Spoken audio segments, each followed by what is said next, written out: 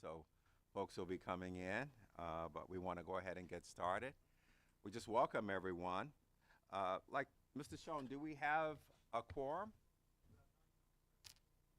Great. Please join me in a pledge of allegiance to the American flag.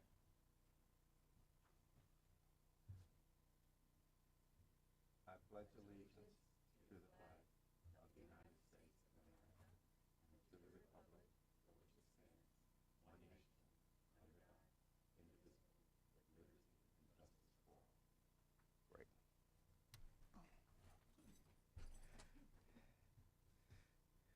Great. Good to see everyone. It's hard to believe that summer is just about over. Goodness. And that the public can access our meetings via the live stream, the State Board website, also our town hall streams, and YouTube. People who are registered to provide comment can do so virtually or in person. Our platform for virtual is Zoom.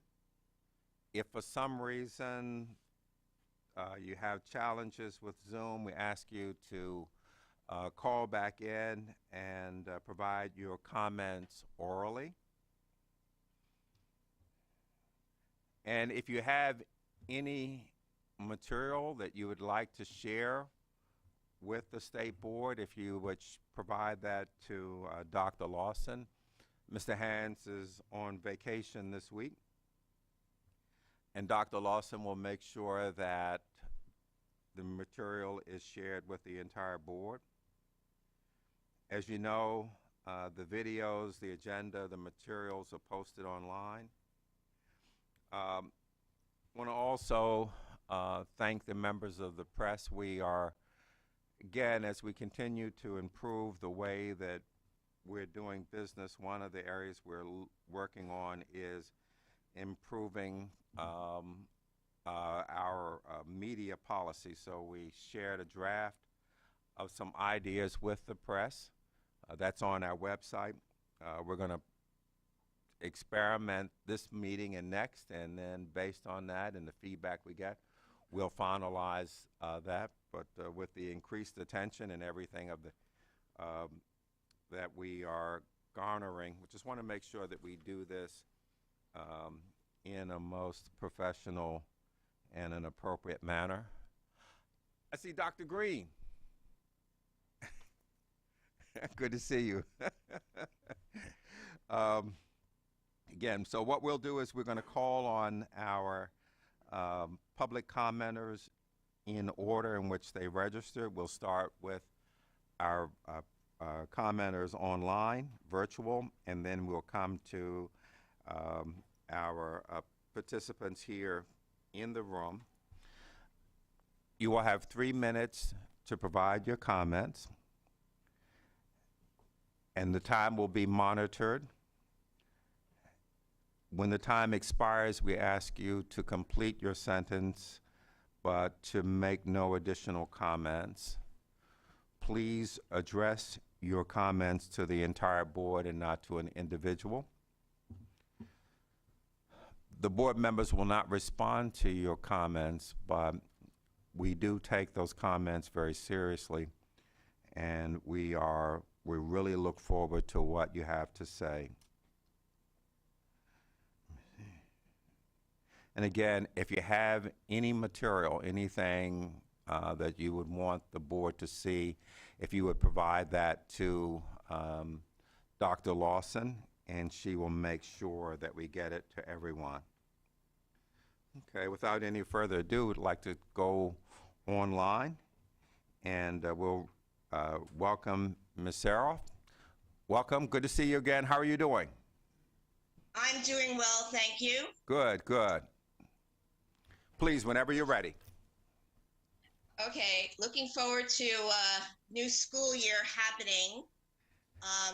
But what I want to note in this public comment is a concern about the lack of guidance and accountability that a lot of the school systems are receiving on the state level.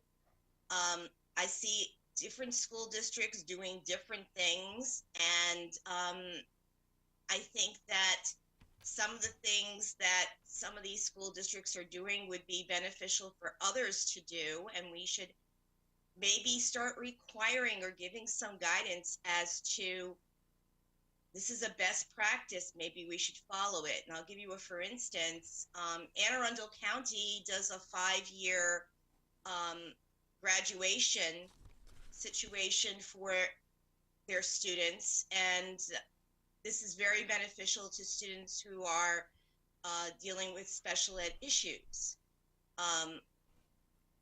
Speaking of high school, I think the state of Maryland needs to get away from the idea of high school is all about earning credits. High school should not be about, I need my 4 English credits, I need my 3 science, and I need my 4 math or 3 math. It should be about earning a good grade that is going to be beneficial to me when I get out of high school and really means something. I remember that that's what I did when I was in high school. I focused on my grades. I focused on learning. A lot of my students now, the people are focusing on, let's get them their credits. And when they get into high school, they have enough credits to go into the 11th grade, whether or not they should be going into that grade. So we need to look at high school in terms of what is beneficial and not just the credits. And I think that, again, having a 5-year as opposed to a 4-year graduation, giving those students a choice is a better idea than just saying everybody's going to have a 4-year graduation. I'm seeing students drop out. I'm seeing students who just get D's and just get by, and that diploma is not worth anything to them. And I have a client right now that I'm fighting a school district because they simply social promoted the child because she got her credits. Okay. So Again, that doesn't work. okay. Well, thank you very much. We appreciate your comments. Thank you. At this time, we'll recognize Ms. Wu.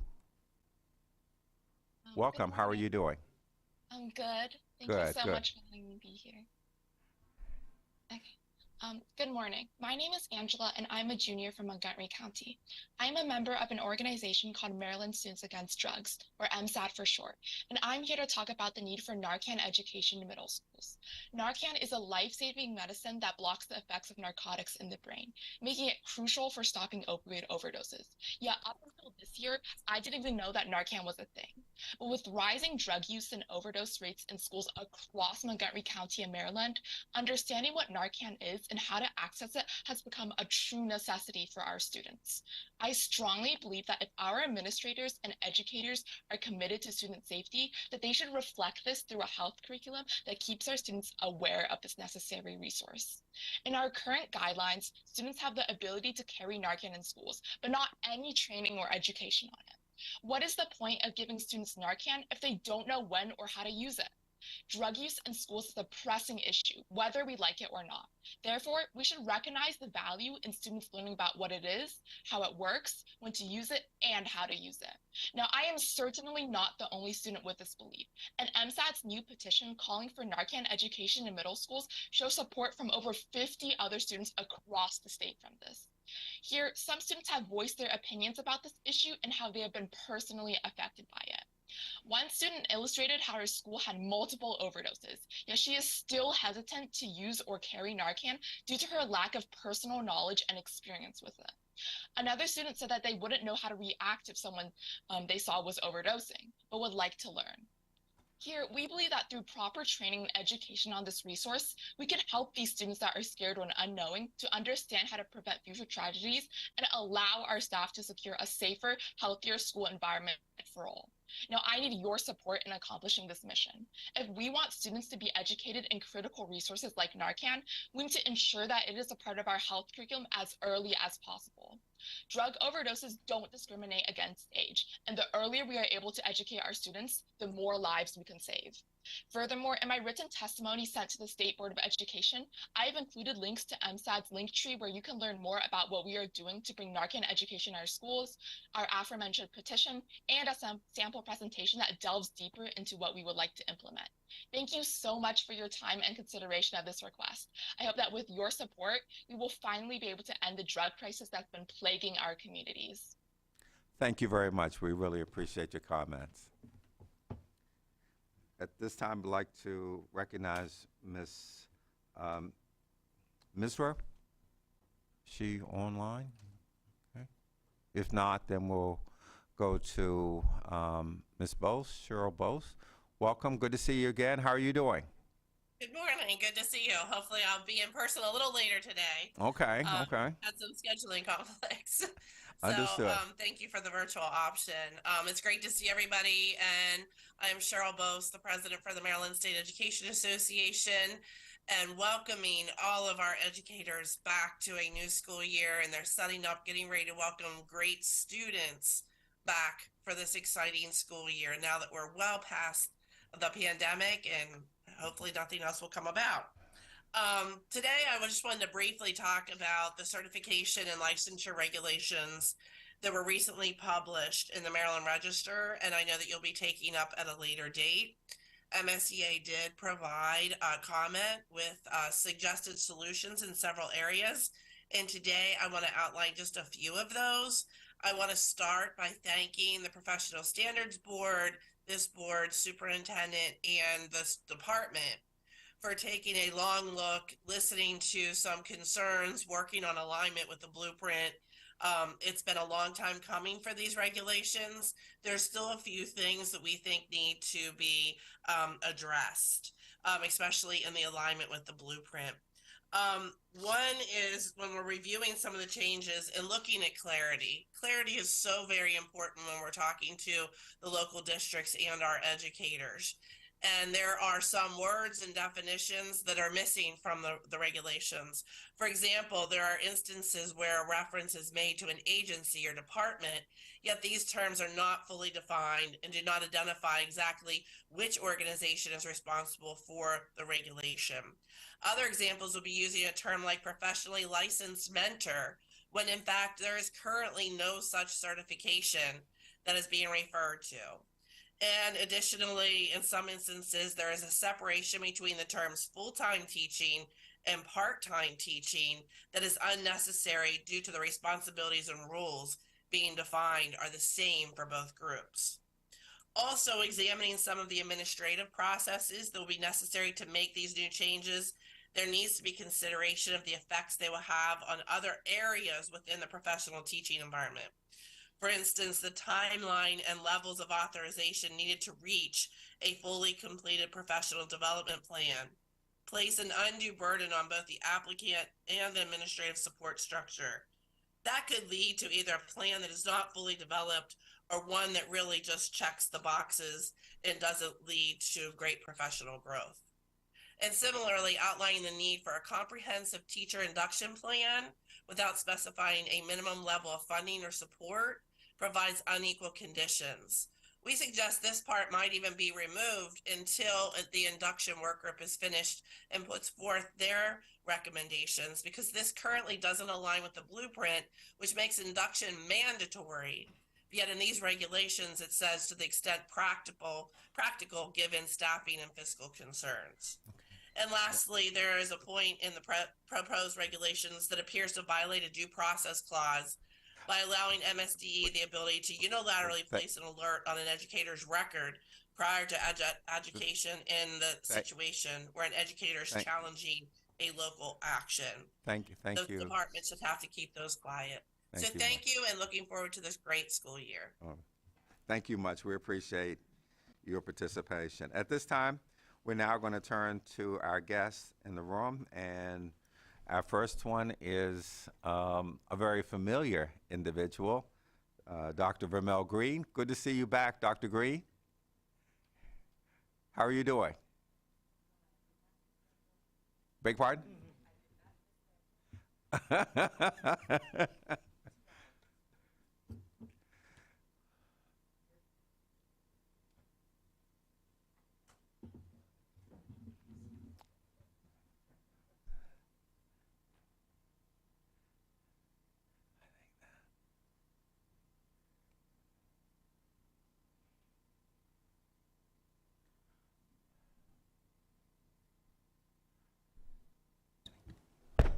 You're on. Great. Thank you. Good Good morning. I speak today from three perspectives. First, as a former and 5-year member of this illustrious board, news media have reported that the Maryland Comprehensive Health Education Framework has been approved by the state board. That is false. Although the state board does not approve MSDE frameworks, we could have been given an informational opportunity. That was not done. We were not permitted to even discuss it. Most of my board colleagues at that time found sections inappropriate to teach about homosexuality to children as young as 4, that their sex was assigned at birth rather than a biological fact, to require 11-year-olds to describe the intricate details of oral sex and masturbation, done in co-ed classrooms, removing any sense of modesty. Second perspective, as a citizen of this state, I contend that the local boards of education must have the authority to make certain curricular decisions. They have been elected and are accountable to serve us and our children. Note our children. They don't belong to the government, school boards, teachers, or administrators. Parents have the right to be kept informed about anything involving their children. School boards are expected to do their due diligence. What is being taught and by whom? Have school boards fully vetted organizations such as GLSEN and Advocates for Youth, which are eager to train our teachers and write curriculum? Are school boards aware that MSEA awards grants to teach Black Lives Matter principles? Are controversial books available for impressionable youngsters without parental permission or oversight?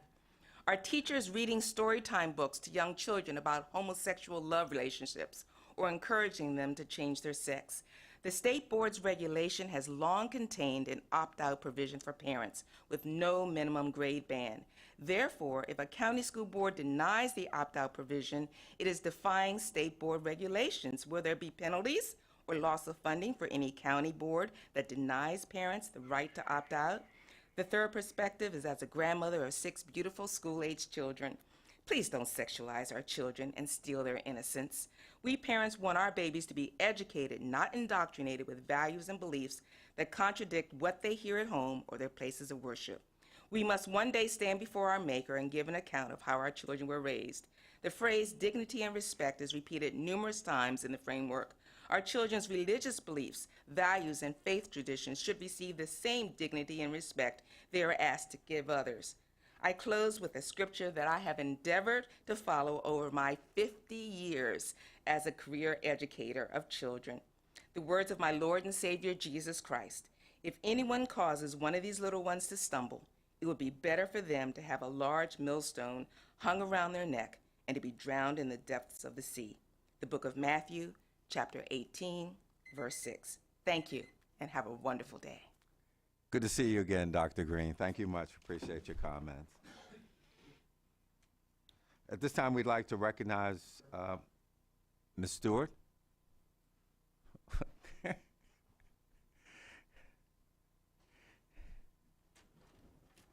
Please. Where you may want to, I think the mic and everything's set on that side. How are you doing? I'm good today. How are you? Fine, fine. Welcome. Thank you so much. Good morning. My name is Laura Stewart, the Vice President for Advocacy for Free State PTA, Maryland's statewide PTA organization representing over 60,000 members. I'm here to share that we passed a new resolution supporting inclusive books in our schools. This resolution passed with 89% of the vote at our convention in July. where we also heard inspiring remarks from board member Nick Greer and Superintendent Chaudhry. I understand that your body has heard objections concerning books that include some of our families' and children's lived experiences. I'm here today to share that Free State and National PTA believe that inclusive texts are important to children's education. I will read an abridged version of the resolution that was passed. The full version was sent to the board email. Whereas there has been an increase in books being challenged, which means that a person, group, or institution is trying to remove or restrict access to a book because they object to the book's content, ideas, or themes. Whereas for the 2020 Top 10 Challenge Book List, 6 out of 10 most challenged books are about race and racism and by authors of color. And 40% of these books included LGBTQ plus characters. And whereas books for young people should serve as both mirrors and windows to reflect and represent children and people in our society and our world. Whereas in 1982, in Board of Education versus PICO, the U.S. Supreme Court rules that a school board's decision to remove books from school library based simply on their content violates the First Amendment's free speech right, and resolved that Free State PTA and its associations support the publishing of books that represent the diverse experiences of all of our families, children, and communities, and by authors who embody that diversity. And be it further resolved that Free State PTA and its associations support an open and clear process within our school systems for parents and guardians to provide input on books and media in schools. And be it further resolved that Free State PTA supports the perspective that age-appropriate books, programming, and media resources should accurately reflect history, inspire creativity, and encourage civil discourse. And be it further resolved that Free State PTA advocate before legislative bodies, educational institutions, and within print media to support the freedom to read, view, and appreciate age-appropriate material. And be it further resolved that Free State PTA and its constituent associations support the perspective that opt-out features for books, media, and other educational materials can actually contribute to an insular view, which could lead to an undesired repeat of history. Thank you so much for this opportunity. I hope to see you through the year, and we look forward to working with all of you for all of our PTAs. Thank you. Thank you. We appreciate your comments. Thank you very much for coming in. Thank you. At this time, we'd like to recognize Ms. Martinez.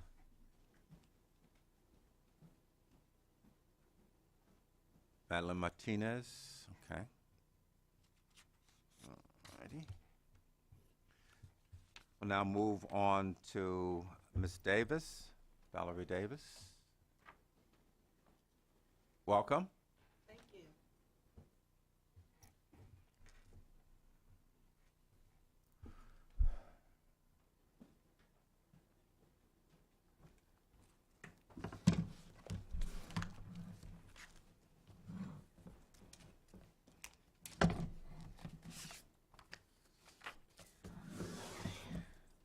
Since you can't see me, I'll bring my visual aid. Okay, alrighty. That's my daughter.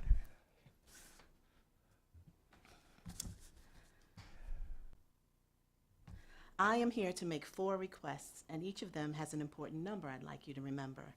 10, 2, 115, and again the number 10. I'm Valerie Davis, convener of the Black Coalition for Excellence in Education, and today I'll be talking about Montgomery County Public Schools. However, I'd like you to hear my testimony in the voices of the Black families and educators across our state. Number 10 stands for the annual percentage point increases we want to see in academic competency for Black students.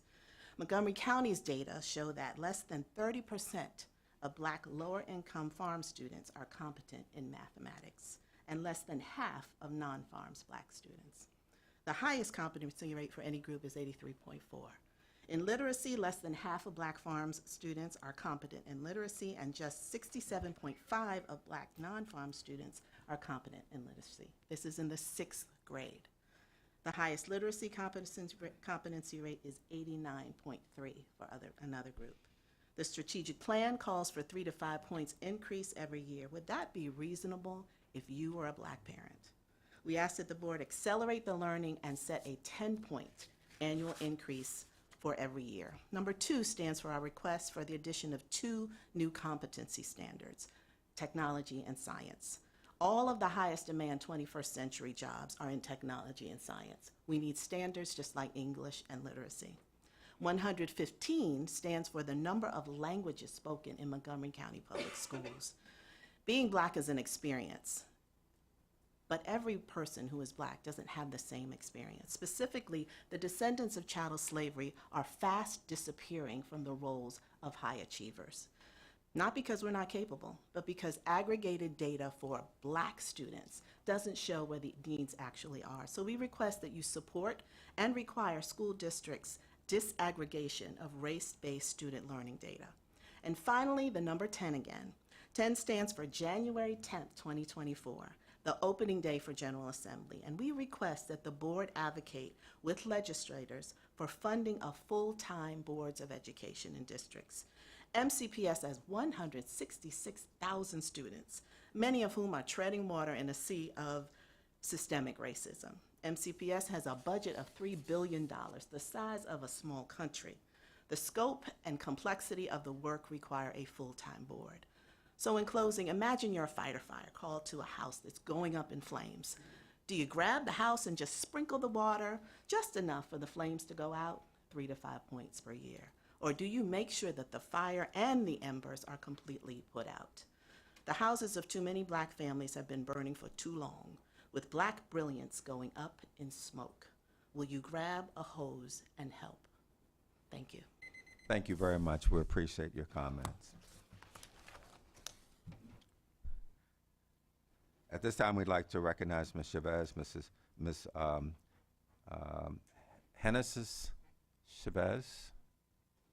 Welcome. How are you doing? Good, good.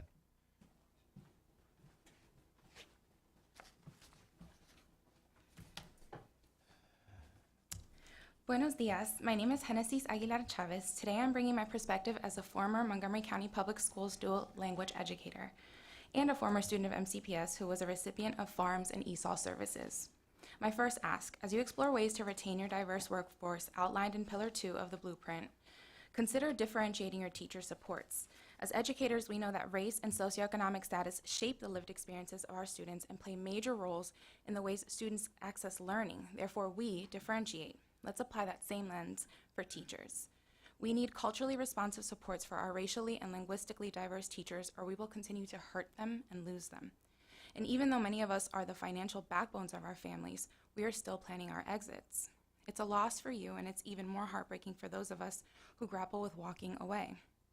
My second ask, if you have plans to follow the second recommendation of the work group on English learners, which is to scale two-way immersion programs, I urge you to invest heavily in the supports dual language teachers need. Dual language teachers deserve a curriculum that is based on research done on and for emergent bilinguals, not a translation of a really great science or reading English curriculum. We need a curriculum that acknowledges cross-linguistic connections as critical and that maintains the integrity of both the target languages to more cohesively foster biliteracy.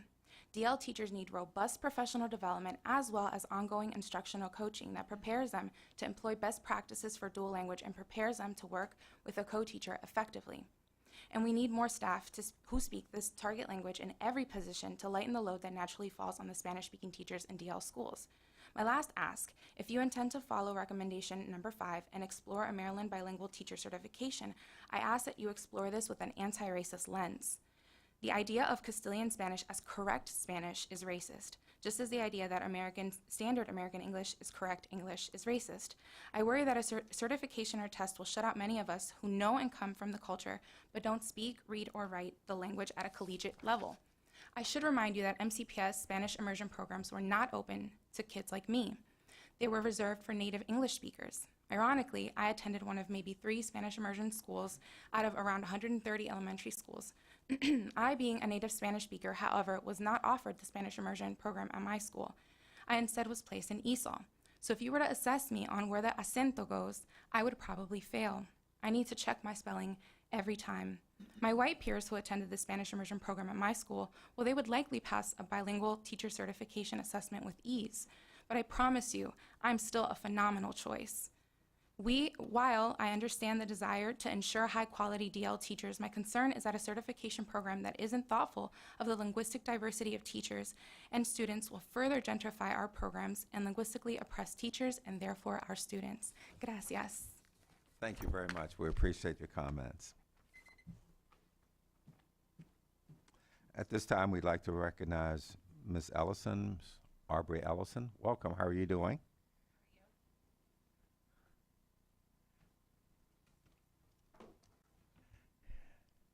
Hello.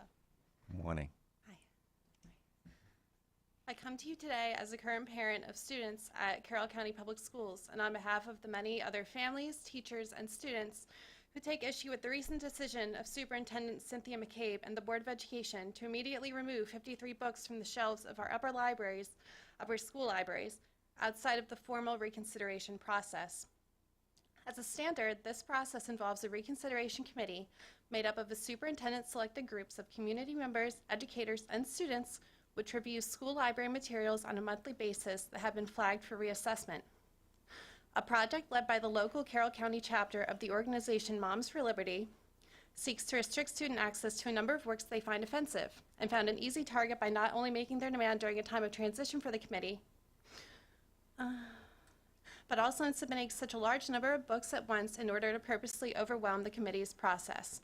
On August 14th, Ms. McCabe sent a letter detailing her reasons for deciding to have the books removed without input from the reconsideration committee, the chief one being that the amount of material was unprecedented and thus would be impossible to properly review before the coming school year.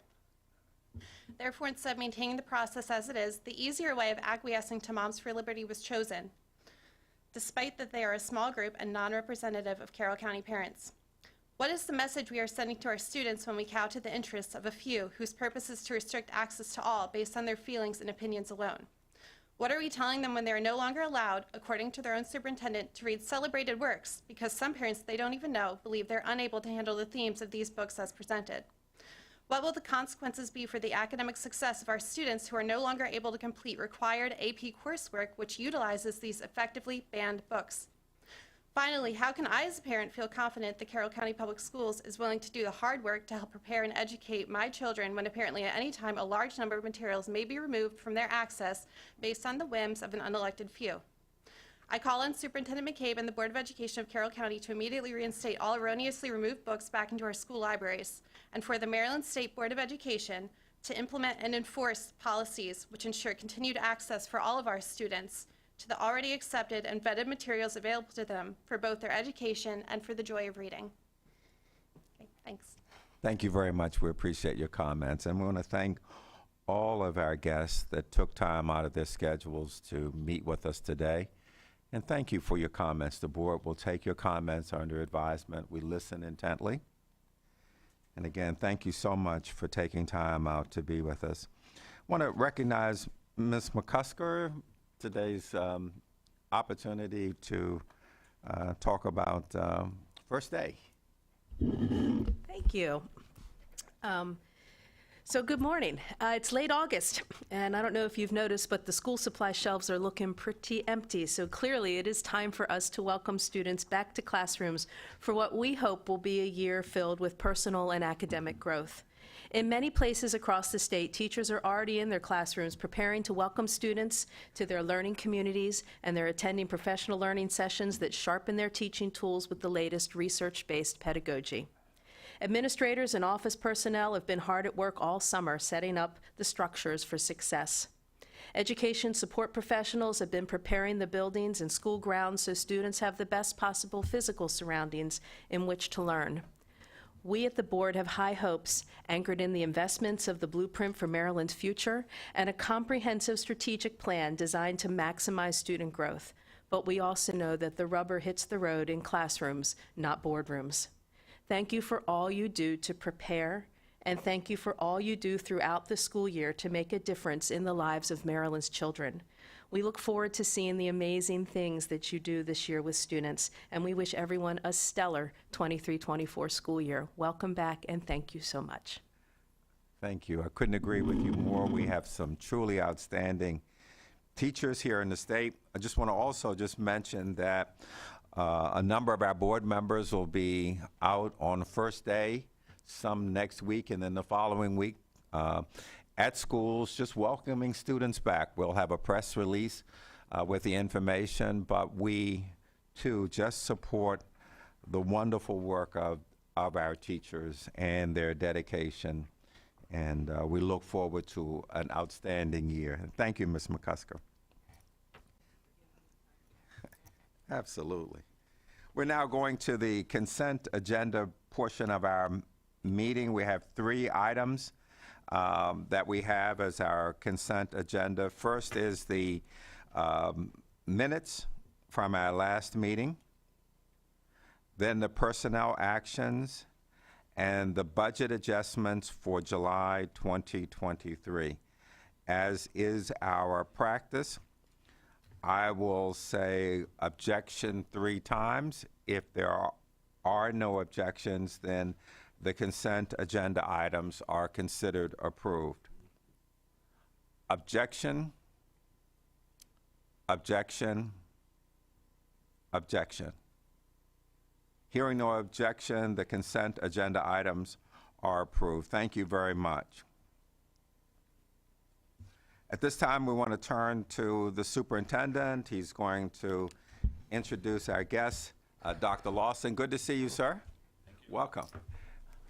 Good morning. I want to invite Dr. Jeffrey Lawson, Superintendent of Cecil County Public Schools, and our new president of PSSAM, our Superintendents Association. I told him I didn't want him to be under pressure for 3 minutes, so I told him I wanted him to have a little more time, because we are really excited about going into the new year. We'll talk about why we're excited later as we talk about the results of where our kids are. But there's a lot of work to do, and we need to make sure that the department and our local superintendents are in lockstep to get this right for our kids, because we don't get this moment back. And so I wanted him to present on the work that they're doing to just everyone across the board has to raise their game. And so what is happening in PSSAM, what is happening with the department, and so I wanted to invite him today to share this, as well as some new structures for us to engage one another that I will be starting with them to share some of that work. And so with that, I'll give it off to Dr. Lawson. Thank you. The other Dr. Lawson in my life. We get confused sometimes. I hear that sometimes. I see the resemblance. Long lost siblings, if you haven't. In some of the latest controversy around emails and texts and whatnot, I've had a couple colleagues reach out. Do you know your Lawson is in the emails? I think it might be the other Dr. Lawson. Good morning. Thank you for the opportunity. I believe, is there a slide deck? Yes, that should go up. Just so folks can. I think the team is going to put it up right now. Is that okay? I can start while you're bringing it up. I'm Jeff Lawson, Superintendent of Cecil County Public Schools, in my 6th year superintendent. 40 years as a public educator, spending several years in Delaware, and now having been in Cecil for 15 years, and I'm blessed to do this work. You know, every day I get up, I feel that way. I'm thankful that I get to work on behalf of students, families, and the community. So PSSAM, Public School Superintendents Association of Maryland, has undertaken a new strategic planning process to take a step back and see exactly what it is we do as a group. Next slide. It could, if I can click, just tap enter, that will do it. That'll do it. Great. Got it. Okay. Self-sufficient. Sure. And ranging everywhere between advocacy and the support of new superintendents. As many of you know, the state of Maryland turned over, I believe it was 9 new local superintendents in the past 18 months or so. It's a heavy lift. Oftentimes, you're bringing in folks from out of state. You're bringing in people internal, so there's a varying level of skill sets and knowledge of Maryland, whether it's legislation, some of the ensuing regulation. And so we have really tried to step up our game, particularly as it relates to advocacy. You know, there are certain things, and again, 90% of the issues that are out there, whether it's MSDE, MABE, this group, PSSAM, we are on the same page. We want the same kinds of things most days, and we really want to work hard this upcoming legislative season to focus on those areas that we think we can help each other And so it's a group right now, and I don't know how familiar you are with PSSAM, but there's varying fee structures. We're taking a look at that as well, and just trying to provide as much service to our superintendents as we can. Really, job one right now, and I think it's important to take a step back. The vast majority of your local superintendents have been principals. We're doers. We all have action plans, and we've dealt with action plans all of our lives. And for me, having kind of watched the development of the blueprint over the past several years, so often I would be in meetings and listen, and my mind is spinning in the back. Okay, how are we going to get this done? What will be the barriers? And I think it's important for you to know that that's where the 24 superintendents are right now. How can we get this important work done? Whether it's pre-K, career ladder, student supports, the whole thing. And so a lot of our work is focused on the actual minutia of the blueprint. And I sometimes listen to what different stakeholder groups, whether it's legislators, AIB hearings, and there's a piece of me that gets frustrated with the level of minutia, the weeds where we are. It could be the intense behaviors we're seeing out of 4-year-olds that is striking to a school system. It could be the number of 4-year-olds who are coming into the school system in diapers that really kind of have caught us off guard. And so when we look at funding pre-K, and listen, I am the #1 advocate for pre-K. I completely believe in it as a father, as a grandfather, as an educator. It's the right thing to do. But it has caught us off guard a little bit. And the staffing ratio of 10 to 1, that's not typical with what we see with our K-12 students. We don't staff at that level, and it has a subsequent cost. So PSSAM has been doing an awful lot of work with the superintendents and their senior staff, particularly with the CFOs. Whether or not you're aware, there's an expectation of what I call kind of back coding. In other words, your students from poverty, there's a certain amount of the revenue that is to be spent on those children. Your students with disabilities, your English learners, pre-K. And that has a heavy lift expectation on our chief financial officers and their departments. So again, while you hear different stakeholders talk about the blueprint on one level, in my mind, we are in the weeds, in the mud, and that's really where the superintendents are, and we try to provide that level of support. So as I mentioned, we have 9 new superintendents in the last 18 months or so. I believe it's 10. Dr. Golson, she's not here, friend and a colleague. So we really work to support them. And by and large, when you look at your superintendent, your typical superintendent probably needs technical assistance more than they need professional development. So what's the difference? Professional development is when I, as a learner, start to further my, I guess, abilities, thought process. But at this point in my career, I'm more interested in getting the work done on behalf of our schools, our students, families, and the community. And that's pretty typical for your superintendents. Again, they're doers. And so we really try to provide the technical assistance that's needed, particularly in this era of the blueprint. Finally, we started last year a Maryland Superintendents Academy. This typically is made up of senior leaders around the state. It's a diverse group from different counties, different characteristics. Right now, we are in our 2nd year. We're having worked with 35 different professionals, preparing them for, at some point in time, it's 62 years old. My career is a lot closer to being finished than it is starting. So we need people in the bullpen to take on these responsibilities. And it's gone really, really well. By the way, I've had a chance to see both cohorts, and it's really exciting to see. So if I could switch gears, and at any time, if there are questions, certainly I'd like some dialogue, frankly. Now, if we look into this coming year, we'd like to focus on some partnerships and some things we think we can do to further, our position, our cause. Mr. Chaudhry and I have had numerous conversations about what this might look like. He and I, we have agreed, Mr. Chaudhry is going to commit, he's going to meet with our executive committee each month, as well as our standing committees. That's our monthly meeting, typically in Annapolis. He would be available depending on the topic. With all due respect, we might not want him twice a month, but depending on topics, Mr. Dayhoff might be the right player there, Dr. Lawson, so really I think the coordination of communication is the important thing. And again, we've committed, we already have a schedule laid out, so that level of conversation in detail will be there. So I think there are some things that we can all agree that we would like to take a look at closely as we get, as the implementation of the blueprint coincides with another legislative season. Specifically for us, the career ladder is on everybody's mind. It arguably is at the top of mind for all of us. So when you say career ladder, I think for me, it kind of goes down two levels. Obviously, we want highly qualified, excellent educators in front of every one of our children, right? Achievement is the most important thing, and we recognize that. At the same time, it comes with a cost. National board certification comes with a cost. And as we look to expand that qualification, there's going to be a cost. And I think sometimes what gets lost in this a little bit is what I would call an ecosystem of the locals, an ecosystem of a school, an ecosystem of a school system, in that while many locals may or may not have what I will call a Me Too. So a Me Too clause is that if something happens with one collective bargaining group, a sister collective bargaining group may have an expectation of Me Too. Well, when the blueprint requires us to have a minimum teacher salary at $60,000 starting in 2026, it takes a certain level of deliberate teacher pay increases to get to the $60,000. And listen, it's the right thing to do.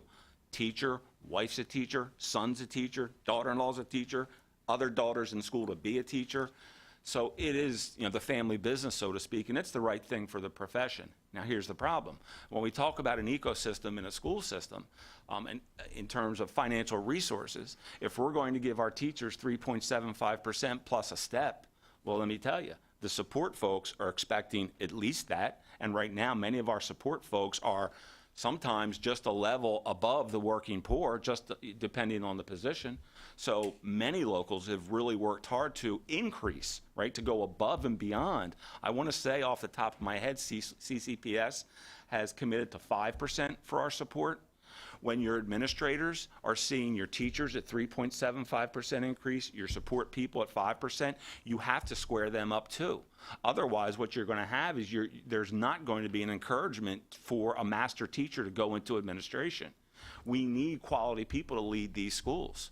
You need quality people to lead the schools. And I think, so what's happened in the financial world, when we did our budget projections, our payroll projections for FY24, it blew us away. Why? Because we were giving these large COLAs as well as steps. And so that's been a piece that kind of ties in to the career ladder. So it's a long-winded way of saying, I think we have to look at some of these pieces of the blueprint to make sure we're refining them in such a way that meets the spirit of what's intended with the blueprint, as well as makes it reasonable for locals for implementation. And then the second piece of our legislative priorities is to go along with some of Mr. Chaudhry's thoughts, comments during the past year, is a neighborhood indicator of poverty. I'm a fan. My history as a teacher, I was a math teacher, and I love it from a math perspective. I see what Mr. Chaudhry and his staff have tried to do, and I say tried to do in the sense that it's a model. It will come with a financial cost. But I would suggest to you that the model is bigger than the cost at the moment, because the model is something that will last over time. We know that budgets tend to go up and down depending on the economy and those kinds of conditions. But I would argue that the model that's been put together by Mr. Chaudhry and the staff really is strong, and it's something that needs to be pushed. And so I would hate to see the model not get consideration because of potential cost. And I've indicated that to Mr. Chaudhry as well. So that's something I think I speak for all superintendents when we're very much in favor of taking a look at refining the career ladder and taking a real close look at the neighborhood indicators of poverty. Coming to an end here. And then another initiative that Mr. Chaudhry and I have talked about, he's going to introduce a structure called Problems of Practice. If you're not familiar, it's typically a similar model that's in many postgraduate, University of Maryland, University of Delaware. It's basically taking a very close look at a problem with skilled professionals. Best way to look at it. And specifically, having seen, I know they've not been yet released, but I have seen our scores. I have some concerns about mathematics. I do, as well as we both share concerns about middle schools in general. So I think that's some low-hanging fruit, or we can really sink our teeth into taking a close look at what's happening in the state in the different 24 LEAs.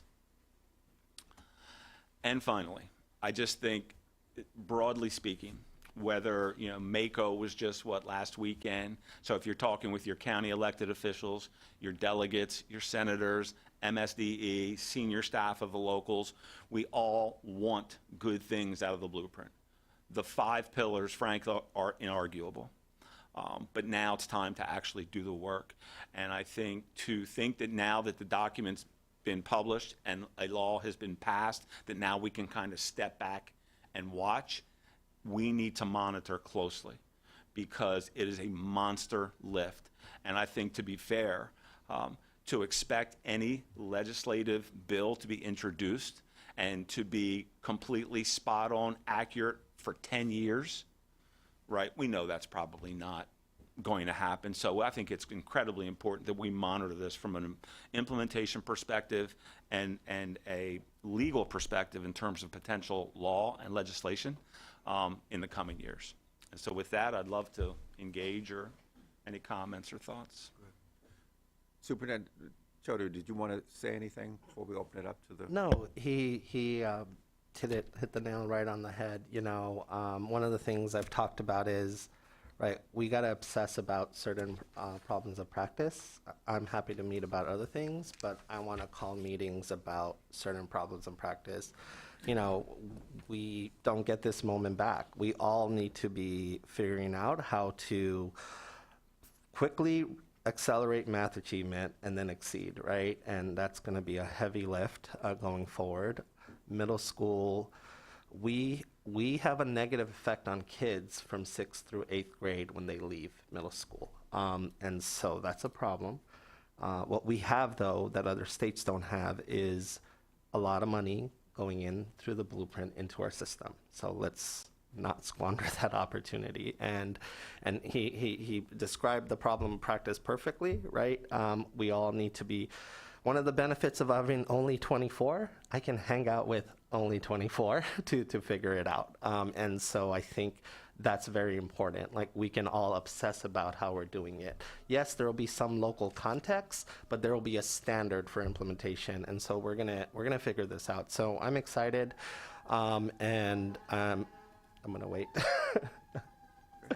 I'm excited. And so at the end of the day, I appreciate him coming today, and I would love for us to be able to offer them some time throughout the year to come and give updates on the work that we're doing and everything else beyond the 3-minute time span, because I don't think 3 minutes is enough for your consideration. But with that, any questions? It'd be wonderful if we could come back maybe quarterly and just share with you what we're seeing in this kind of fashion. I'm not a very long-winded person, although I feel it at the moment. Sounds good. I think that would be a great thing to do. Let me first just check with our board members who are online. I think that's Dr. Millie McCarthy and Dr. Golson. You have any comments or anything, then we'll come to the board members here in the room. I don't have any comments. This is Joan. I appreciate the information, and I love this collaboration. So thank you. Thank you. Great. Any comments, anyone here in the room? I participated, I think it was last week, in the strategic planning process, was interviewed. So that was a great move on the part of PSSAM to really look at that and, like you said, tactically look at how we're going to get things done. So we're excited about that. Ms. Chang? Hi, Dr. Lawson. Thank you so much for the sharing the information and all the hard work you've been doing with this this group. I was just wondering that for blueprint, our strategic plan, those 5 pillars, it has all the details got pushed out, got a little bit delay in the winding road. That, as you recall, so the final product got pushed out lately before the summer. So with that 2 years period of time, did you get a feel that got local education agencies, superintendent to prepare for that? And I know the MSDE already pushed out certain initiatives and different grant opportunities. Do you think that that is kind of precursors of getting this work done? The I'll say delay or giving us a pause to do some things we think better is appreciated by the locals. The CCR, college and career readiness measures, are huge. And I think the best we can nail down what we are going to use as measures of success for our students as they exit high schools helps us focus. And that sometimes can be frustrations with a single assessment. So if we know what the marker of success is going to be, we will focus and hone in on that marker. And so I think for the CCR in particular, the pause that was there was very much appreciated. I think as we move forward now, and I touched on the career ladder, keep in mind that, I mentioned the ecosystem of pay and having high quality educators in front of every child. What's also there is a collective bargaining issue.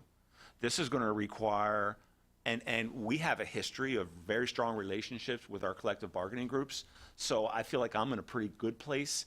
Not all, the relationships between a board of education and the local association varies from county to county to county. And coming to terms and having an agreement on this issue will be really, really time consuming and difficult for some counties. So I would ask that you all just keep that in the back of your mind, that is I believe it's pillar 2 is really got a lot of pieces to that web. Does that answer your question? Okay.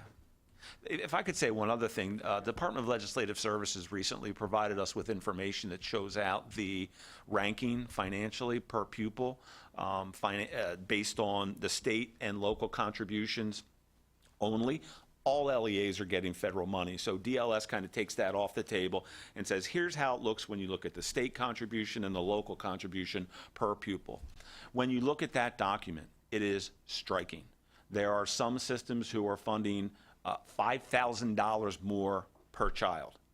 To think, it's simply not reasonable to think that 2 children with $5,000 difference per child are getting the same experiences in one part of our state versus another. And being at the very bottom of that ranking at the moment this year, it's frustrating.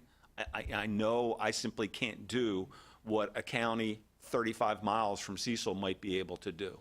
And I would just urge to keep that there. I think there were some budget assumptions with the development of the blueprint that we have to monitor closely to see that they are performing the way we expected them to perform. I can't stress that enough. Great. Dr. Wilcox. Dr. Lawson, thank you so much you. for taking the time and being here. The presentation was great. I wanted to ask you if, and maybe I'm putting you on the spot a little bit, just for your thoughts about middle schoolers. I work in the mental health space, and we're seeing a lot of the surveillance data showing increases in anxiety, depression, and other problems in middle schoolers that we hadn't seen, in older generations of youth. And so I'm curious if you have any ideas for legislation or other approaches or things that you think that could help address the issues, problems that we're seeing with middle schoolers. Yeah. So I was a middle school principal before I was a high school principal.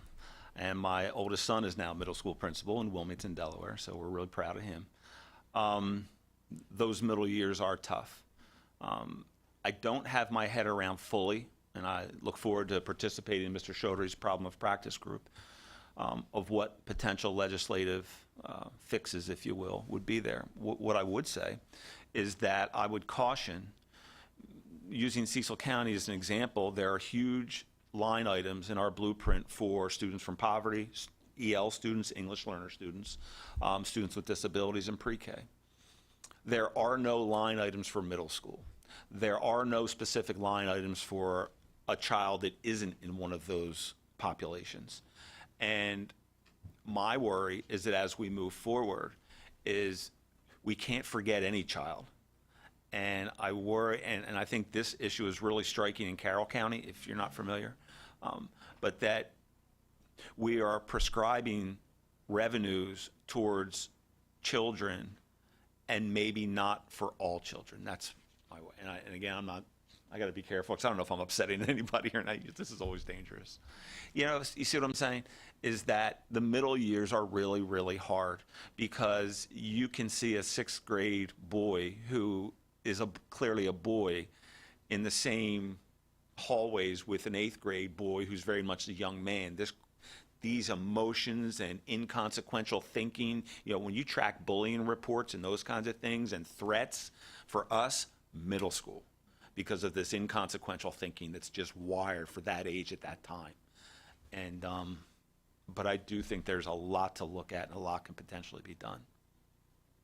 Great. Thank you. Dr. Michael. Just want to say, Dr. Lawson, thank you for your time. Your slide started with the word partnership, and I just want to appreciate you and acknowledge your willingness to partner with us and our deep commitment to be in partnership with you and local superintendents.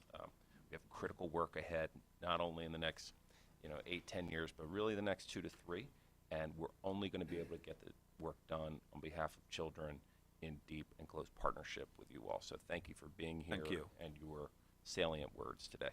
Thank you. Thank you. I have a comment. Yes, Mr. Barton. Thank you, Dr. Lawson, for coming, and I particularly appreciate you coming because you're from one of the rural counties, which I've often complained that the blueprint did not specifically target.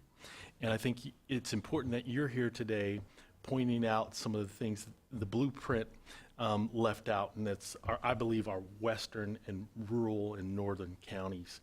And I appreciate your participation here today and looking for cooperation from the school superintendent to make sure that counties such as yours are not left behind and left out, especially when you look at the per pupil spend. So thank you for coming today and discussing this topic. Thank you. Thank you. Thank you. This is great. Then we'll see you in a couple of months or so. Come back. Wonderful. And again, I couldn't be a stronger advocate. Our board is very much interested in partnership. It's the only way we're going to achieve the results for children. And that's a partnership that involves the governor, the legislature, the LEAs, the parents, the teachers, and everyone, support staff, coming together and focusing on a simple goal. How do we educate all of our children and prepare them for life? So we're excited about working with you, and we wish you well in your first year here. In your They're year coming as back president. next week. Yeah. One way or another, 15,000 of them. Happens every year. Yes, absolutely. Okay. Thank you, everybody. Thank you very much. Thank you so much for taking time out. Thank you. This time we're going to invite up Whitney Hamel from the Maryland Chamber of Commerce, and we're going to, I think we have a couple of our Civics B winners. Had an opportunity, the pleasure, and the honor to represent the state board at the 2 competitions. These are middle schoolers. I mean, they're just so poised. Their essays are beyond belief. Then, as part of the competition, they have to respond to questions that I'm not sure I would always have the right answer for. But they do it so well. They handle the pressure, and just so very impressive. And to me, I want to applaud the chamber, the U.S. Chamber in particular, in terms of making civics education a priority across the country, because I think we need to understand, people need to understand the Constitution, need to understand the history, understand what the founding fathers envisioned, how it's supposed to work. And I think as we get a better handle on that, I think it will help us as we go forward. So again, welcome, and thank you very much for coming in, and I'll turn it over to you at this time. Thank you so much. Good morning. As Clarence mentioned, my name is Whitney Harmel. I'm the Executive Director of the Maryland Chamber Foundation. We're the C3 organization under the Maryland Chamber of Commerce. So it's an absolute honor to be here for a second year in a row. And thank you, Clarence, for agreeing to be one of our judges again. We have two incredible middle school students with us here today. But I do want to give you just a quick history of the Civics Bee. We are in year 2. The Maryland Chamber was asked to pilot the program with the U.S. Chamber of Commerce Foundation last year. We were one of only 6 chambers in the entire country who was asked to participate. I'm really proud to say that some of our pain turned into a great year 2, and we had 54 chambers of commerce across the country this year, and they will be expanding to 150 next year. So you're bound to see a lot of students going through the Civics Bee. Next year, there will be a national Civics Bee in Washington, D.C., where we look forward to sending one student from Maryland to represent our incredible state. So keep an eye on that. But today we have 2 wonderful young people. If it's okay, I'd like to invite them up one at a time, give them their due. They will share with you the highlights of their essays, but know that we had 11 young people on our stage at our final this year at Coppin State University, and they provided information on their essay, everything from period poverty to our young women in schools to farming in their own communities. So I don't want to give too much away, but if I could ask Tanvi Chattervedi to be our first student, if you can come on up, Tanvi. She will share with you her essay, and I'm assuming she would welcome some questions and some comments about it. And after we've heard from the 2 winners, what we'll do is we'll invite them and their families to come up individually. We'll get take a photograph. And actually, Tommy, do you want to sit over here so everybody can see you? Okay, come on.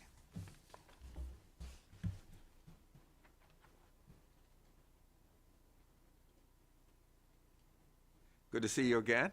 Thank you. Thank you so much for this opportunity to be able to present my essay here. So my essay talks about the educational inequality for children of low-income families and how this is connected to unaffordable housing. So and that's what my essay is about. So one of the most crucial problems that our society faces is the problem of affordable housing and equality for people with different incomes and the education opportunities that go with it. Something must be done to help low-income families with the situation, whether that be the government or just by the community pitching in. The prices for houses are rapidly rising everywhere in the country as inflation is rising, and this is negatively impacting low-income families. No matter where you look in the country, the cost of housing is becoming unaffordable for many, especially after the pandemic when many people became unemployed. In Maryland alone, the housing prices have increased by 9.8% over the past year.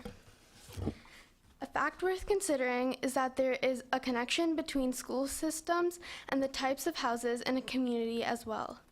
Counties with high housing prices tend to have better schools because the area generally has more funding based on the high-earning people contributing. On the other hand, low-income communities don't always have the best schools due to low funding. This isn't fair because the underprivileged kids don't get the same opportunities as everyone else just because of the amount of the money they have. This is definitely a social injustice because money shouldn't have to decide the quality of education. Social justice suggests that everyone should have access to the basic necessities of life, including safe and affordable housing. Education should be a human right, not a luxury. In fact, in the Equal Protection Clause of the 14th Amendment, it requires that when a state establishes a public school system, every child living in that state should be granted an equal access to schooling. This is a right that stands no matter what a child's race, ethnicity, religion, and gender is, so it should not matter whether someone has more or less money. Other principles such as public interest, equality, and human dignity are also relevant to this issue. People generally view low-income families negatively, but it should be considered that earning money isn't always controllable. We all have different experiences, so these situations should be thought of with an open mind. My suggestion to solve this housing problem is that low-income families should get grants from the government so that they can afford housing, as well as subsidies to landlords who rent to low-income tenants. Though there are many federal and state laws regarding housing, it is disappointing that they have a negligible or not an effective impact on improving the situation, and something needs to be done about this. Instead of having low-income neighborhoods on their own, there should be affordable housing options available everywhere. Our community can advocate for policy changes with local government officials so people become aware of the necessities of affordable housing.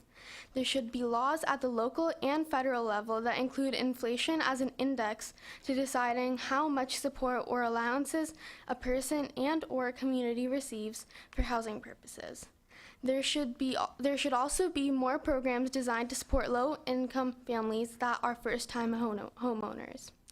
Overall, affordable housing is a pressing issue in our community and nationwide, and our community needs to work together to help find a solution. Low-income families deserve the same opportunities as everyone else, especially for education, and we can see this through primary documents like the United States Constitution. And as Nelson Mandela once said, education is the most powerful weapon which you can use to change the world. Thank you. Thank you. Excellent. Housing policy is education policy. You want to come work for my legislative team? When you're ready, let me know, because we're going to do that. All right. Excellent. Excellent. I sense an internship happening. Excellent. It's a job. Thank you very much. Excellent. Excellent. Awesome, Tomby. Thank you so much. Thank you so Appreciate it. much. We'll have Bye. you come back just after to take a picture and have a certificate for you. Your family, come on. Thank you. Thank you. Thank you. Thank you. Nicely Great job. done. If we could have Jude Verde come up, please.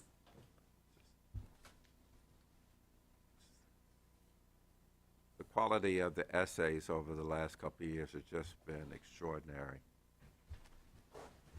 Just get nice and close to that mic, Jude. Go ahead. Hello, my name is Jude Rade, and my essay is about violence in schools and how we can fix it. Picture this. You're walking down the hall to your next class when you hear a bit of mild arguing. Suddenly, voices are being raised, which quickly leads to screaming, and before you know it, a student gets shoved into the lockers. Now, what came to mind when you visualized this scenario? Maybe you thought about how distracting this incident is to the school environment. Or maybe you thought about the 10% of students in Baltimore County Public Schools who reported feeling unsafe in their schools. Maybe you thought about how this really isn't an unlikely occurrence, with 10% of all students reporting having been in a physical fight at school, at least once. Maybe you thought about how a teacher would need to abandon their classroom to break up this fight. Or maybe you asked yourself a question. What can we do to stop school violence? Today, I will tell you what we can do. Attempts have already been made to stop school violence, but what we should really be asking ourselves is, why do fights occur? Well, I'm here to tell you the answer. Students feel stressed, which often leads to frustration and agitation, which oftentimes leads to violence. If we can provide a way for students in crisis to access immediate support, we can stop a fight before it happens. My idea is to implement a mental health hotline within the schools for students to use when they are in crisis as a preventive solution. In addition to the school counselor, who is often overextended, this hotline will be a way for students to talk to a live person anonymously about their feelings and mental health whenever they need to.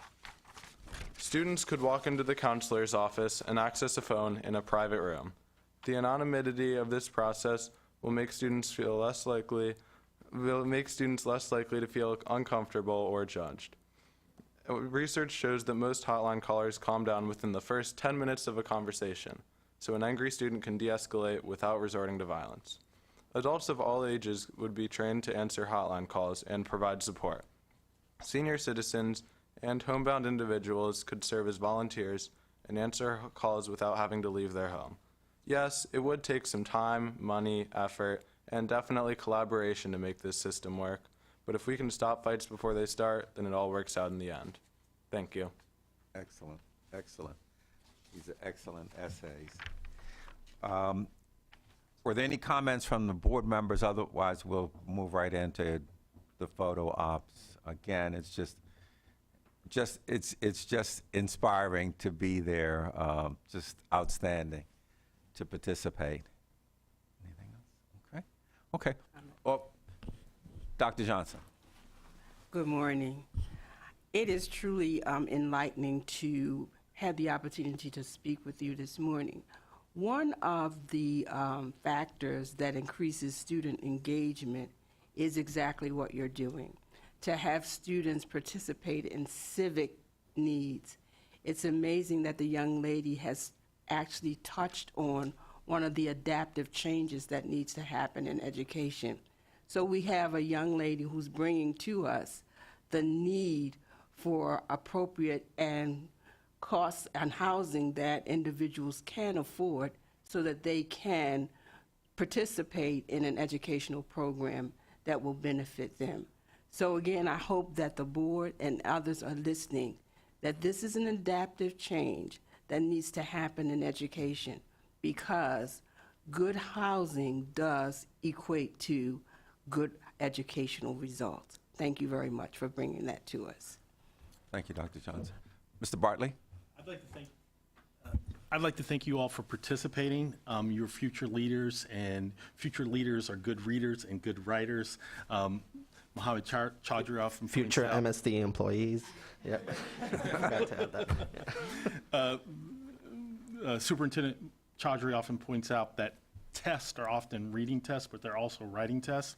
And I commend you for taking the risk to undergo public scrutiny and submit your essays for judging. Life is a competition, and school is often the competition, and engaging in public writing where you're scrutinized by adults and taking the risk that you have been taught and you have learned effectively and efficiently is a testament to the Maryland school system, and thank you for participating. What else? Okay. All righty, why don't we have, is anyone else? Or not, then we'll have Tanvi come up first with your family and Whitney here, and have the board members come up. We'll stand around. We have a certificate.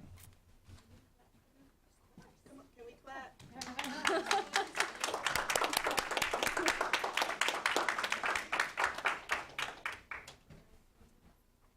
Please.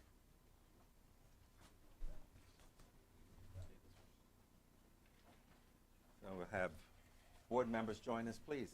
Your family. Whitney? Again, congratulations. Very nicely done. Congratulations. Thank you. So,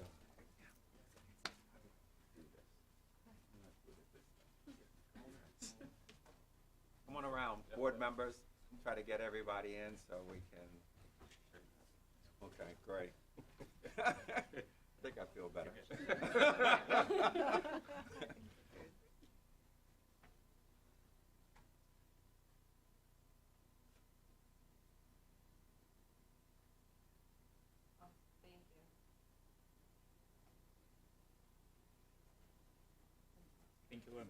Thank you. Thank you.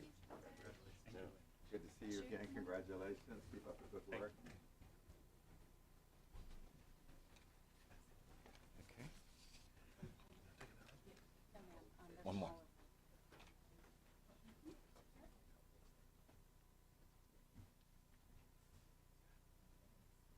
Congratulations, sir. Good to see you again. Good to see you again. Yes, please. Can you guys come in here? Your sticker.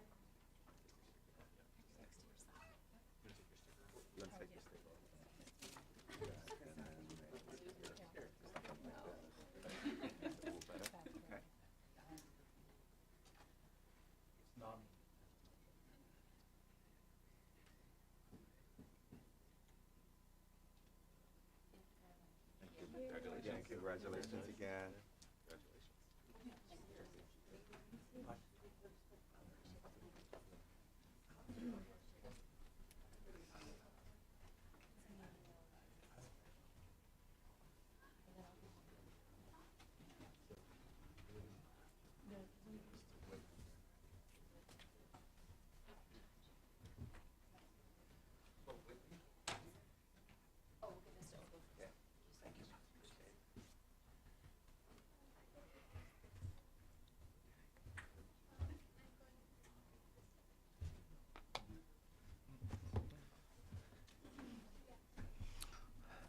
This is what we're all about, is really providing opportunity for our children to grow and to excel. So this is really great. We have a new item, standing item in our board meetings, and this is an opportunity for the superintendent to give us an update on the blueprint. We'll continue to evolve this. This will be the first one, but we'll have a monthly update sort of on what's happened and a preview of coming events and the like. All right. Good morning. With me is Phil Lasser, Executive Director in my office. Phil keeps me on my toes to make sure all of the micro level things and macro level things, but stay on the table and make sure that we are constantly hitting our milestones on the blueprint and making adjustments along the way. So he's going to be an assist for me today. So I'm going to have him kick off, and then I will provide commentary in between. So with that, let's go ahead and jump in. You should have the slide with you, the deck. Yes. All right. Thank you. Good morning, everyone. My name is Phil Lasser. I'm an Executive Director in the Office of the State Superintendent here at MSDE. And so today we will be going through some updates to MSDE's implementation of different blueprint programs and initiatives, as well as updates to blueprint policies as a whole as well. So starting with the updates to the AIB Blueprint Comprehensive Implementation Plan, updates to blueprint policy that were adopted just a few weeks ago. So as a recap here, that the AIB developed their comprehensive implementation plan that organizes all of the different statutory initiatives and programs from the blueprint into one document. That first version was adopted in December 2022. And now we move into the regular annual cycle where the AIB may adopt updates annually every August. And so we have those first annual updates that were adopted just a few weeks ago now. And so we will go through those today. We are just going to look at just a highlighted selection of those updates. There are many more that we will not talk about today. All of those are available on the AIB's website, and we're happy to answer questions about anything that we don't cover today. But just to keep it short, we'll stick to some of the highlights. Before we jump into those, want to come back to our blueprint pillars, make sure that this is top of mind for everyone, and as well as the rest of the updates will be organized by these pillars as well. So again, so the blueprint 5 policy pillars are early childhood education, high quality and diverse teachers and leaders, college and career readiness, more resources for student success, and governance and accountability. So let's jump into the updates to the AIB Comprehensive Implementation Plan for Pillar 1. Pillar 1 is early childhood education. So again, so we're just going to be going over a couple of the updates, and I know the text is small here. We should have copies available in all of your packets. So in the highlighted blue box, those middle 2 rows on the slide, the updates applied to the comprehensive plan state that MSDE may not require pre-K teachers or pre-K teacher assistants, may not require those teachers or teachers assistants to have the high quality teacher certifications already, or to be pursuing those certifications before the 2027-2028 school year.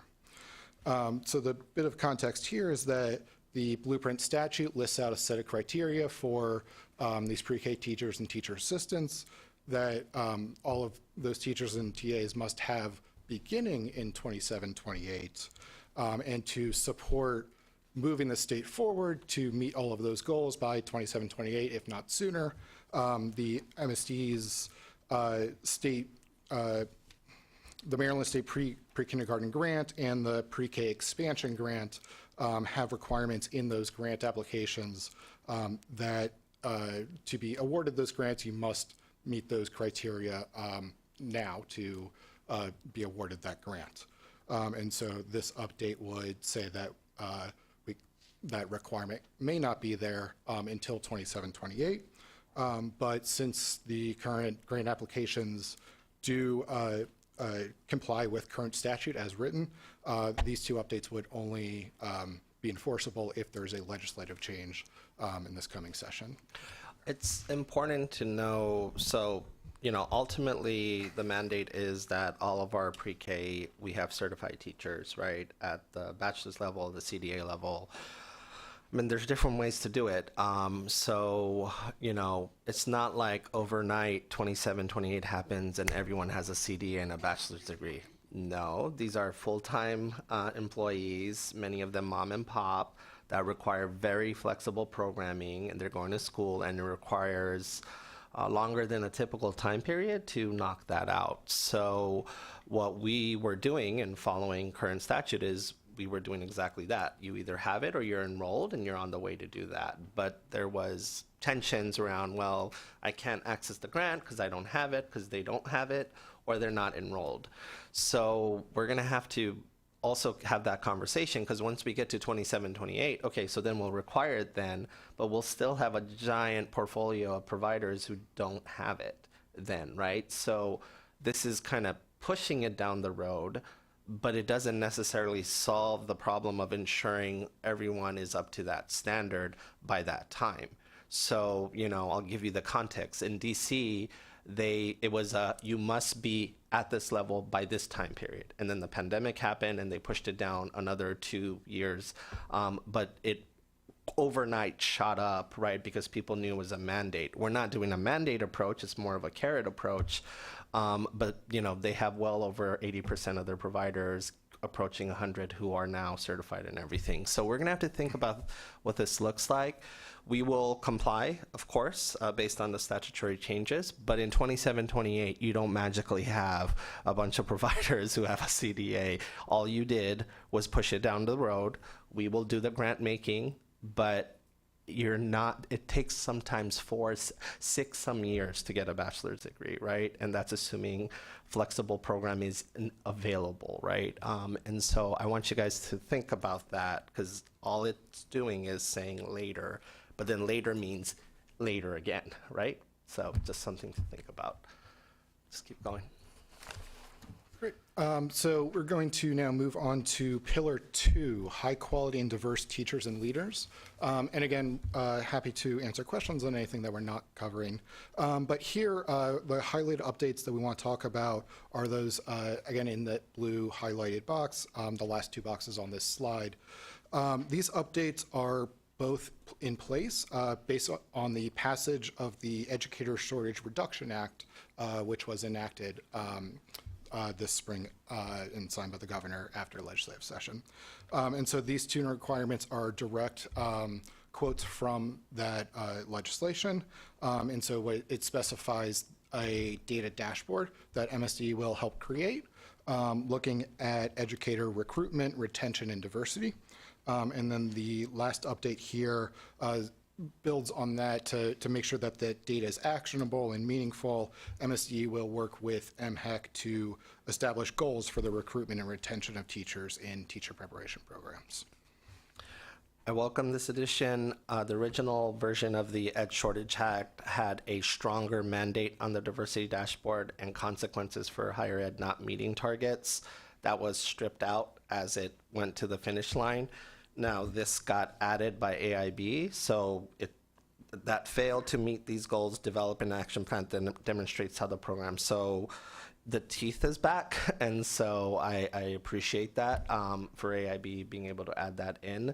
That was originally in the bill that got stripped out on the road to approval. So just so you have that context on that one. Moving on, but staying in Pillar 2, staying in our high quality and diverse teachers and leaders. On this slide, we are highlighting the first update there really just clarifies MSD's role in helping to support the development of new high quality teachers. So with the addition of this, the last phrase there that's underlined, MSD is now specifically responsible for helping to lead and support the development of teacher pipelines for key shortage areas. So again, just clarifying some of the roles that we would have in this project.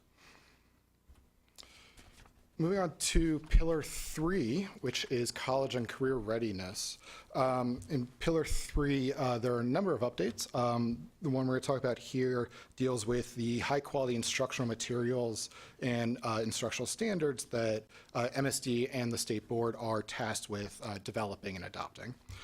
So the first line there, the first modification lies specifically adds that clause, again underlined, adds high quality and culturally responsive instructional materials to the existing list of criteria for the curriculum resources that are to be developed. And then the second line, the second modification there, provides some guidance to the State Board as MSD brings any curriculum standards to the State Board for adoption. The Comprehensive Implementation Plan now provides this guidance that the State Board should ensure that these curriculum standards align with the goals of the blueprint, as well as any other best practices in the field, such as science of reading.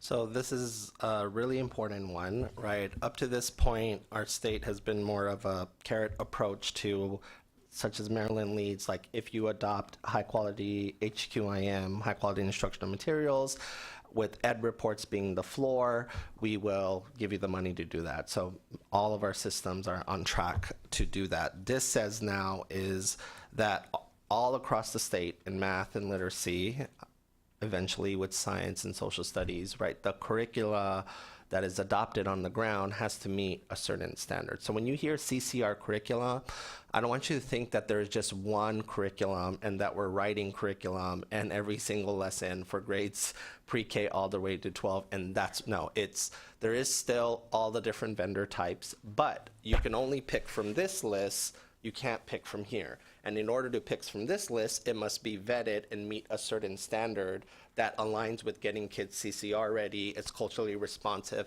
has teacher training components in it. So what we're gonna bring to you over the coming year is those rubrics that set the standard for which vendors and curricula meet that standards. It's a very important moment, so that'll be an important adoption for you in addition to the CCR standard that you hopefully adopt later this fall. So that's how I want you to think about it. But whenever you hear CCR curriculum, don't think that there's just one curriculum and that's what it's true in every classroom, right?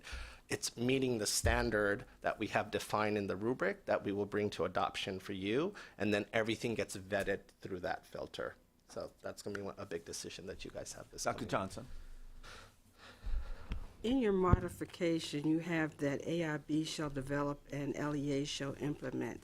Why is this not a collaboration between MSDE and AIB? It's a good question.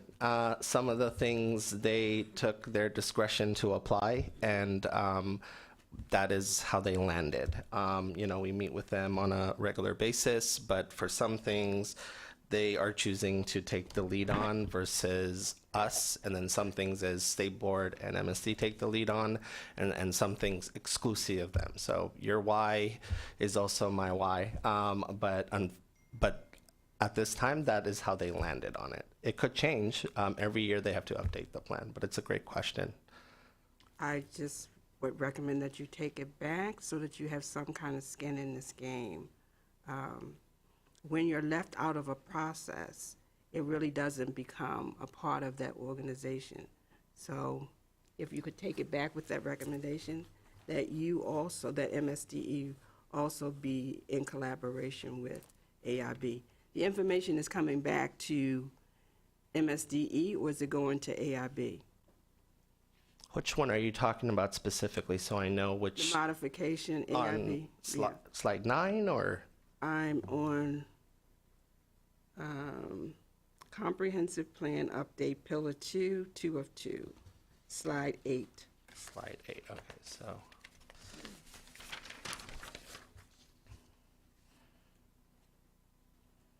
And specifically, you're modified. The second row, 2.1.5.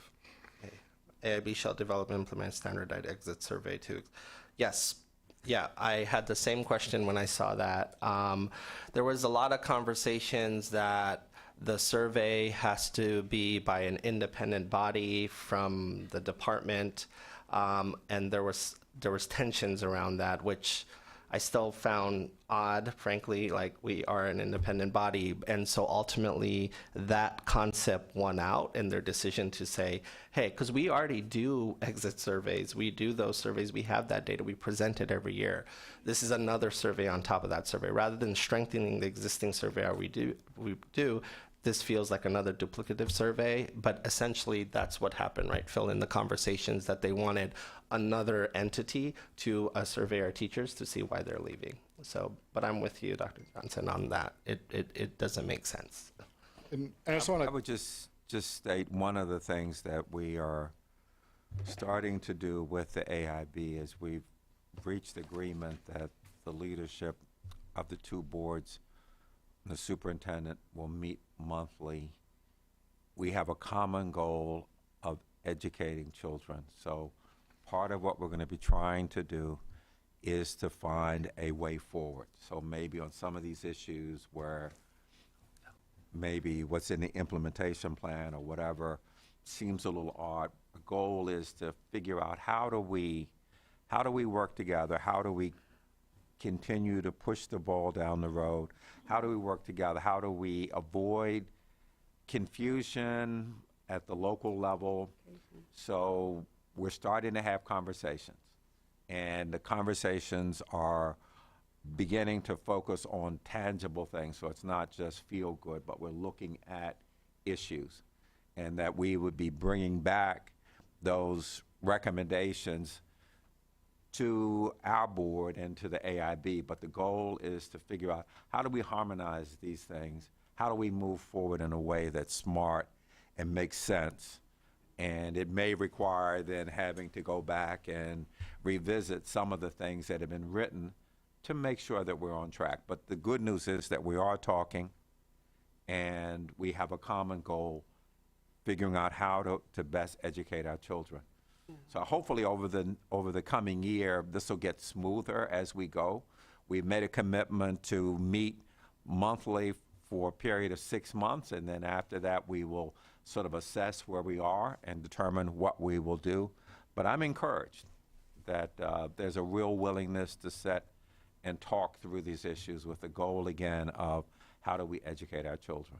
Just one more point. When you talk about having two data points assessing the same information, you know that you're going to get two different outcomes.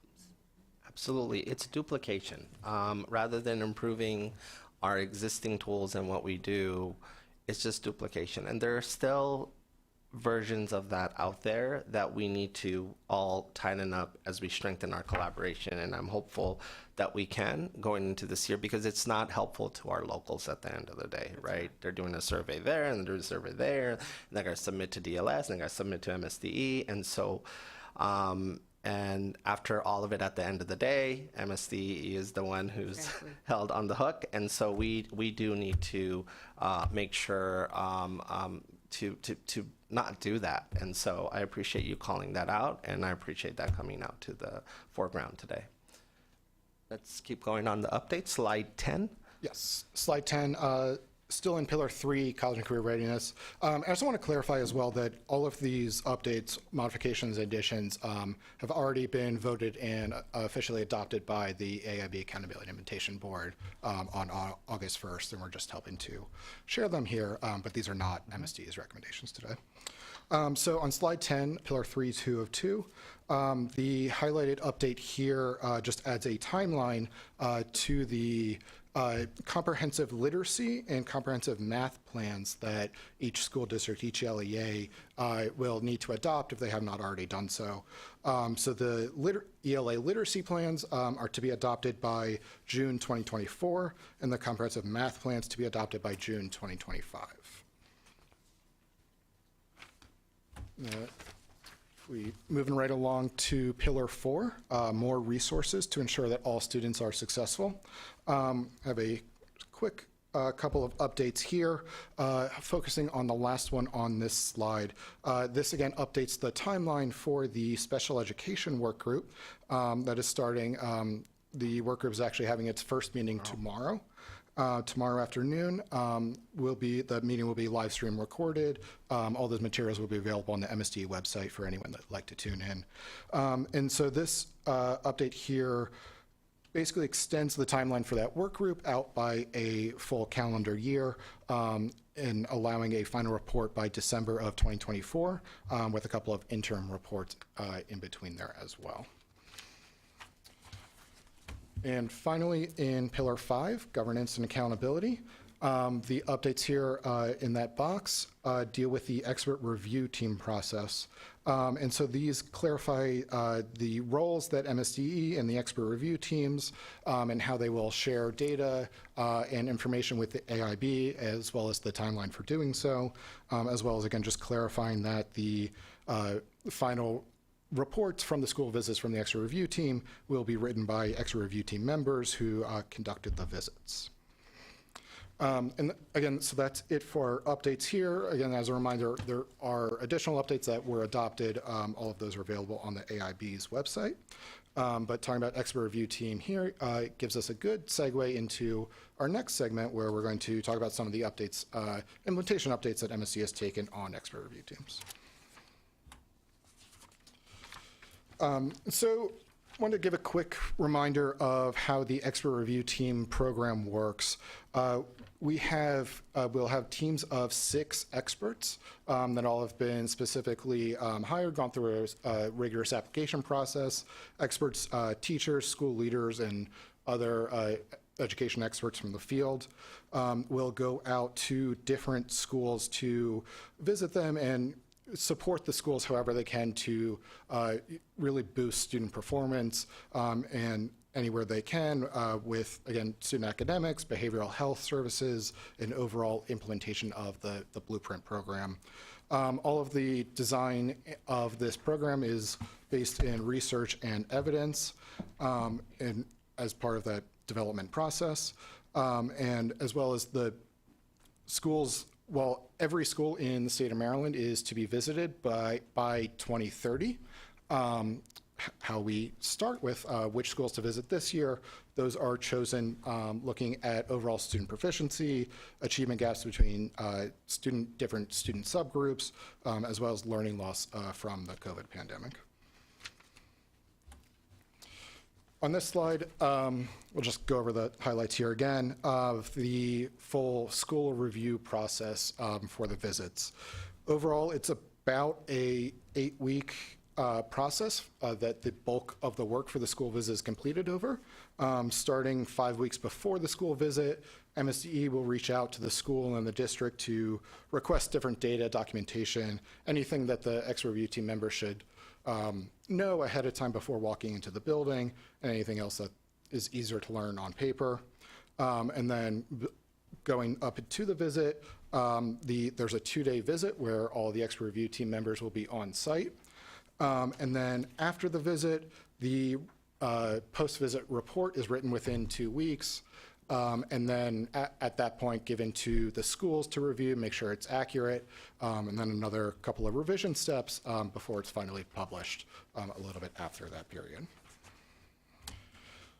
And so the big update here is that MSD submitted the deployment plan for the 2023-2024 school year that we're just kicking off now. We submitted the deployment plan to the AIB on just before July 1st, actually. And then on August 10th at their board meeting, the AIB voted to conditionally approve that deployment plan, so that basically we will continue to get all of those visits coordinated and scheduled and on the books. And while that's happening, MSD will work with AIB staff to address some of the remaining questions that came up during that board meeting to get to that full approval step. But again, expert review team school visits will begin as soon as possible in October. And as part of this year as well, MSD will continue to hire and train additional expert review team members to really build up that bench of potential people that can go out to support all of our schools. For the public documents, we included everything related to all of the presentation. We got here, it took 2 years with a pilot and everything else. So in the public documents, you have our training, the full rubric. You have everything. It was that massive document that was included as part of this agenda item. All right.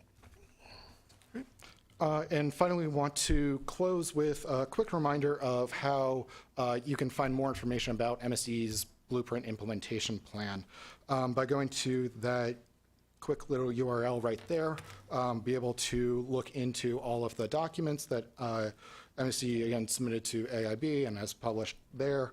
It lists out all of the tasks that MSDE is responsible to complete, as well as the actions completed to date as of March 15th when we submitted it, additional information supporting implementation artifacts, as well as our plan going forward, future implementation steps for the next year.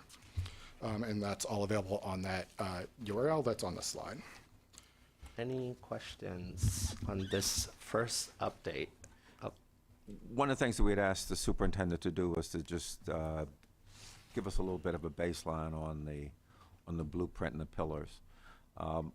Where we're hoping to evolve this is that this will be an opportunity for the department to give us an update on actions completed or underway, and then to also preview upcoming actions or deliverables or comments with the AIB so that our board is fully aware of what's going on. So this would be a standing status, almost like not as rigid as a project management, but sort of a project management type status report. Here's what we accomplished. Here's what's coming up next. Here are any particular issues or concerns that we have, so the board is fully apprised of what's going on and how things are going. Different from the deep dives that we will still Yes. continue on, which are more extended. Dr. Michael. I just want to acknowledge some language and emphasis in this latest round that I think has important implications for us, and that is really the emphasis on this notion of the science of instruction in the curricular frameworks. And it's not a term we hear science of reading a lot, but when we think about the notion of science of instruction, it emphasizes evidence-based principles in our curriculum and the standards and the curricular frameworks we set. And so, as I understand it, I think it is a critical opportunity to frame our work. It provides us a lane to really ensure that as we're developing standards and curricular frameworks moving forward, that we're not stopping short of ensuring what we're adopting is based in research and based in the evidence of student learning. So it's a higher threshold, and as we think about the record investment in public education through the blueprint is critical, but we know it's going to take more than money to ensure that that learning outcomes improve. And so this is a critical piece, and they have done us a favor, I believe, in really framing out this notion of the science of instruction, and it's an important call to action as we think about our important role with standards and curricular framework moving forward. So I think something that Mr. Superintendent, on this matter that would be helpful for me as a new board member, coming out of the pandemic, us getting a better understanding of where we are in our standards and curricular review process. Not immediately, but I think a more kind of system level view on where different curricular are in the review process and getting us resettled back in that would be really helpful. But I just, the collaboration between AIB, the State Board, and MSDE, this is where the critical policy work is done. I think this is an excellent example of where we can work together to elevate teaching and learning in the state. Absolutely. In a few future dates, definitely can do kind of the level set on the state of what vetting and adopting and approving and reinforcing high quality curricula and frameworks. A good chunk of that was done before I started, and so they're on this cycle, but we have interrupted that cycle in different ways that needed to be interrupted. For example, with reading, I used Maryland Leads to interrupt that cycle. So, but it's a good thing given you guys have major adoptions coming up soon. Very good. Well, thank you. This is great. Thank you, Phil. We're going to take just a 10-minute break. and reconvene at the top of the hour at 11. And when we come back, we'll take a look at the, we have a request to, permission to publish. So we'll pick that up at 11. So let us take just a few-minute break. Thank you, everyone.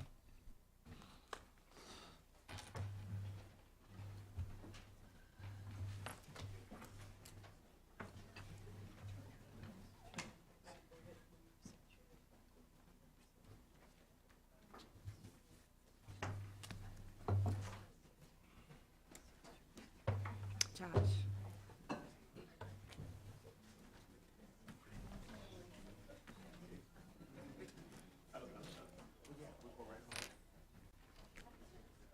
How did you beat the traffic here? I live in the city. Oh, you live in the city? I thought you were from Montgomery County. No, The traffic for me was horrible. You know, Avisola had the same. Somebody's mic's on.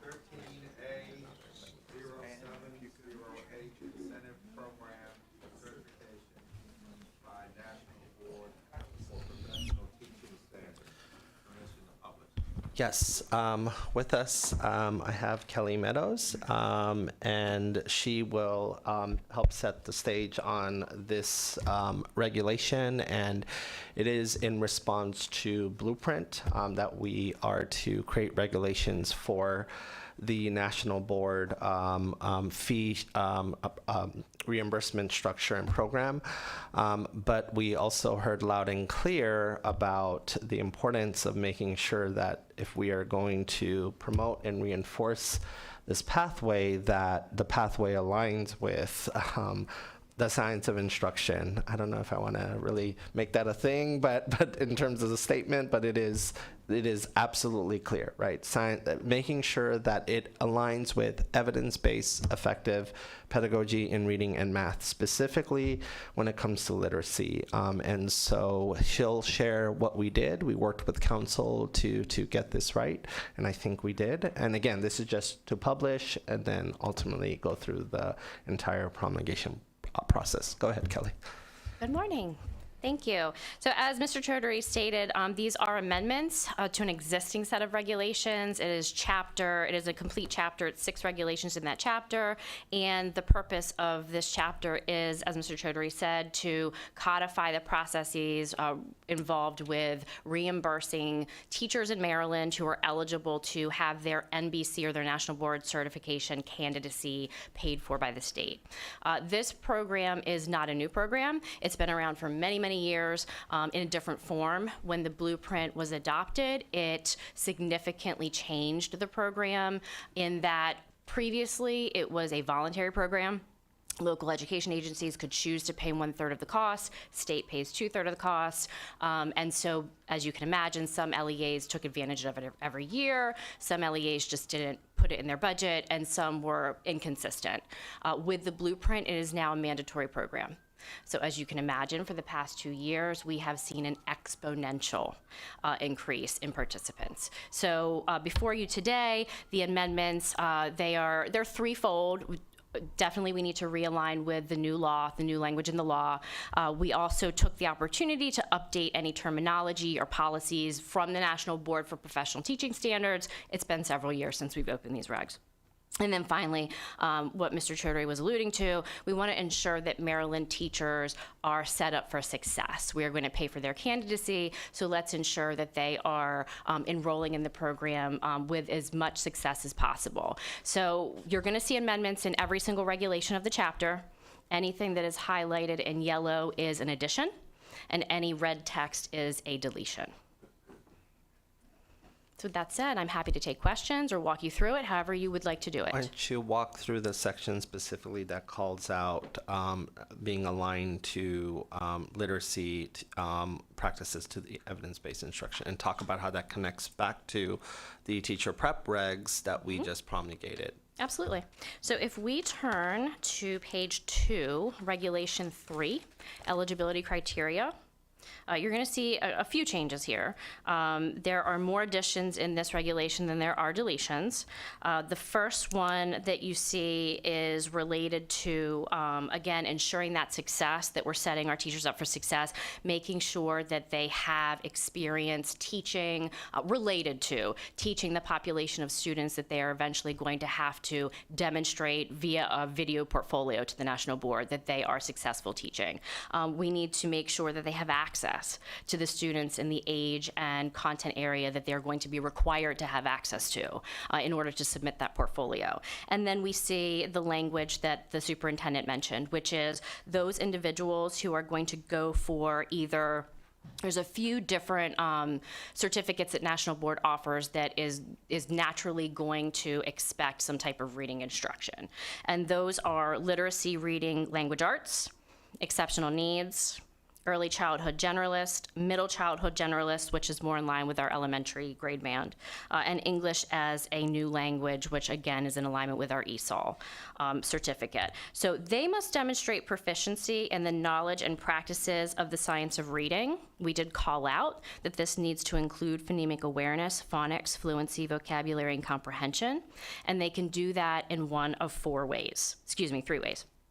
They can submit a passing score on the assessment that this board has already adopted for that purpose. It is the ETS praxis, it's called the TREE, Teaching Reading Elementary, and the purpose of the assessment is to measure proficiency in teaching reading instruction. So that's option one. Option two, they can complete coursework or professional learning that is approved by the MSDE. Or they can undergo an observation and receive an attestation of proficiency, and that would be completed by an MSDE recognized assessor. So those are the three ways in which they can demonstrate that proficiency. This language is directly aligned, it's literally copied and pasted from the licensure regulations that we are currently promulgating and are just ended their time in the Maryland Register. So this board did grant permission to publish those regulations, and they are now going to come back to this board for adoption here in a few months. So we used the opportunity to align this language with the language that you've already approved for licensure. And then finally, the last piece for the World Languages Certificate, this is a national board policy, so we wanted to call it out again to ensure that our teachers understand all the requirements to enroll in the candidacy.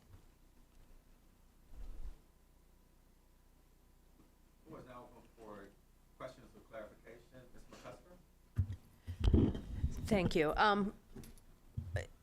In the coursework for professional learning that's approved by the department, is some of the current coursework that teachers are going through, the training, the letters training, and is that they're currently going through to get science of reading up and running, is that going to count for this? That will count? Okay. Yeah. And in the World Language Certificate that's required by national board, is there an extra cost for that test? There is an extra cost. I will tell you that the National Board offers, if you let the Actville company know that you are doing this for National Board purposes, there is a reduction in price. Okay. And I apologize, I don't remember off the top of my head exactly how much it is, but there is an additional cost. There is an additional cost for Yes. that. Okay. And I think that's all I had. Thank you for answering my questions. Mr. Bartlett? Do teachers have to pay out of their own pocket first, or do they submit for these courses and then MSDE advances the funds and then the teachers? Great question. So the law is specific. The law states that the department will pay up front. The only time that we ask a candidate to put out any money is if they find themselves in a position where they have to reimburse. And the only time they have to reimburse is if they do not complete their candidacy. They do not have to achieve National Board certification. They have met the obligation if they submit the portfolio, I mean, not a blank portfolio. They have to do their due diligence, and they have to take the assessment, and they have to submit all three portfolios. So the law was crafted purposefully not to put the cost on the teacher. Is there a portal or a database where the educator can track their progress and input their information so they could set up goals for themselves to reach the certification or attempt at it? The National Board does have a platform. They have their own platform. It's called NB Connect. And it is a place where candidates can log in. They have a dashboard. They can see what they've selected, what they've received scores on, what they still need to do, any past certificates they have. I don't know off the top of my head if a candidate can use that application to track professional goals. Dr. Johnson? Will technical assistance be available for teachers? Because when you're doing national boards and you have to videotape yourselves, if you don't have a camera that's appropriate for videotaping and catching up sounds, then you submit that and you're out. Absolutely. Yes, so there's a tremendous amount of technical assistance surrounding this program. In fact, now we're talking about kind of more than this incentive program. So there are two programs in the state. There's this program, which is fiscal in nature, and then there's the support program. The support program was adopted or established in the Blueprint for Maryland's Future. That is a more recent statewide program. Each LEA who's participated in this incentive program has always had some type of support. And that can vary depending on how long they've been doing it, how much money they invest in that support for the staff. It's variable across the state. So the Blueprint has really charged the state leading that work. And we do have a national board coordinator, Melissa Chandler, who's fabulous, and she joined us last year, and she is already providing a ton of technical support. And really our goal is to standardize that model of support and have that community of practice so that we are sending those kind of messages. You know, and it is the little things, like if you don't have the right technology, if you have someone in the shot that shouldn't be there, if you don't have the right consent forms filled out, those are the things that can really trip you up. Absolutely. Dr. Michael? Thank you. We have received some communication from educators about concerns with National Board Cert pertaining to the science of reading and literacy instruction. And so I just ask you or Mr. Superintendent if you might provide us a little bit more color on why this section that goes the extra mile around the science of reading is so important for us to know, like, why do we need to put all this extra language in here? What is the interpretation? Absolutely. All of our teachers should be able to deliver high quality, effective evidence-based reading instruction. And if National Board is going to be a pathway towards epitomizing a teacher at the prime of their craft, then if you are at the elementary level and you are pursuing National Board and you are responsible for teaching literacy, then you are not a model teacher if you cannot deliver evidence-based literacy instruction. Simple as that. Unfortunately, the way it looks nationally is it accepts outdated, ineffective research such as validating things like 3Qing and other things that we know that are debunked. And we don't want to, as a state, to put a significant amount of dollars, $10,000 and another $7,000 if you're teaching at a low-performing school, $17,000. Basically one of the main ways to basically move up the career ladder, that's how the blueprint's designed, be National Board unless there isn't a National Board certification, unless you know how to deliver high quality reading instruction. We should not, that is not, just consciously, that is not responsible in how we should dole out our precious dollars. And so this is why this is important. So this creates another check, right? Now, all of these teachers now, if you're in the first 3 years of your career, you go through high quality induction. If you came from an ed prep that is aligned to science of reading, boom, you've checked it off, right? Because you came, so we have our ed prep regs that we gotta finalize, make sure our ed prep is all aligned to the science of reading. So anyone new coming in, you're already good, right? But if you're already in your career, you're a veteran, I'm hoping through Maryland Leads and the blueprint template, you're already good as well. But if there is some outliers out there, this is another check, right? This is another check. In the absence of a very comprehensive aggressive literacy law, we had to utilize strategic points of our tools to basically create our comprehensive literacy law, the blueprint template, the Maryland Leads, the teacher prep regs, these regs. If you put them together, plus the energy of the state board in collaboration with the IAB and the department being unapologetic, we have our comprehensive literacy law. It's not the way I would have preferred walking into a state, but had to get creative with all the pieces. This is another important piece. Hopefully that helps. Thank you very much. Let me just check. Dr. Millie McCarthy, do you have any questions? Make sure we. Thank you. No, I apologize. I'm having internet issues. I just got back on, so no, I don't right now. Okay, very good. Any other questions of clarification? Seeing no other questions of clarification, the floor is now open for motion to allow the department to publish the amendments to regulation COMAR 13A0706 incentive program for certification by the National Board for Professional Teaching Standards. The floor is now open for a motion. General Sumter and seconded by Dr. Johnson. The floor is now open for a discussion of the motion. Seeing no discussion of the motion, the floor is now open for a vote on the motion? Those in favor of the motion, please say aye and raise your hand. Aye. Opposed? Abstained? Motion carries. Is Dr. Goldson not online? She's coming on later in the day. She's not on this morning. Motion carries. Very good. Thank you. Thank you. Thank you. Okay. Mr. Superintendent, I think we're now ready to move into the 2023 MCAP assessment results. Absolutely. Excited to share about what our baseline is going into the next school year and the challenge before us, but also talk about some significant gains that came about of the work that our educators in our school systems are doing on the ground. So with me is Chandra Hazlett and Matt Duque from our Division of Assessment, Accountability, and Performance Reporting.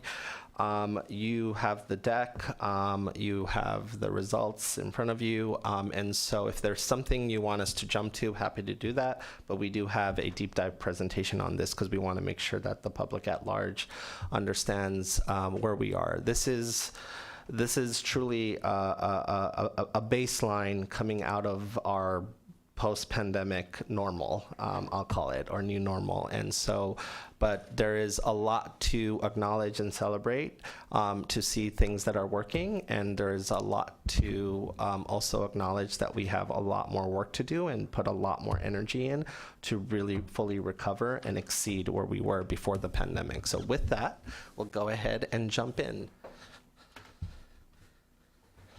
All right. Hello. Welcome. How are you doing? I'm great. Good. It's always good when I'm getting ready to present numbers like I'm getting ready to present today. But I do want to acknowledge that even though we are presenting the numbers, there is a tremendous amount of hard work that went behind these numbers in regards to our educators, LEA staff, and students and parents.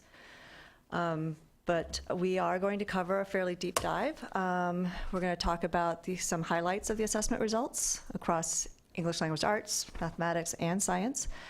Then we're going to dig into the English Language Arts results, the math results. Then Matt's going to take us through some on the cusp of proficiency and a really deep analytical dive into the data. Then we're going to look at the science results, a cohort analysis as well, and then just finishing up with some timeline and some enhancements to the reporting. So highlights. So the ELA proficiency rates for grades 3 through 8 combined and for English 10 are at the highest since the state transitioned to the PARCC test in 2015. So this trend is consistent across most student groups, including race, ethnicity, and gender, so nearly a decade. ELA proficiency in grade 3 increased by 2 percentage points from 2021-22 to 48% in 22-23. And the grade 3 ELA proficiency rate reached a 9-year high as well. Math proficiency rates for grades 3 through 8 combined and in Algebra 1 have improved since 21-22, but have not yet returned to pre-pandemic levels. This trend is consistent across most student groups, including race, ethnicity, and gender. Between 16 and 22% of students in ELA and between 11 and 17% of students in math were on the cusp of proficiency. And this is defined as needing, on average, an additional 1 to 3 correct answers to reach proficiency, so just below that cut point. The percentage of students scoring the lowest MCAT performance level decreased. So that performance level 1, the lowest performance level, that has actually also decreased by 2 to 5 percentage points for both ELA and math in grades 3 through 8 combined, English 10 and Algebra 1. So looking at science, so the percentage of students in grade 5 that met science proficiency increased nearly 4 percentage points in 23 compared to the prior year. Results on the grade 8 science test, which is a cumulative assessment, they both are in fact, but the grade 8 is a cumulative assessment, is definitely showing signs of still being affected by the pandemic. Notable gains were seen for most student groups in grade 5. Proficiency increased nearly 6 percentage points for economically disadvantaged students, and encouraging gains were also seen for students with disabilities. Proficiency increased from 8% to 11% in the most recent data.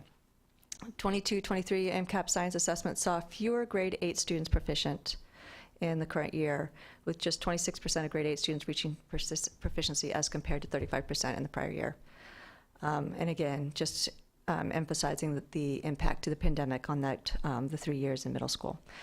And despite increases in proficiency rates across all student groups, persistent achievement gaps remain, and historically underserved student groups need to improve at faster rates to narrow these gaps, and you'll see that as we go through the data slides.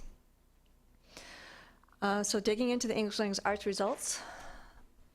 So Maryland students have returned to pre-pandemic performance. The percent of students proficient in 22-23 was higher than the student proficiency rate in 18-19, which is the year prior to the pandemic, across nearly all tests. So if you look at grade 3 ELA on the left, and then all the way to ELA 10 on the right, you can see that that dark blue band, which is 2023, is higher across all of those grades. Looking at student groups, nearly all student groups experienced an increase in proficiency rates in ELA in the grade 3 through 8 tests combined as compared to the prior year.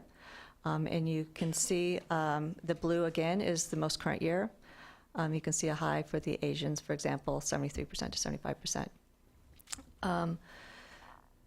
Looking at trend data, so nearly all race ethnicity student groups have improved their ELA grade 3 through 8 assessment performance when comparing 22-23 to pre-pandemic performance. You can see here, looking at the trend, the impact of that pandemic in the middle. And just as a reminder, for that 2020 school year, there were no assessments administered due to a U.S. Department of Education waiver during the pandemic. But you can see that we've saw the impact of the pandemic, and we have returned to higher than pre-pandemic levels. So looking at student group in particular, so students with disabilities, students eligible for free and reduced meals, and English learners have surpassed their pre-pandemic performance on ELA grade 3 through 8 tests. Although, as you can see here, the gaps between these particular groups compared to all students have remained consistent over time. Looking at gender, the female student group continues to outperform the male student group in grade 3 through 8 assessments, though the gap has narrowed compared to pre-pandemic results. So we also have disaggregated data by local education agencies. So statewide, 47% of students are proficient in ELA grade 3 through 8 test combines. LEAs vary from a low of 25% to a high of 68%.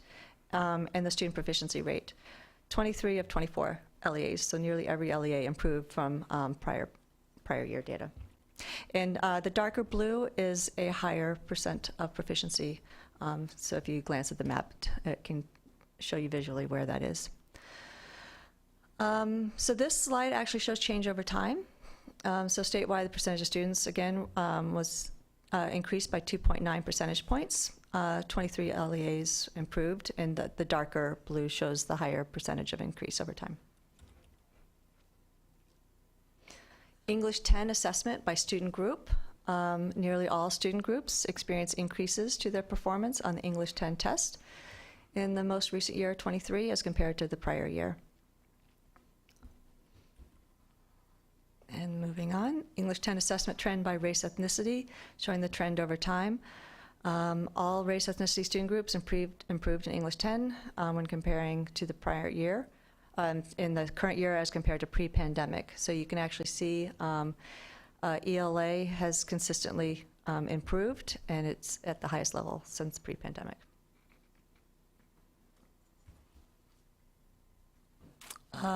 Looking at the student groups, English 10 by student groups, so students with disabilities, students eligible for free and reduced meals, and English learners improved in English 10 assessment performance when comparing the current 23 data to pre-pandemic performance. However, persistent gaps remain as compared to all students, and you can see the gaps reflected here on the slide as well. So English 10 assessment trend by gender. Female students continue to outperform the male students with a persistent gap over time, similar to the grade 3 through 8. So looking at English 10 specifically by LEA, so statewide the percentage of students scoring proficient on the English 10 test was 54% for school year 23.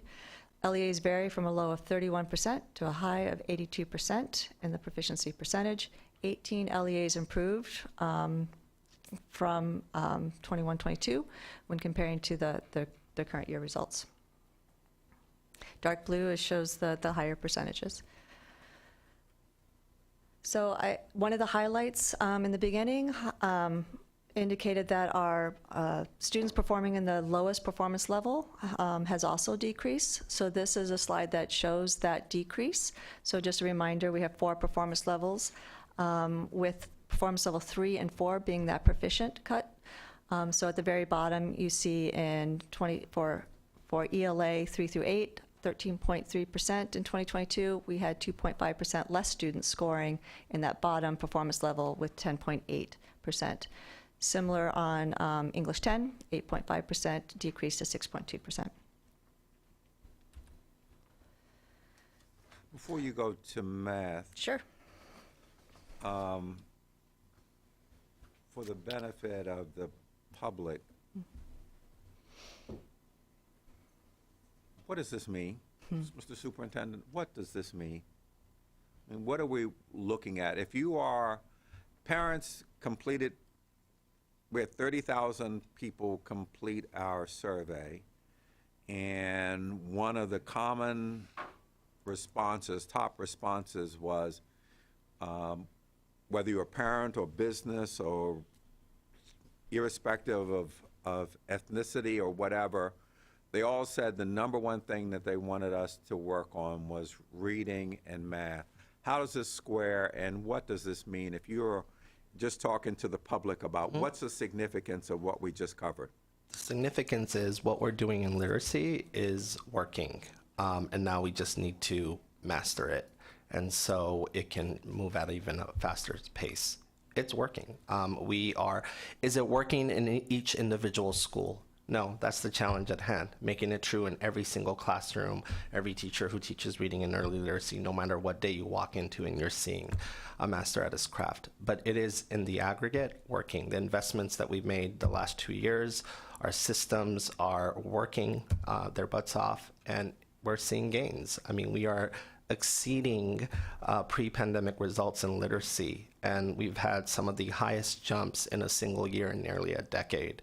But it's nothing to say mission accomplished on, right? Because we have work to do. And it needs to be true in every school. It's not true in every school, right? And this is happening in the midst of while educators are going through the training as well. Because it's not like letters training happens in the summer, one session and you're done, right? It's a year-long experience. But what is happening in the midst of this as educators shift to using more high-quality instructional materials, they begin to put more teeth around the Ready to Read Act as we respond with better interventions, right? All of those investments are working. And we just need to continue to master it and do more, right? And ultimately, we're going to have economically disadvantaged students, Black and Brown students, English learners, students with special needs. They have to move at a faster pace.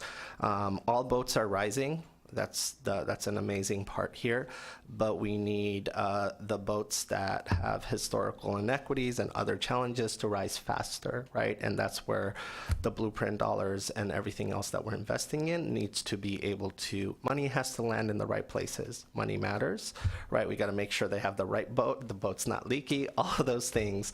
But at the end of the day, they do need to move at a faster pace. But on literacy, our educators are doing the thing. And while they're going through training, while they're implementing a new curricula, while they're doing all those things coming out of the pandemic and trying to normalize schooling around what we're calling the new normal. And so that's what I would say around literacy. Dr. Michael. I just want to draw attention, maybe it's to slide 6. We have many groups of children here, when you look grade over grade, that are making progress, cohorts making progress. We have one group of children that are not. And I just wanted to draw a contrast. It's ELA 5. These are the children who, during COVID, when COVID hit, were in 2nd grade. They spent school year 2021 in 3rd grade, 21-22 in 4th, and 22-23 in 5th. If we were unsure how important early literacy is, this is evidence for us. This is the one group that is struggling. They were at 46% and dropped to 42 between 4 and 5. It's the only group that stands below the standard in 18-19. And so as we think about literacy, and we're going to hit this in math as well, when students when they have learning gaps or unfinished learning, it will carry with them for a long time. And so I just want to draw emphasis to that particular group of students. Yeah.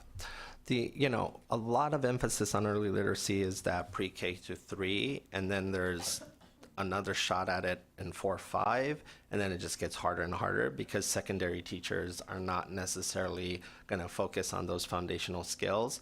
So the next level of our work is to make sure that we get it right the first time by 3rd grade, and if not, 4th and 5th needs to have intensive interventions. And then we got to be able to also do work. And what I was excited about through our LEADS work, there are systems like St. Mary's and others that are putting their secondary teachers, who you are also a literacy teacher too. You just reinforce it in different ways. So that's the work ahead as well too. I'm glad. Mr. Bartley. I'd like to say when I first saw these embargoed numbers in preparing for our meeting, I was excited. And I was excited because the students are improving and the test results indicate it. And what this shows is that the blueprint and the tireless effort of the superintendent and his staff and LEAs is working, and that a fair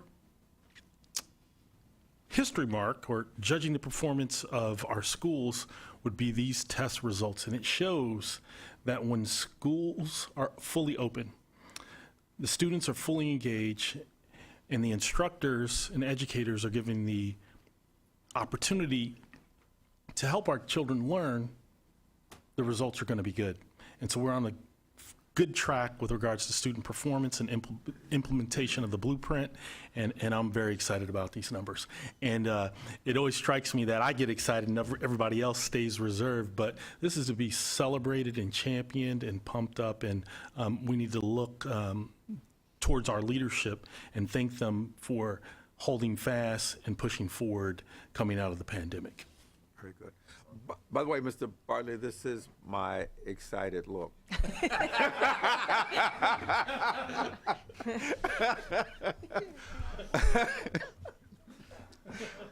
But you're absolutely correct. Absolutely correct. Ms. Chang. Yeah, I do want to raise a comment and question is that I think on the slide number 20, the economic disadvantaged students, that percentage are raised from 3% to 6%. But when I calculated into the number count of students taking the test, actually back in 2022 is 19,380 versus the 23 is 27,557. So by double of the percentages raised from 3 to 6%, the actual count of students actually almost triple, from 500 something to 1,653. So I want to raise a question: how do they do it? Because we are classifying them under the economically disadvantaged, and we're thinking have all this like a negative impact associated with that group, maybe in the back of our mind. First of all, I'm glad that you didn't find a calculation error, because I wasn't sure. That could have went any way. I was looking at them. You better be ready. I was like, another chin-chin moment. So how did they do it? Well, the time for here is, I can't completely go into it, but when you give a damn, you do it. When you care, you do it. You can do it. You saw Lakeland in here. You saw Salem Elementary in here. You can move kids, but you have to pay for it too, right? You have to have adequacy, right? You have to have those extra supports, extra teachers, etc.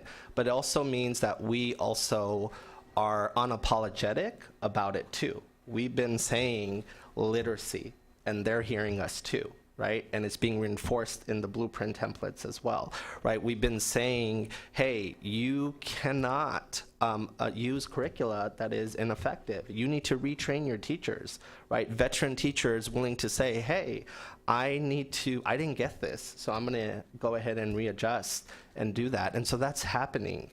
And so, you know, and I'm excited about that. Again, this is not mission accomplished, and this is not true in every individual school. Even with a school, one classroom from the next can be different, right? We have school level variation, but how do they do it is they're doing it because they want to do it, and it shows the willingness to do it.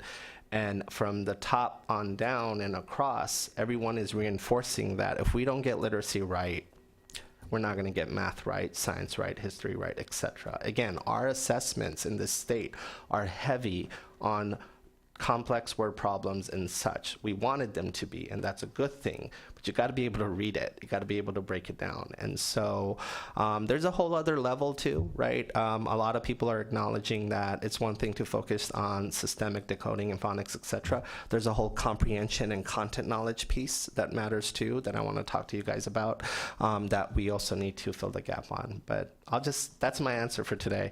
But I'm just glad where you were going with that wasn't a calculation. Okay. Please continue. Are we ready for math? Yes. So math results. So in Maryland, math assessment results improved in all grades and content as compared to 21-22. Students have not returned to pre-pandemic performance outcomes when comparing to that 2018-2019 year, but they have improved as compared to the prior year. Statewide, most student groups experience an increase in proficiency rates in math in grades 3 through 8 combined in the 22-23 school year as compared to the prior year results. Again, the current year is in blue, and you can see the percentages. Nearly all improved or were consistently the same. So nearly all race ethnicities improved in 22-23 as compared to 21-22. Again, however, no race ethnicity student group has returned to their pre-pandemic level performance on the math grade 3 through 8 test combined. And you can see how in the colors they haven't quite reached that pre-pandemic level. A reminder again that there was no test administered in the 2020 school year. Trend by student group. So students with disabilities, students eligible for free and reduced meals, and English learners improved their performance in math and when comparing 22-23 to prior year performance.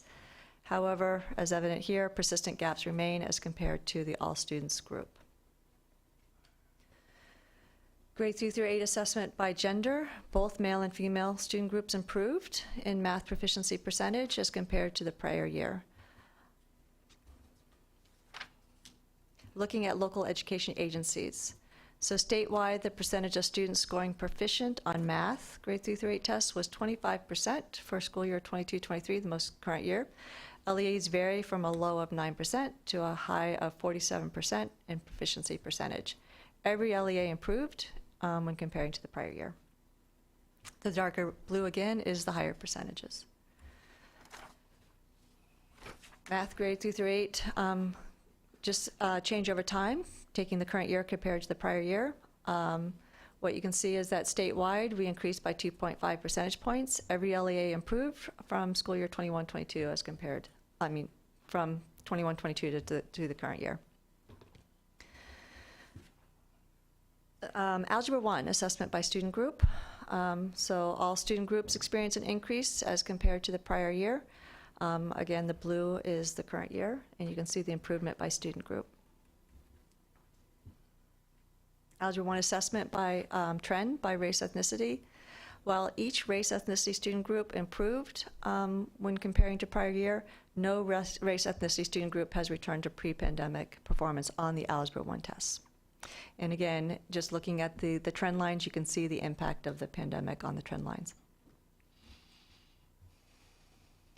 Algebra 1 assessment trend by student group.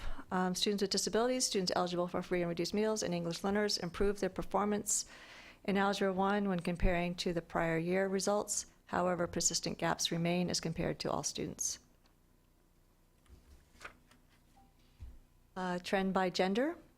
So both male and female student groups improved as compared to the prior year. Algebra 1 assessment by LEA. So statewide, the percentage scoring proficient on the Algebra 1 was 17%. LEAs vary from a low of 6% to a high of 38%. 23 LEAs improved when comparing to the prior school year.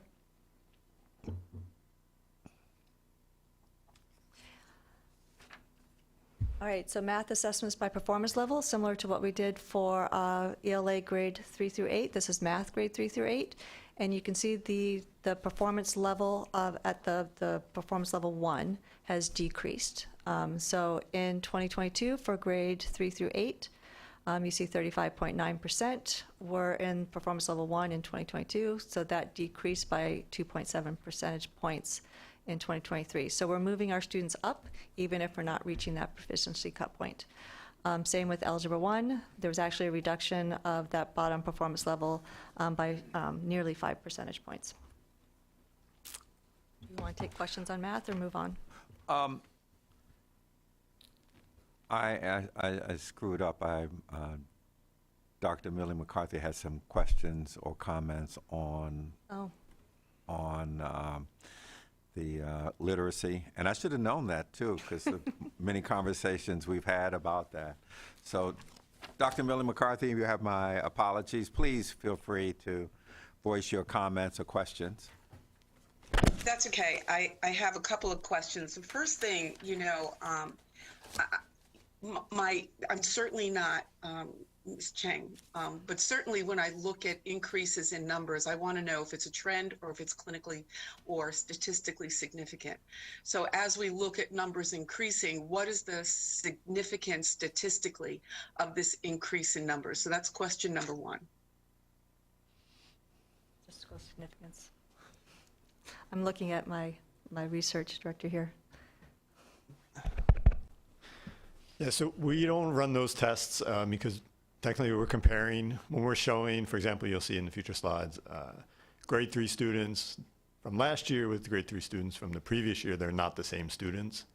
So technically, we shouldn't be comparing or doing statistical testing on different populations. In terms of, I would say these increases, though, are in terms of benchmarking them against prior years. 2 and 3 percentage points are a relatively big deal over year to year. And if you know Matt doesn't use the word big deal ever. So. I said relative.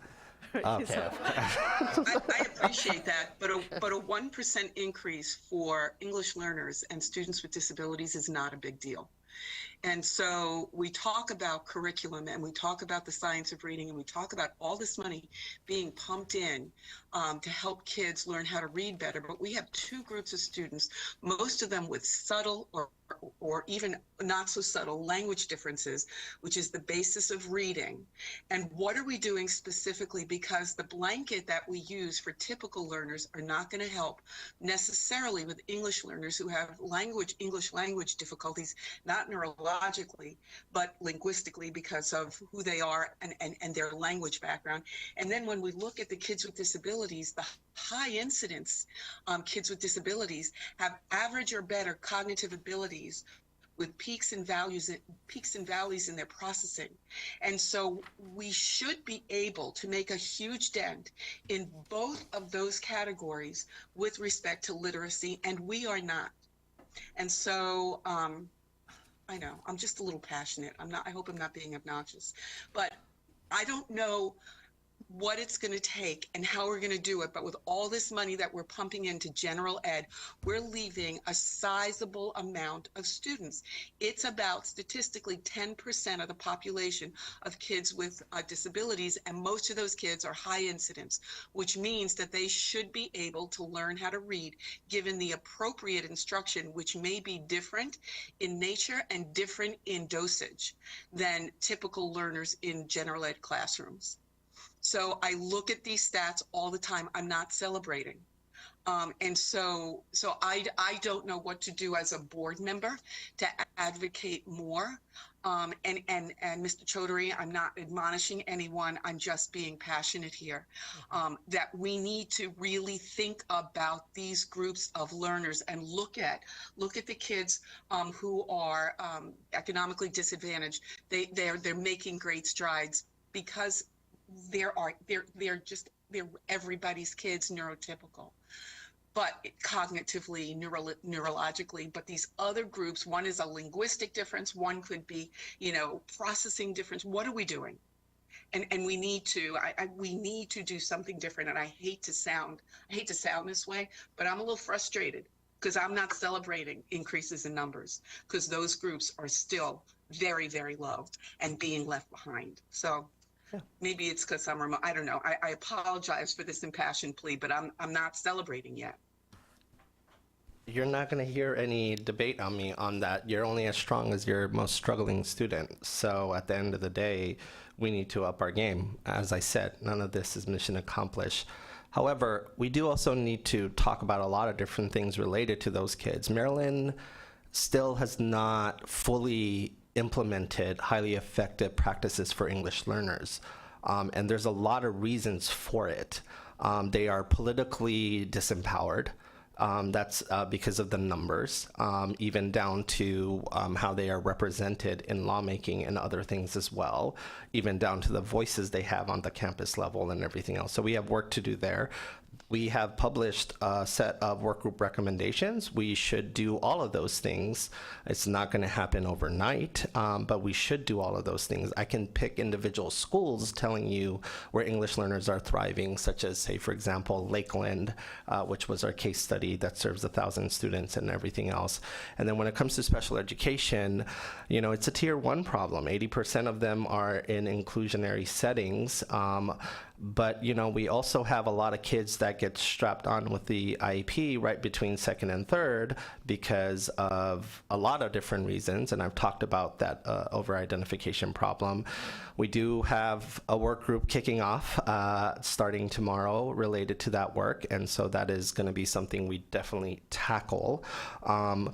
But I would not say that there has not been any progress. I would challenge that premise because at the end of the day, we have made a lot of gains, and there's a lot of those kids who are on the cusp of proficiency too. The state does not have a sophisticated growth measure. If we had a sophisticated growth measure, I could tell you, and growth is the best marker of school quality. But our star rating system is not designed like that with other states. So I wish I could run growth models and show you what the growth percentiles were for English learners and special education students on the road to proficiency, and you would see significant amounts of growth, even down to a lot of kids who are on the cusp of proficiency, who, by the way, those kids are mathematicians and readers too.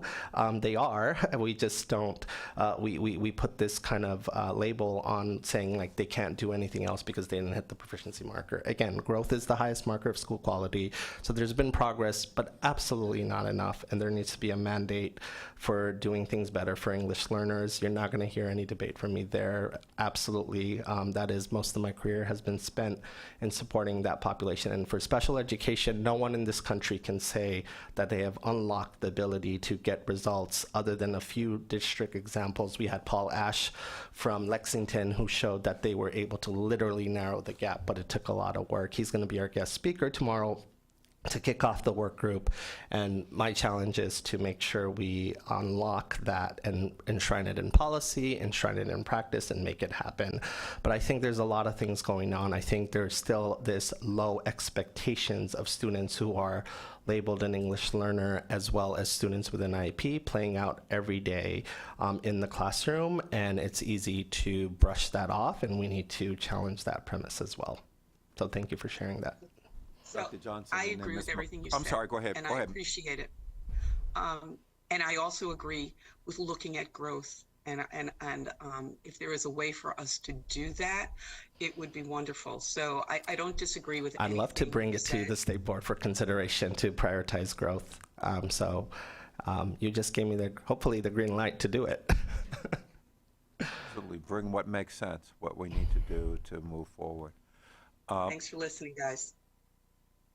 Dr. Miller McCarthy, appreciate your comments and help keep us on track. Ask the right questions, push us.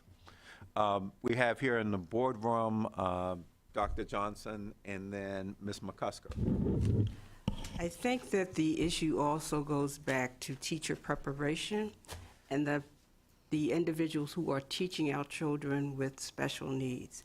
As many of you know, there are tremendous vacancies in that area that we are many times hiring conditional teachers who are not trained. And I am a special education teacher trained at the University of Maryland, College Park, who are not trained with specific strategies and techniques to meet the needs of those students if they are teaching those students with conditional certification.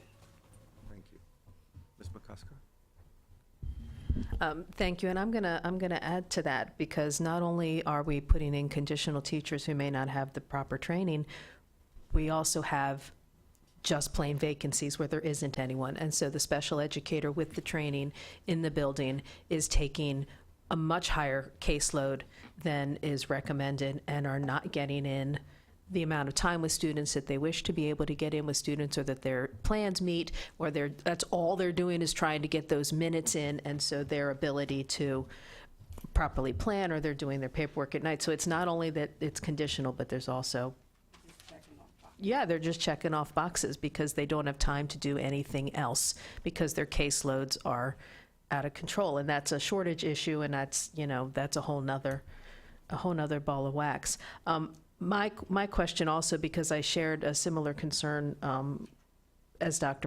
Mela McCarthy's, is the format of the test in any way less accessible for, does the way the test, the way is it formatted, does it make it more difficult for students who are English learners to comprehend it as they're taking it? Is there any kind of bias, when you look at it? Do the accommodations that we allow for special ed students, because there are only certain allowable accommodations, and so students who receive a certain amount of accommodations in the classroom may not get all of them on the test because there's only certain allowable accommodations. Do any of those things factor into the achievement of these two subgroups? Well, for English learners, I'll tackle the English learners first. So there's trans-adapted, there's also translations for the assessments. Okay. So, and I know we have staff, when they are writing the questions and working with educators to write the questions, that we're looking at bias, we're looking at how the questions are phrased to ensure that the languages are considered. It's not just a translation, it's trans-adapted. So there is that kind of change in the assessment to make sure that there is no impact to an English learner when they answer the question. How does an EL student qualify to take that version of the test?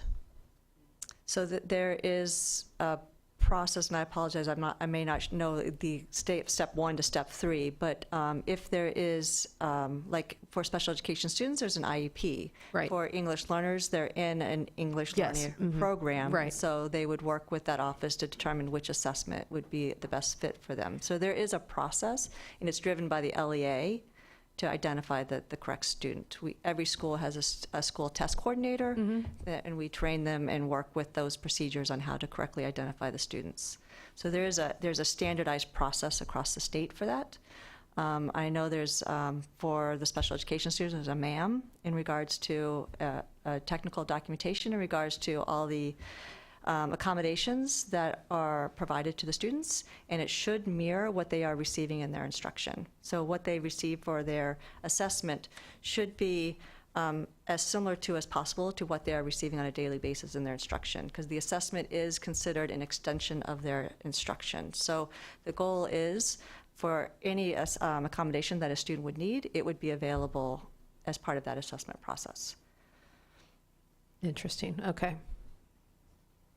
Doesn't quite jive with my understanding of how it's working on the ground, but I appreciate the explanation. Thank you. And I'm going to go back and ask a few more questions to see what I find out. Yeah, that's okay. Thanks. Sure. Okay, if you want to continue? But I want to just say one thing. Yes, sir. English learners, in other states are kicking our English learners' butt on the regular standard test. So this is not the test ultimately. I appreciate some of that. For some individual English learners, it is. And then think about English learners who are also students with disability. We also have a lot of English learners that get over-identified at a certain point, which we're going to tackle. But they're thriving in other places. They really are. They've put in systemic things. They have bilingual educators. They have structural things in place and how they respond to them. They have high-quality intervention just by sheer numbers alone, right? They just had to. The challenge was there. We have 100,000 English learners. Some are singletons in some places. Some are more concentrated in other places. We just as a state have not stepped up our game to know something that is not a mystery in how to do, and we got to start doing it. And so this is our moment to do it. But English learners are thriving across the country, higher college going rates even than native English speakers. And don't forget, 70% of them were US born as well too. It's that low expectations. It's just how they are still treated and educated. Many of them are pulled out. They're not getting the actual standard-based instruction to begin with. They're getting a watered-down curricula, which does not align with the state assessment. I can go on, but ultimately, it's an efficacy step up our game challenge versus just the test. I would just share that. Yeah. How many bilingual model schools do we have in the state currently? We have a few, but we also have this problem where dual language schools were created anything but for English learners. We have a bunch of middle class families who are native English speakers who like the idea of their kids speaking a second language, and then English learners and are not actually being prioritized and getting access to it. There was a bill, Multilingualism Asset Act, that tried to do just that to solve it. You heard our speaker today. She didn't get access to a dual language school. She was labeled ESOL. She got the more watered down version. Meanwhile, Montgomery County has several dual language schools, but it's predominantly kids who don't actually need it. They like it because their kids are going to learn a second language, but the English learners are the one who needs it. So we don't have many model ones. I'd love to have a permanent fund to just seed them all throughout the state. That was the attempt with the Multilingualism Act, because it does cost money to put it in. Yeah. Okay, thank you. Yes, Dr. Michael. So just shifting gears back to math, this data is sobering. You all know I was a middle school math teacher, and we're seeing progress from last year, but I'm still greatly concerned when we look at, we have not yet returned, say, in third grade to where we were pre-pandemic. So there's progress here, but I am still very concerned. As I understand it, math, the psychologist Steve Pinker says math is ruthlessly cumulative. And so as we disrupted learning, through COVID, and we chose to keep schools closed in this state a lot longer than most, I think we're seeing that bear out.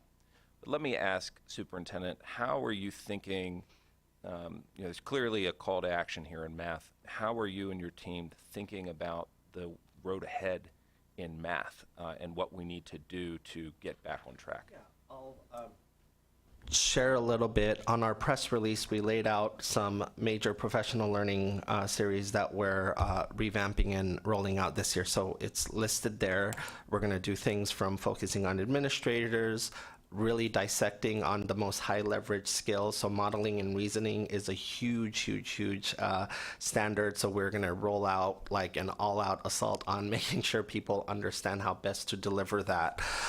Then there's just recovery, right? So we should guarantee for our kids in the next foreseeable future school day tutoring. I'm trying to roll that out through Tutoring Corps. I'd like for that to be a permanent structure. You heard from Lakeland, they partner with UMBC. They have school day tutoring for our 4th and 5th graders. We need to guarantee that because that intervention is crucial. We also need to really have an honest assessment where our teachers are at. So in terms of adopting high quality instructional materials in math, our LEAs are definitely pretty much all there. They had to do that as part of the blueprint mandate and other things as well. But our teachers are also in an interesting place. We shifted to Common Core, and if you look at 2019, it's not like we were going up, we were going down. We were already going down before the pandemic. I like to call it that everyone's in this still confused state on how to teach math. I feel like we went so far and said, you can't teach the algorithm or you can't do direct instruction. And we went so far as like, here, figure out how to teach with these cubes. And a lot of our secondary elementary teachers, they might not be math experts to begin with, right? They're certificated to teach multiple subjects. They might have had math anxiety themselves. Meanwhile, our secondary teachers, right, actually have to have that math degree in math preparation. So we want to hone in on a lot of intensive PD at the elementary level. We want to hone in on a lot of really strong school day tutoring for the foreseeable future. I'd love to just make it permanently true across all of our systems.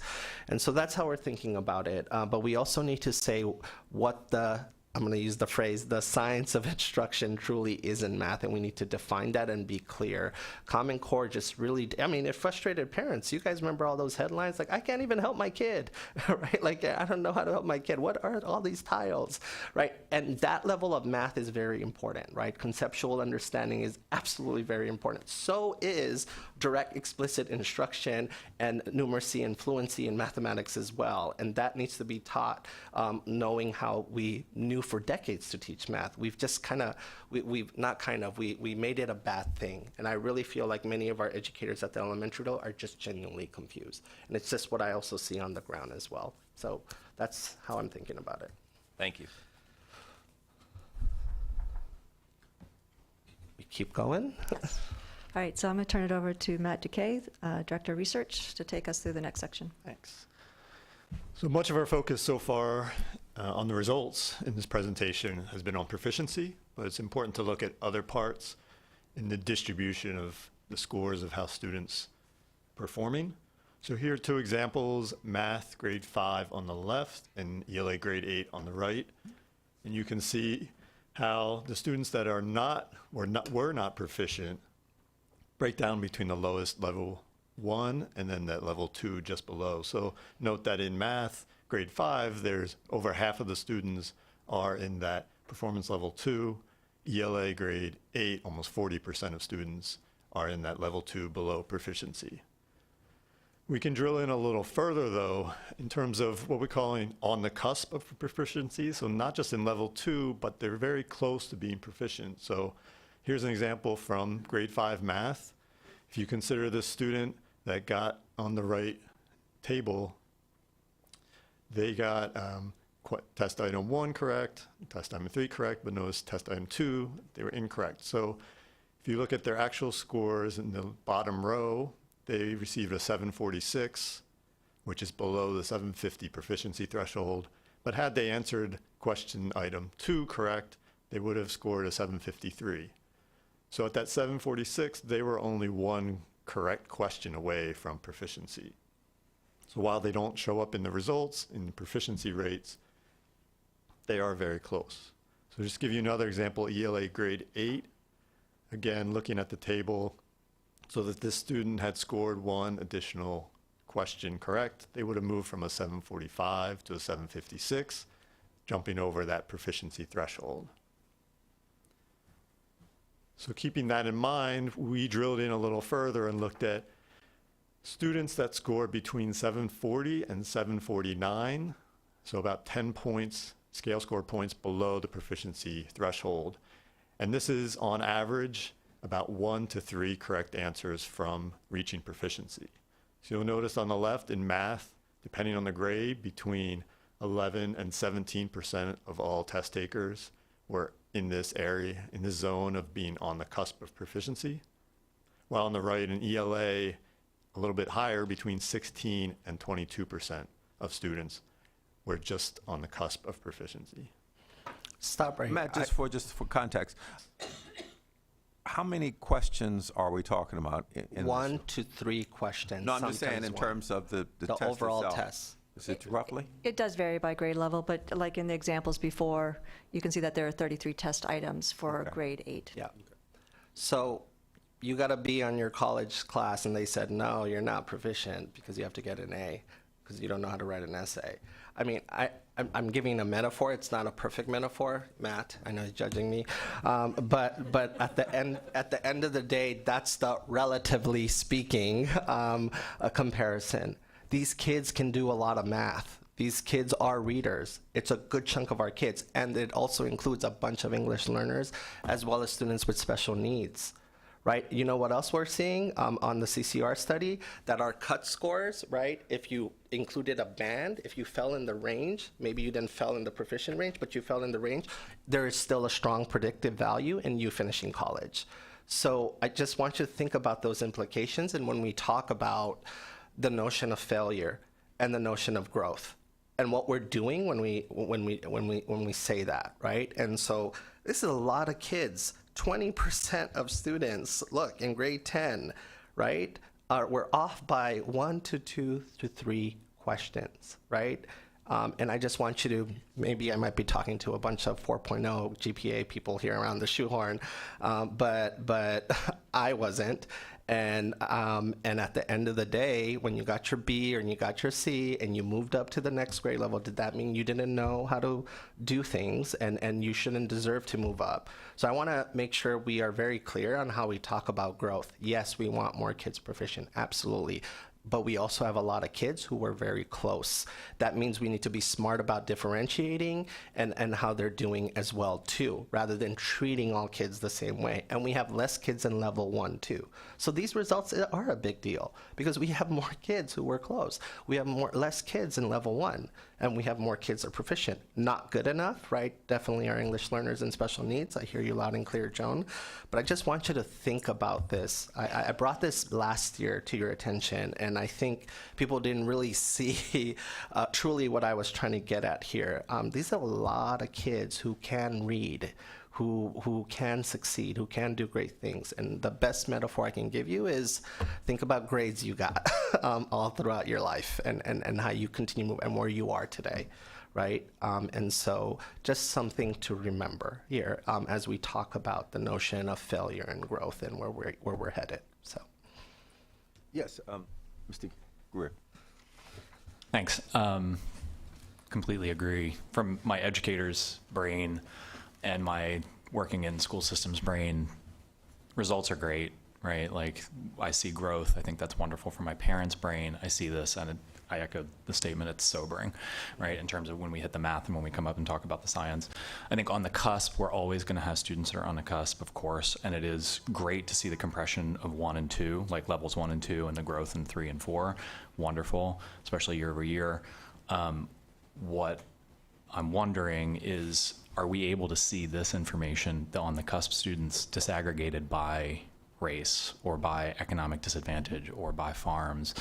I think that would be really telling to understand where these students are, special ed, anything else. I'm echoing back to Ms. Davis's comments earlier. I'm echoing back to just parents that I've heard and understanding where are the students in this group. Are we actually seeing an increase in the students, like all students proportionally, or are we not? Mm-hmm. We can definitely run this by race, class, and service group, and I would love to do that.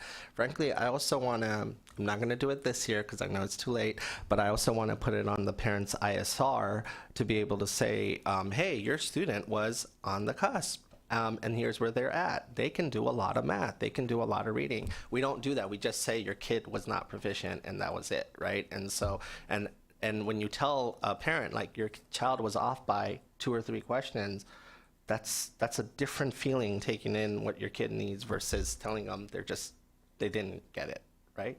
So thank you for that push. And yes, we will definitely publish a report that lays out by race and class and service group. Thank you. Ms. McCusker? The on the cusp is really also really important instructionally for teachers because, you know, when you have students who are on the cusp as a teacher, you know that with just some minimal intervention, you might be able to put these kids, if you target your instruction, if you know who they are, it is not a giant lift of target, it's a tweak in the way that you're doing instruction. So this information is really important, not only to how a parent might feel, but it's also really important to instruction, and should be something we're paying attention to. I do want to call one more attention because sometimes I hear comparison to other states who have 5 levels and they count the 3rd level as passing. And they say, oh, 70-some% of our kids are proficient in reading and math. We have 4 levels and we only count the top 2 levels. We don't count another level as quote unquote passing like other states do, such as Texas or Mississippi and others. So if we did that, that number, that the press statement on how many kids are prepared to go on to the next level changes. Do you get what I'm saying? I don't want to do 5 levels, but I want to acknowledge is there's a lot of kids. It's a continuum. It is not a binary thing, and they are readers. They know how to do things. They're mathematicians in the making. But when we start using this to track, to put them in, say you're not CCR ready, you can't access the IB class, the AP class, that is one of the worst things we keep doing over and over again. So I'm trying to drive that home too. But the messaging matters in terms of who they are and how we talk about it, so I appreciate that push as well. Dr. Johnson, and then I'm going to check with Dr. Millie McCarthy, see if she has any comments, further comments or questions. So how is MSDE using this information in their curriculum development? Yeah, let's first talk about the reports if we can go to the next slide, that will help answer some of that. Okay. Let me just check. Dr. Millie McCarthy, do you have any comments or questions? Text me or Dr. Michael when you have comments or questions, because we can't see you on the screen, so we don't know when you have a comment or question. I appreciate that, and yes, I do. So, Mr. Chaudhary, I completely agree with you and understand your comments about the cusp and comments about how kids can do things, and that when they don't make the cut, they should not be seen as failures. Rather, we should look at, I have always been in favor of a growth model way back when NCLB was put into place. So I think that tells you a whole lot more than one number. But I do want to say, and just because I am gonna, that the kids with disabilities and the English learners are not on any cusp. So, but I agree with everything that you said, and I appreciate your reminder. I would say, Joan, there are several who are on the cusp as well. Is it the number we want? No, but I'm going to create that report for you to show you there are many that are not, and we have work to do, absolutely, but there are more also that are, but we didn't break it down today to present it to you the way Board Member Greer had said, and so I want to make sure, and I'm going to make sure you get to see that for sure. Thank you. I appreciate it, and I think the public needs to see it too, and the kids Absolutely. need to know it, so Yeah. thank you. Mm-hmm. All right, proceed. Thank you. Okay, go ahead, Matt. So, 2 more points on this topic. One is, so how does this on the cusp students compare to last year? So we selected 2 grades here, grade 3 ELA and Algebra 1. You'll notice 2022 to 2023, at least grade 3, the percentage of students that are on the cusp was about the same. We saw a small increase in Algebra 1. But I think if you take this into the context, we saw proficiency rates increase, we saw level 1 decrease, and we're seeing the cusp students stay the same or slightly increase, indicates that there may be the overall distribution is moving. So it's not just some students are going from the cusp to proficiency, or students are proficient to advanced, that we're seeing at multiple points, low achieving students, middle achieving, they're all moving up somewhat. And then the second point is around reports. So what can teachers and then possibly parents and families do with this information? So there are some reports, the evidence statement analysis and item analysis reports that can be used to identify these students on the cusp, and specifically which questions in which domains and standards that they missed in order to push them over that cusp of proficiency. And that informs our work around how we dole out professional learning in a differentiated manner, as well as which curricula is most appropriate and which aspect of it for a kid to be able to master that standard that they may have missed or not. That's why I wanted to wait. But this report breaks down, right? It's basically a view of here's where Muhammad struggled, here's what he's still struggling with. So when he comes into the 4th grade, make sure that there is some reinforcement there so this doesn't trickle with him. So, yeah. Yes. On that, I just thought about this while we were looking at it. I love the report idea. As a parent, it would be, and I know what I'm getting ready to ask is going to take a long time to actualize, and you all can figure out how to do it, but it would be really wonderful to then also have example questions and potentially resources that point parents back towards. We're working on it. She's laughing. Fantastic. That's wonderful. Because when I first came here, I said, where's my parent portal? So I'm used to every parent getting an identifier.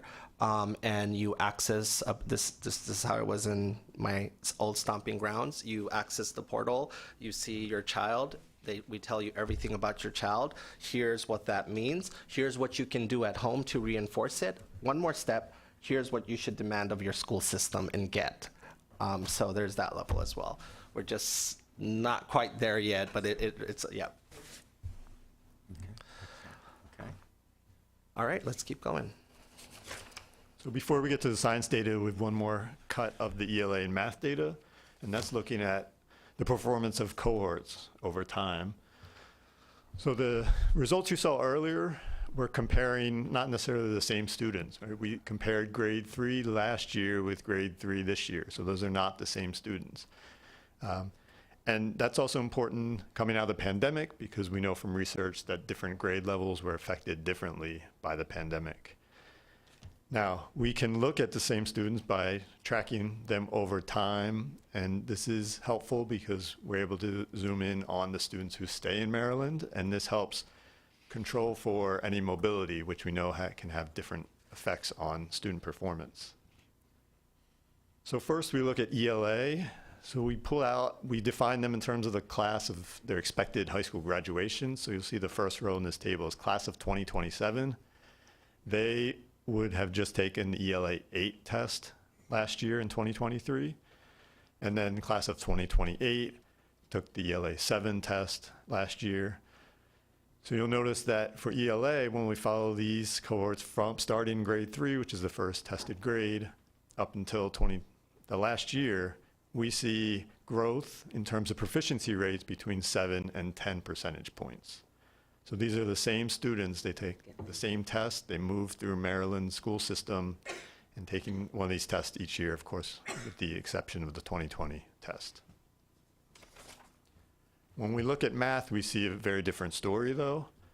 So the same idea, but we see for these two cohorts of students, instead of an increase, we see a decrease in math proficiency on the order of 24 percentage points. And just for a little context, we want to see if this is a middle school effect or a pandemic, and it's largely a pandemic effect. Typically, the middle school effect in previous years was only in the order of 2 percentage points, which is very small compared to 24.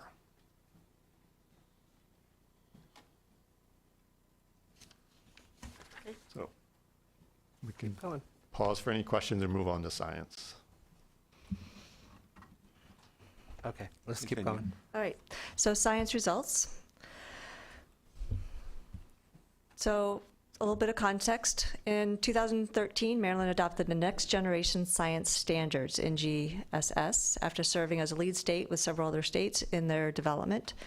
The overarching goal is for high school graduates to have the sufficient knowledge of science and engineering to engage in public discussions on science-related issues, be careful consumers of scientific and technical information, and enter the careers of their choice. So that was the intent of the NGSS standards. The transition to the new standards in Maryland was about a 5-year process that included professional development for LEAs, a lot of engagement with LEAs on the new standards, developing and or purchasing the new curriculum. In many cases, it was developing it in the beginning. High quality instructional materials have only recently appeared that are aligned to these new NGSS standards. And science assessments are, the science assessments are grade span assessments with students assessed in grades 5 that covers the prior couple grades, and then grade 8, which for middle school, and then again in high school.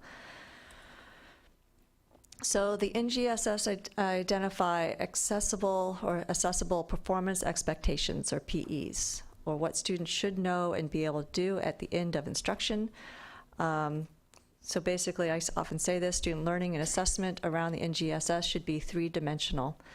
So each of these performance expectations is the integration of three dimensions of science and engineering practices, disciplinary core ideas, and then cross-cutting concepts. And so these are braided together to develop the assessment items. And again, just as a reminder, this is a new emerging science standards across the country. And so just comparing to prior assessments without the use of standards, these standards or other states, it's going to look a little bit different. So Maryland grade 5 students have exceeded, so just looking at grade 5 and grade 8 assessment results, looking at 2019, 2022, and 2023. So for grade 5, we did improve. However, grade 8 has not returned to that pre-pandemic proficiency level. So a little bit of mixed results here. Statewide, 34.5% of students were proficient in grade 5. Asian, white, 2 or more races and male student groups performed greater than the statewide average. You see the statewide average there in black on the right-hand side. The Maryland grade 5 assessment trend by race ethnicity, just looking at the percent proficient. And so you can see that all race ethnicity student groups have surpassed their pre-pandemic levels of performance on the science grade 5 assessment. And you can see the percent change over to the right. We have a change from the 2023 or to the pre-pandemic levels. Students with disabilities and students eligible for free and reduced meals in the current year improved as compared to the prior year. However, as you can tell from this graph, persistent gaps again in performance remain compared to all students on the science grade 5 assessments. Science grade 5 assessment trend by gender. Both female and male students have surpassed their pre-pandemic assessments, a very small gap between the two.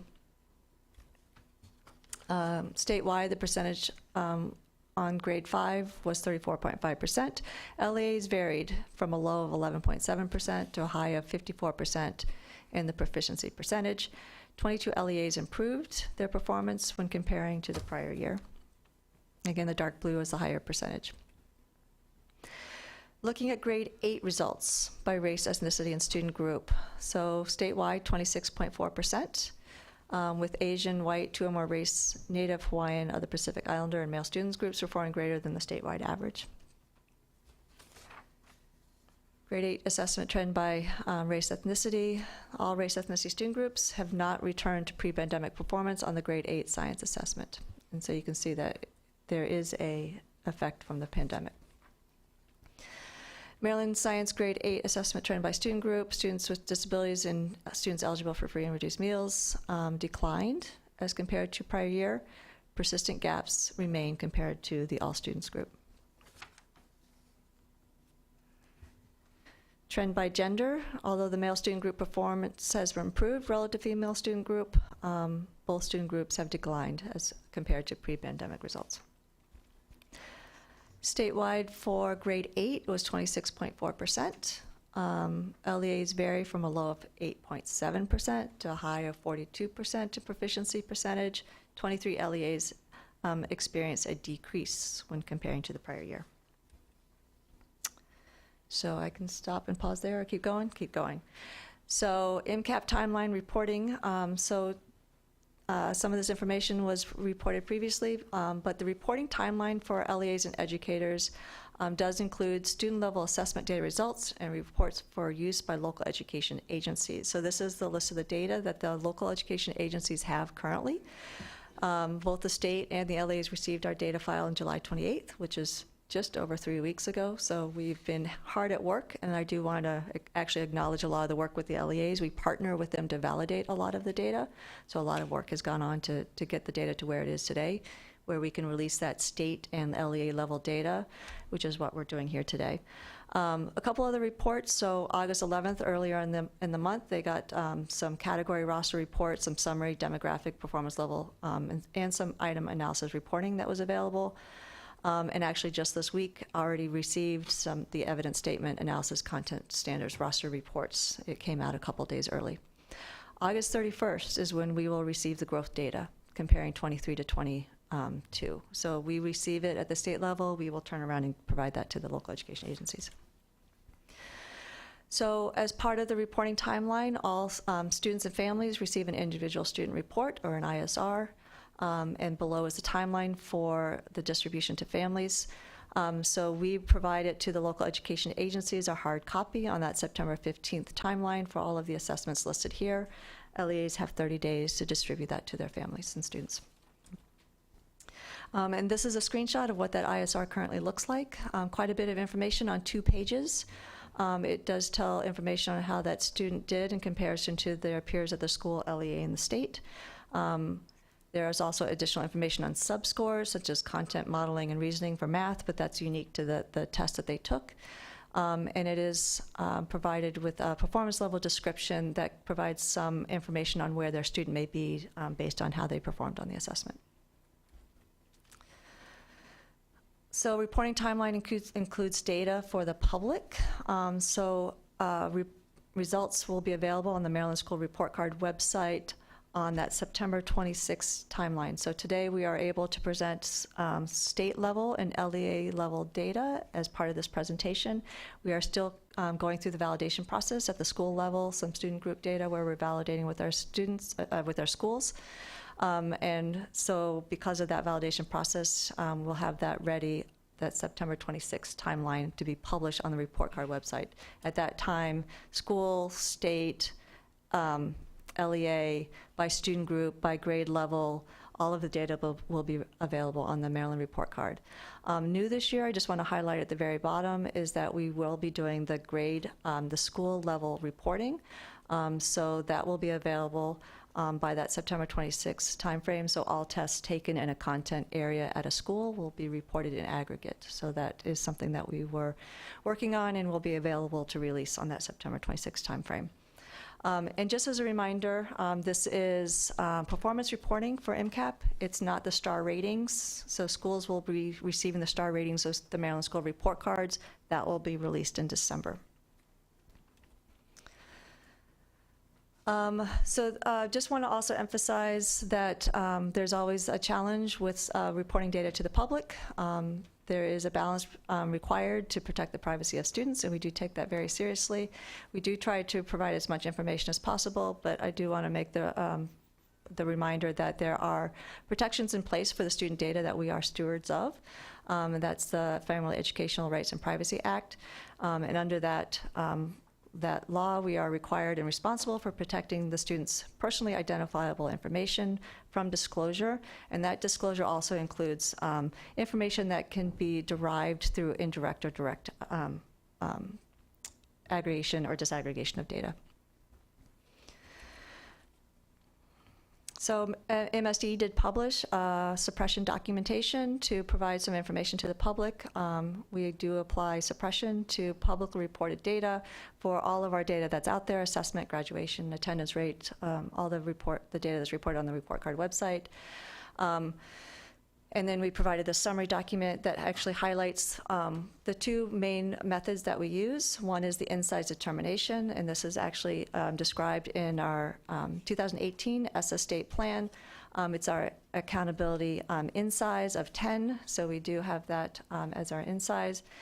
And also the next one is we rely on a top and bottom coding for suppression of data, where when there are percentages that are less than or equal to 5% or greater than or equal to 95%, we actually suppress that and note that with what you see here on this slide, the less than or equal to 5%, for example. And if the count is suppressed, we have an asterisk. So for those that are looking at the publicly available data, that is the suppression methods that we currently use. And I will close with my newsletter slide. Feel free to join and get the newsletter once a month. And turn it back over to you. Okay. Open now for any questions or comments. Ms. McCusker? Can you please comment on the standards that are covered in 8th grade science?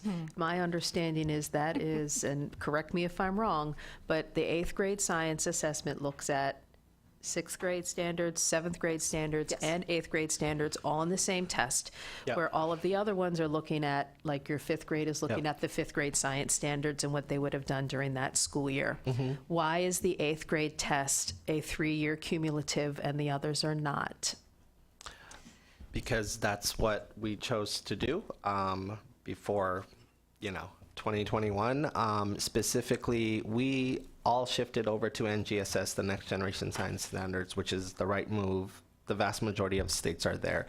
But only a handful of states decided to also upgrade their tests to also match the expectations of the standards.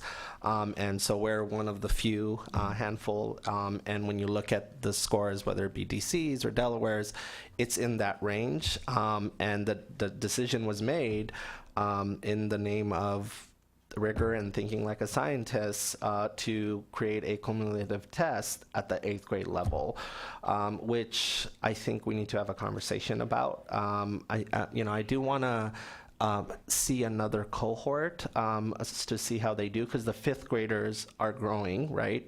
But I do think we're going to still keep seeing this challenge just on sheer memory alone. Think about your AP class that you guys all took, because I know a bunch of you took AP classes here, I can tell. And so think about all the AP classes that you took, and think about how much cramming you did before May with that book on your own. So you're asking 8th graders to do that, and you're asking the 8th grade teacher who is not responsible to teach 6th, 7th, and 8th to basically find a way to do all of that spiraling. Not to mention all the cramming. I always pick the AP class, right? My AP US History class was awesome. I loved my DBQs, document-based questions, and everything else.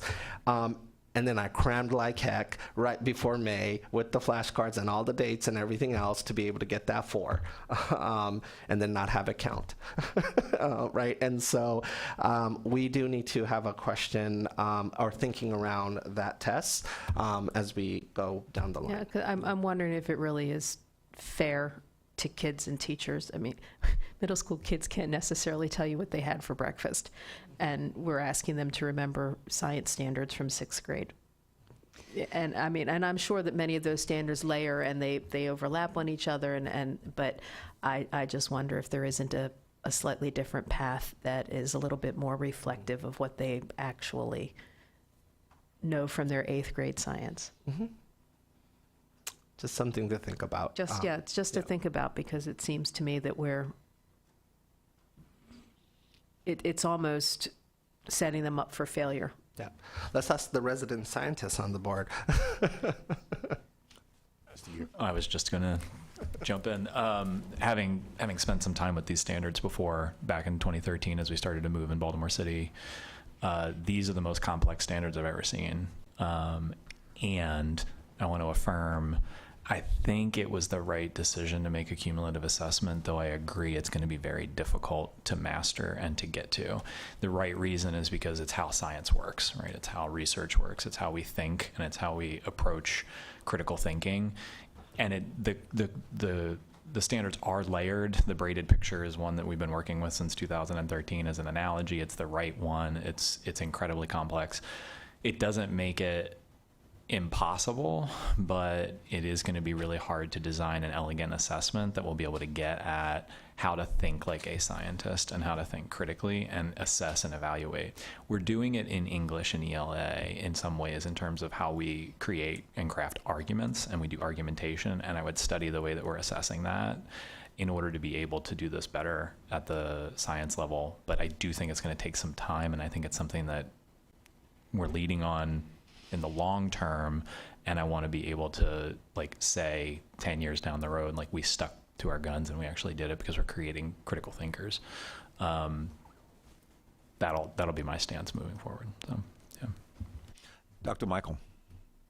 Thank you. Want to just spend a couple minutes on the last section around the data redaction, how we're communicating, and just want to underscore first how important our transparency is in this entire work at the school level, at the community, in maintaining and building upon public trust in public schools. So I want to thank you for the extensive work you've done here. One of the things that I've had an opportunity to learn a little bit more about is a specific enhanced measure, and that you've written on publicly, but I would like if you could give us a little bit more detail on our lowest performing grades that have small numbers.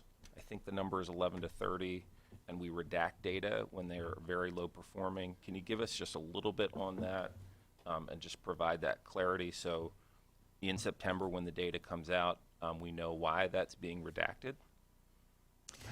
So I'll start with, we have an in-size of 10. So when data is less than 10, all data is redacted. So meaning that there will be no data on performance level 1, performance level 2, performance level 3, performance level 4, or percent proficient. There'll be no data.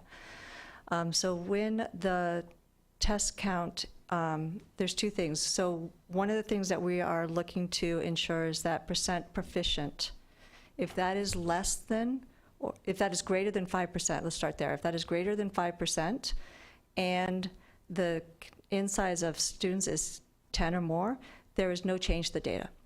So all the data is presented. You'll see the percent performance level 1, percent performance level 2, 3, 4, and the percent performance level that are proficient.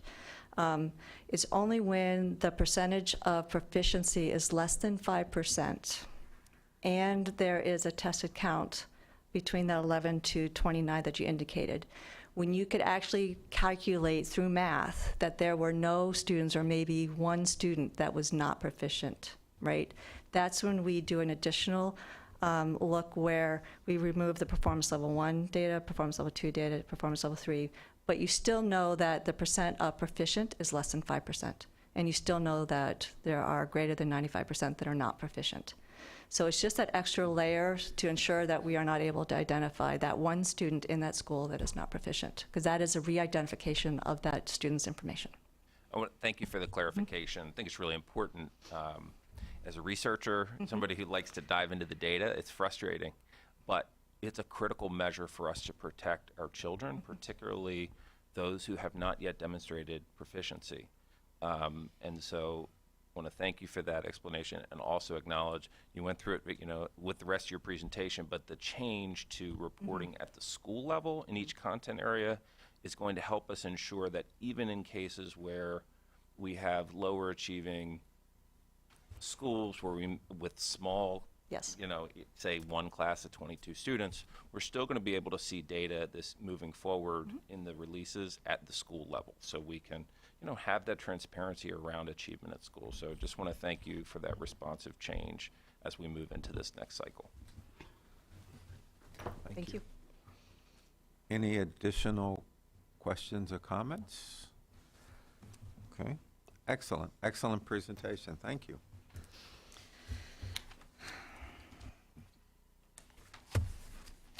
Okay, we're going to now take our break. We will reconvene at 1:30.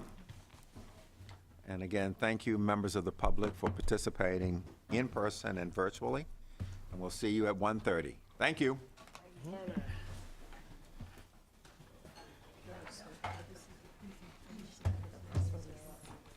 Thank you. Okay. Cool. Here's a hard copy of the press release that just went out. Thank you. I think I read it.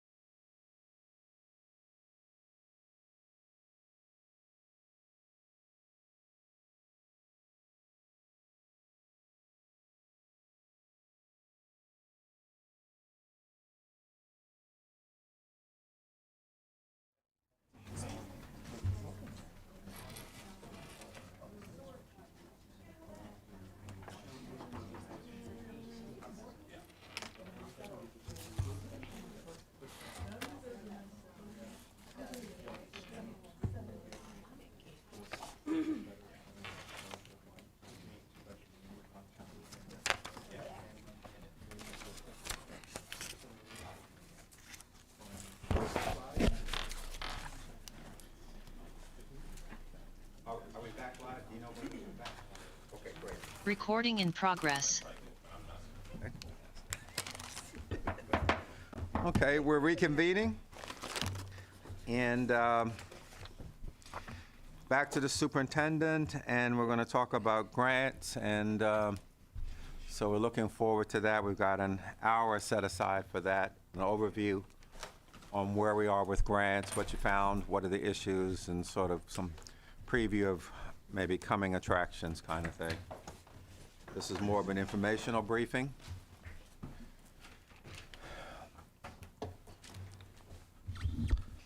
I must say, looking at the presentation, nothing has changed in 30 years.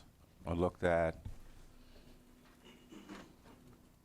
federal grants going to states, municipalities, nonprofits, and what you are sharing here is pretty similar to what we saw 30 years ago. All right, let's go ahead and talk about how we're going to change from 30 years ago. That would be, if we could do that, that would be wonderful. Yeah, I agree. There's been several things that we have changed from decades ago, and so grant making is one of them, and rightfully so. And so I'll have Justin go ahead and jump right into this presentation, and I appreciate the board allowing us to come and share this work and how it's going and where our growth area is still and where our pride points are.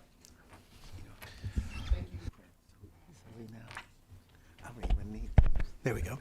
Thank you, President Crawford, Vice President Michael, members of the board, Superintendent, Council. I certainly will make sure that I don't take this time for granted today as we discuss the MSDE grant-making evolution. Dr. Lawson?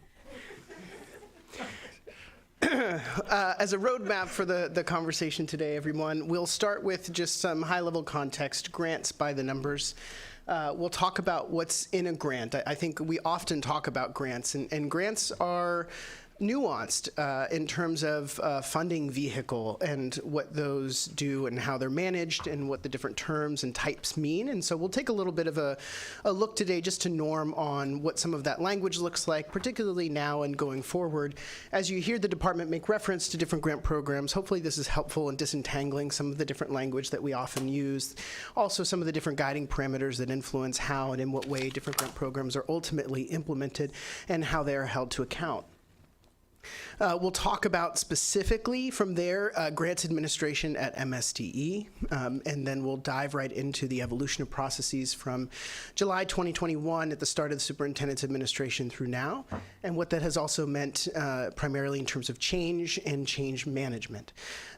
From there, we'll talk about continuous improvement because I think a continuing theme of today is it's only the beginning. And so to that end, we'll highlight now where we are heading because this work to date truly is just a beginning, and we have space for questions, of course, though, as per always, if you have anything along the way, do feel free to ask. So first up, MSDE grants by the numbers. As you know, MSDE has a nearly, and especially last fiscal year and then again this year, a nearly $10 billion annual budget. The majority of that budget is made up of grant programs, the biggest of those programs being the Blueprint for Maryland's Future, that those state aid programs are administered through a grant vehicle. Because of the size and scale of those, to sort of draw a little bit more focus on some of the other programs and grants that are in operation here at the department, I've excluded those from this slide specifically just to give you a little bit more finer detail into the other grant programs that the department runs. During fiscal year 23, that's the fiscal year that we just closed, we actively managed more than 138 grant programs, which provided funds to over 1,800 awardees, and that was over $1 billion in grant programs just there. And again, that's excluding the Blueprint for Maryland's Future. I also excluded a couple of one-time programs here that skewed those data a little. For example, the child care stabilization grants. For that program alone, we had 5,700 awardees, the child care providers, and that was another $50 million. I've excluded those here, again, just so you can get a little bit of a sense of, from a reoccurring basis, typical active grants. Same thing here on another one that would have skewed those data a little more with the the Child Care Employee and Provider Retention Bonus Program, which was a $16 million program.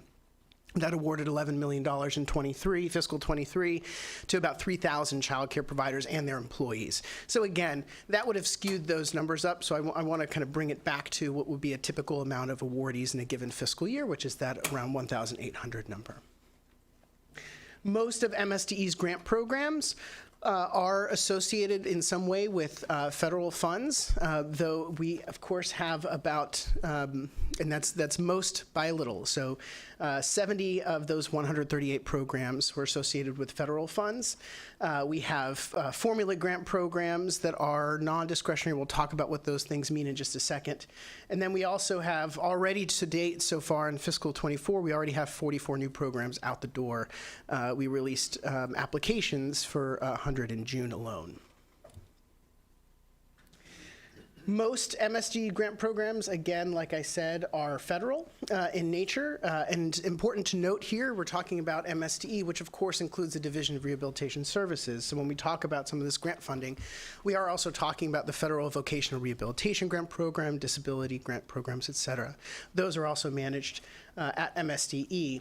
The majority of grant programs in MSDE reside within 3 programs, with a shout out as well to student support and policy, but Division of Early Childhood, the Division of Early Intervention, Special Education Services, and then the Office of Teaching and Learning, Instructional Programs and Services house the majority of grant programs from the programmatic level here at MSDE.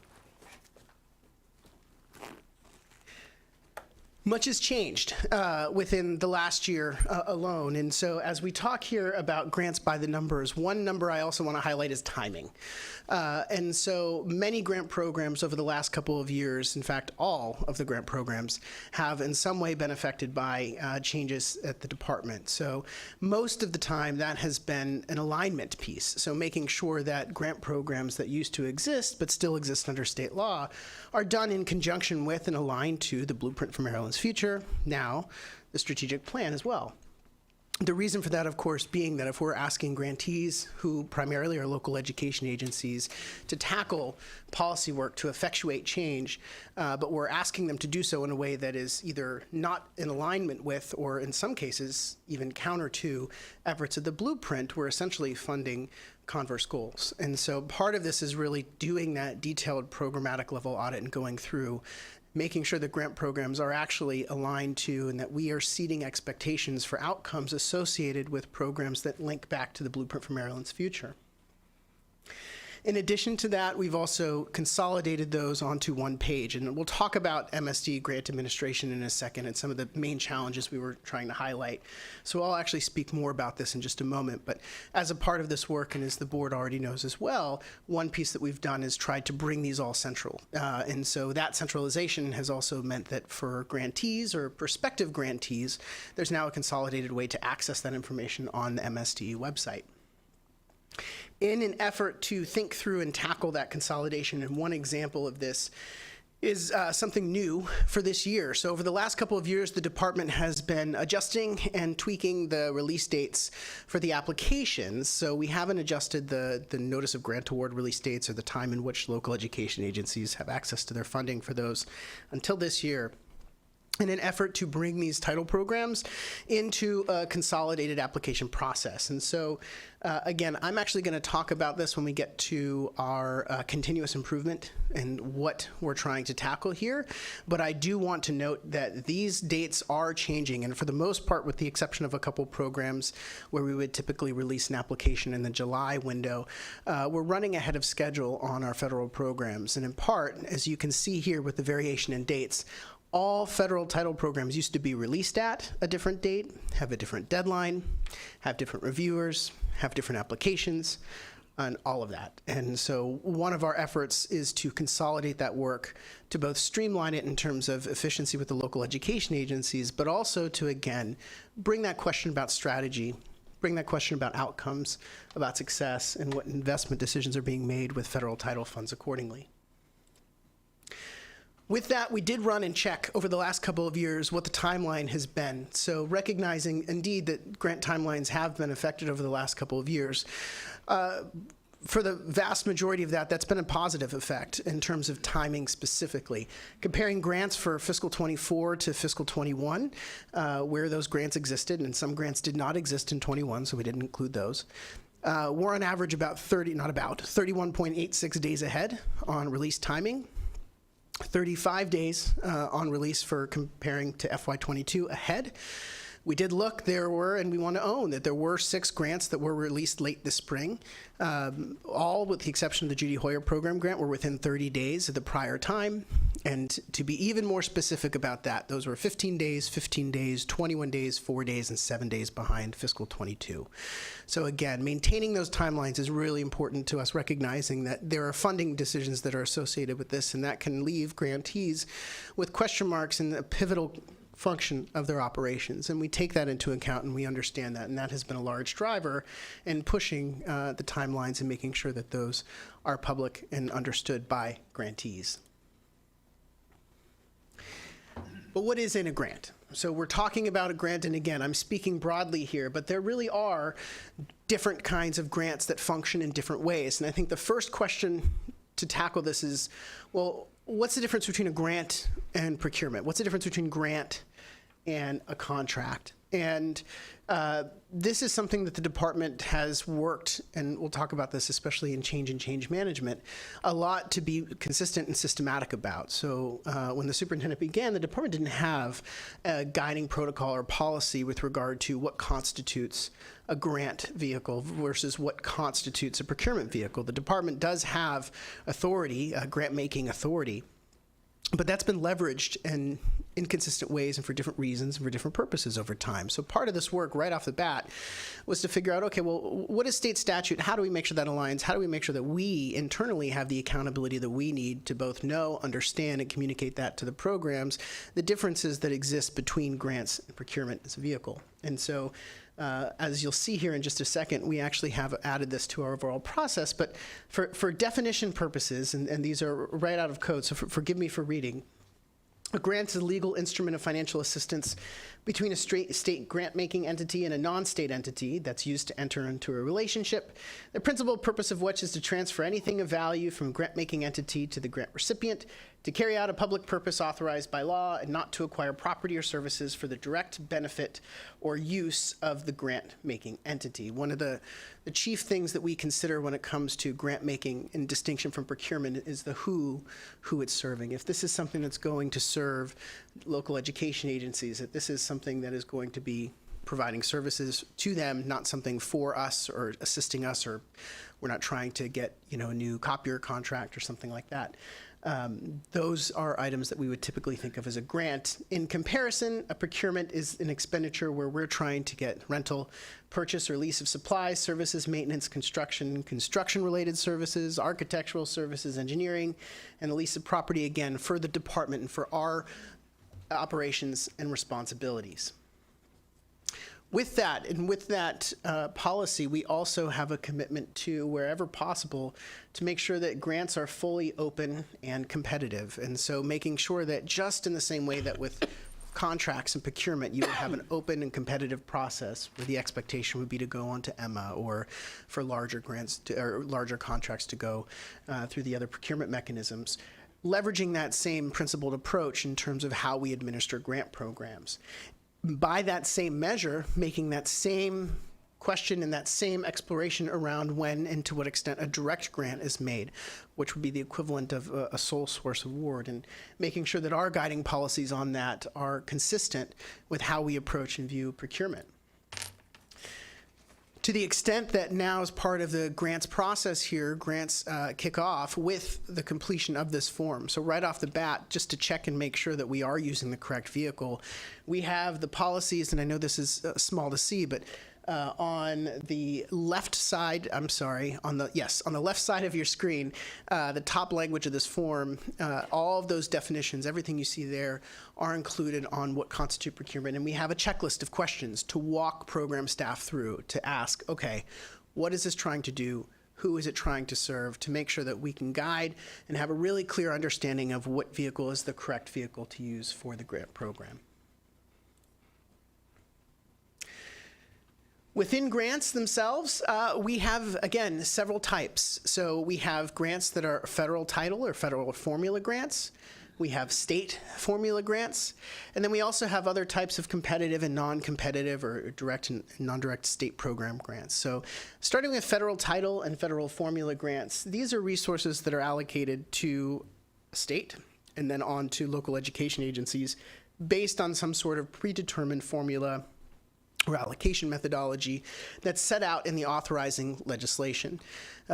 This ensures that those funds address the priorities that were intended, that they go to serving schools or districts or children in whom were intended with the original authorization. Again, one of the, I think, easiest examples we often think of with this is our Title I Part A, where we're distributing funds to local education agencies based on census poverty data, the count of families, and the share of poverty at the local education agency level. As these programs are often derived from federal statutes, in the same way that the way we determine the award amount and the awardees is pretty fixed, so too is the type of spending that is allowable under those grant programs. State formula grants operate in a similar fashion, though different because, first of all, these are state formula grants. So instead of the authorizing legislation coming from federal statute, again, Blueprint State Aid being an example of this, these are grants where there's no sort of autonomy in terms of deciding who the awardees are or even how much the award will be. Those are calculated using specific formulas in the law. This, again, makes sure that these are targeted directly where they are intended. Thinking about Blueprint State Aid, for example, the Special Education Blueprint State Aid provides funds to local education agencies based on the number of students with special needs in each LEA. So these grants, likewise, are intended oftentimes to help support specific subgroups, and in the case of our formula aid, to do so with considering local wealth and other local considerations that drive formula funding. Then we have state program or non-formula grants. So these are grants that are targeted funds for specific state initiatives, projects, or programs, but they're not necessarily determined by state formula. So Maryland Leads would be an example here, which would be a discretionary program. And again, these can be federally funded, these can be state funded, but essentially these programs are designed to encourage new initiatives, either specific to the authorizing language of a state program or more broad and discretionary, to immediately support state-level challenges or opportunities, again, to effectuate policy change tied to a discretionary or program, a discretionary matter or a specific program as intended by the legislature, the board, and by the superintendent. Within that, we have competitive or direct grants and we have competitive grants and we have non-competitive or direct grants. So again, when these grants go out, especially that last group, right, that they're not formula-based, depending on the authorizing law around the grant, sometimes we have the opportunity to make decisions about setting up a competitive process, again, holding true to that department promise around full and open competition. Other grants do not have that option. So a competitive grant is exactly what it sounds like. We award grants on a competitive basis following specific criteria in a rubric and an application process. For these programs, funding is not guaranteed, right? It's going to depend on MSDE's review of the application, on the scoring, the overall application's merit, their risk, available funds. And again, this also allows MSDE to often address emerging needs and invest in promising practices. So these are competitive grants. And one of the things that we've changed, again, as you'll see, is what we ask people to submit when we're doing a competitive grant.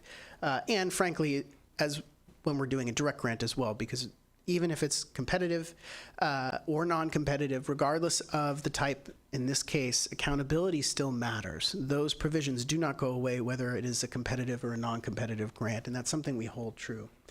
To that end, non-competitive direct grants are grants distributed based on predetermined formulas, or, so like some of those formula grant programs we just talked about, or priorities set in legislation or policy. There are grant programs that the department administers that are very specifically from the legislature for one organization. You know, we have operating grants for the Wailena Leadership Foundation, right? That is one single grantee who is eligible under the law.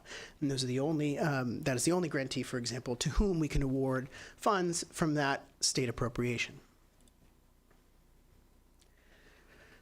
Different, but equally important to understand between competitive and non-competitive is the difference between restricted and unrestricted grants. Because while we think of direct, non-direct, or competitive, non-competitive in terms of who's eligible, restricted versus unrestricted helps us understand what is allowable in terms of on what funds can be spent, regardless, again, of whether or not it's a competitive or non-competitive grant program. Restricted grants are grants that mandate detailed oversight and also require private approval for spending action. That means sending in a budget, having the department review and approve a budget before the program starts, and also making sure that prior to releasing funds for payment, that the invoice is submitted, those invoices are correct, that they have been reviewed by the team, that the types of spending on the invoice match what was originally on your budget, that it's allowable under state or federal law, depending on what the authorizing language is of the respective program. It also helps to, that program also requires more direct and consistent monitoring and oversight, right? Because you're being paid retroactively. And this is something that a lot of our grantees struggle with, especially new grantees, which is the retroactive payment process, in that grants, again, are implemented in such a way that, yes, we approve your budget, we get all these things up front, but at the end of the day, and this also anchors back to federal regulations in 2 CFR, which is sort of our guiding principle, particularly for federal spending and allowability, you know, which requires us to not remit invoices on planned spending, right, but to actually see what the funds were spent on, because we cannot ascertain the correctness or the validity of spending unless we've done that. Now, we are taking steps to work and expand the tent of grantees and make some policy changes to help alleviate the situation that presents, particularly for small new grantees and who are just coming into the fold and who are just taking advantage of state grant programs for the first time.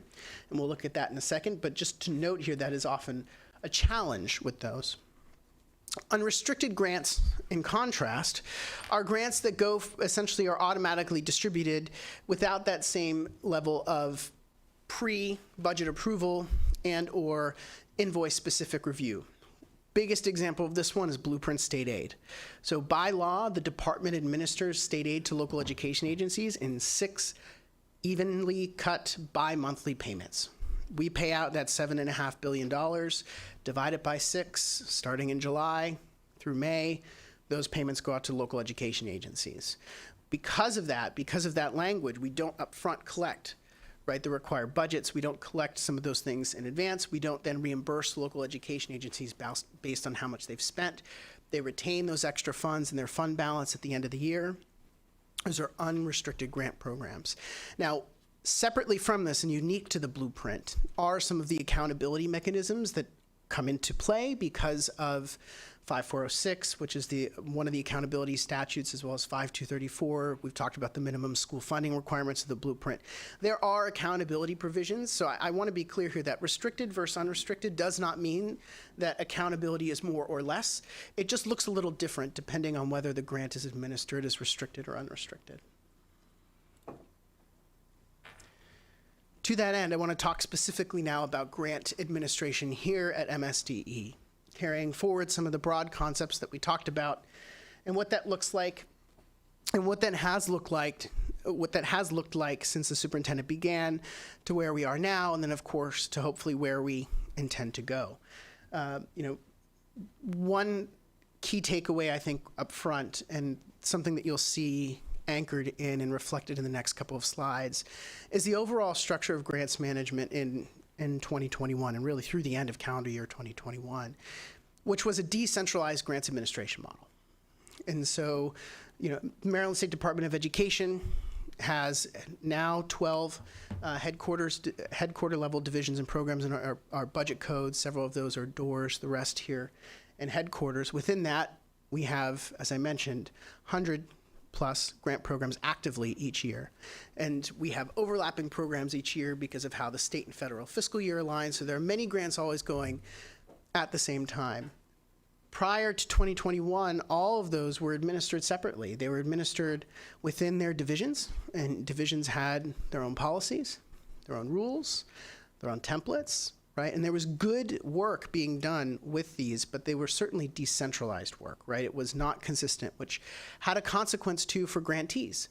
Because if I'm a local education agency and I'm applying for a grant, it's challenging to have one set of expectations and timelines applying to MSD in one program, and receiving a different set of timelines and expectations when applying still to MSDE, but just in a different program or office.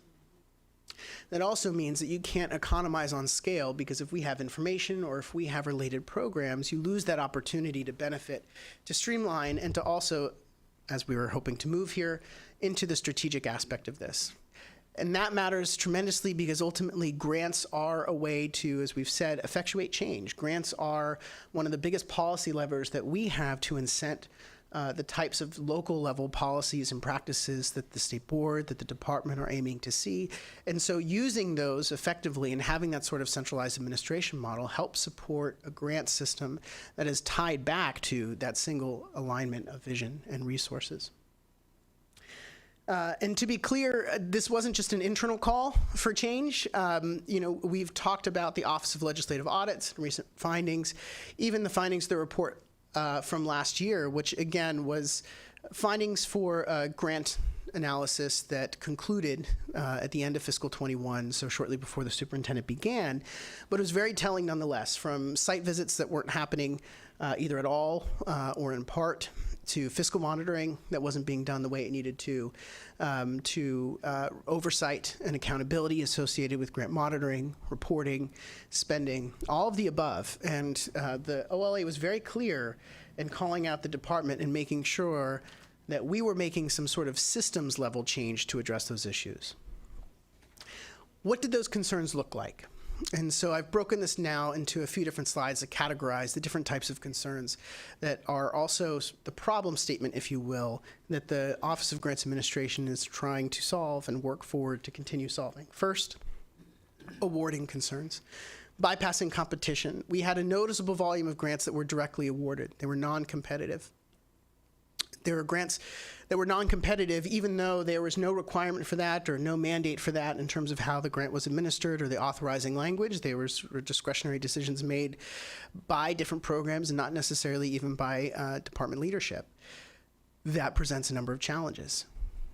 Related to that, ambiguous decision-making. So even then, new grant programs were often designed based on or knowing existing grantees in mind and not necessarily designing one based on the problem or the policy for which we were trying to solve or to work on. That raises additional concerns, and that's something that we've been working to address as well.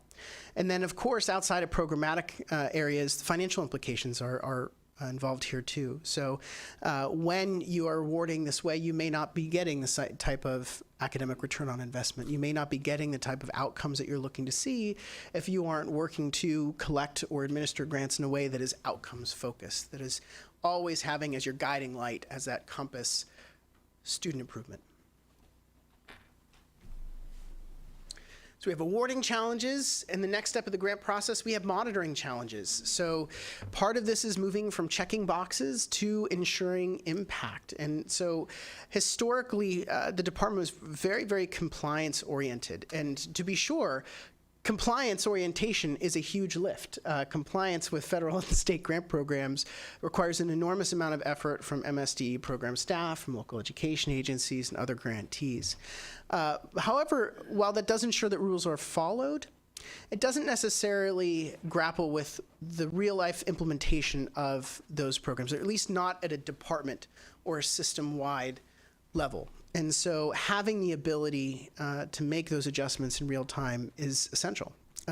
In that same way, we had disparity in evaluation, right? Because again, we had a decentralized system, so we had different divisions, different standards.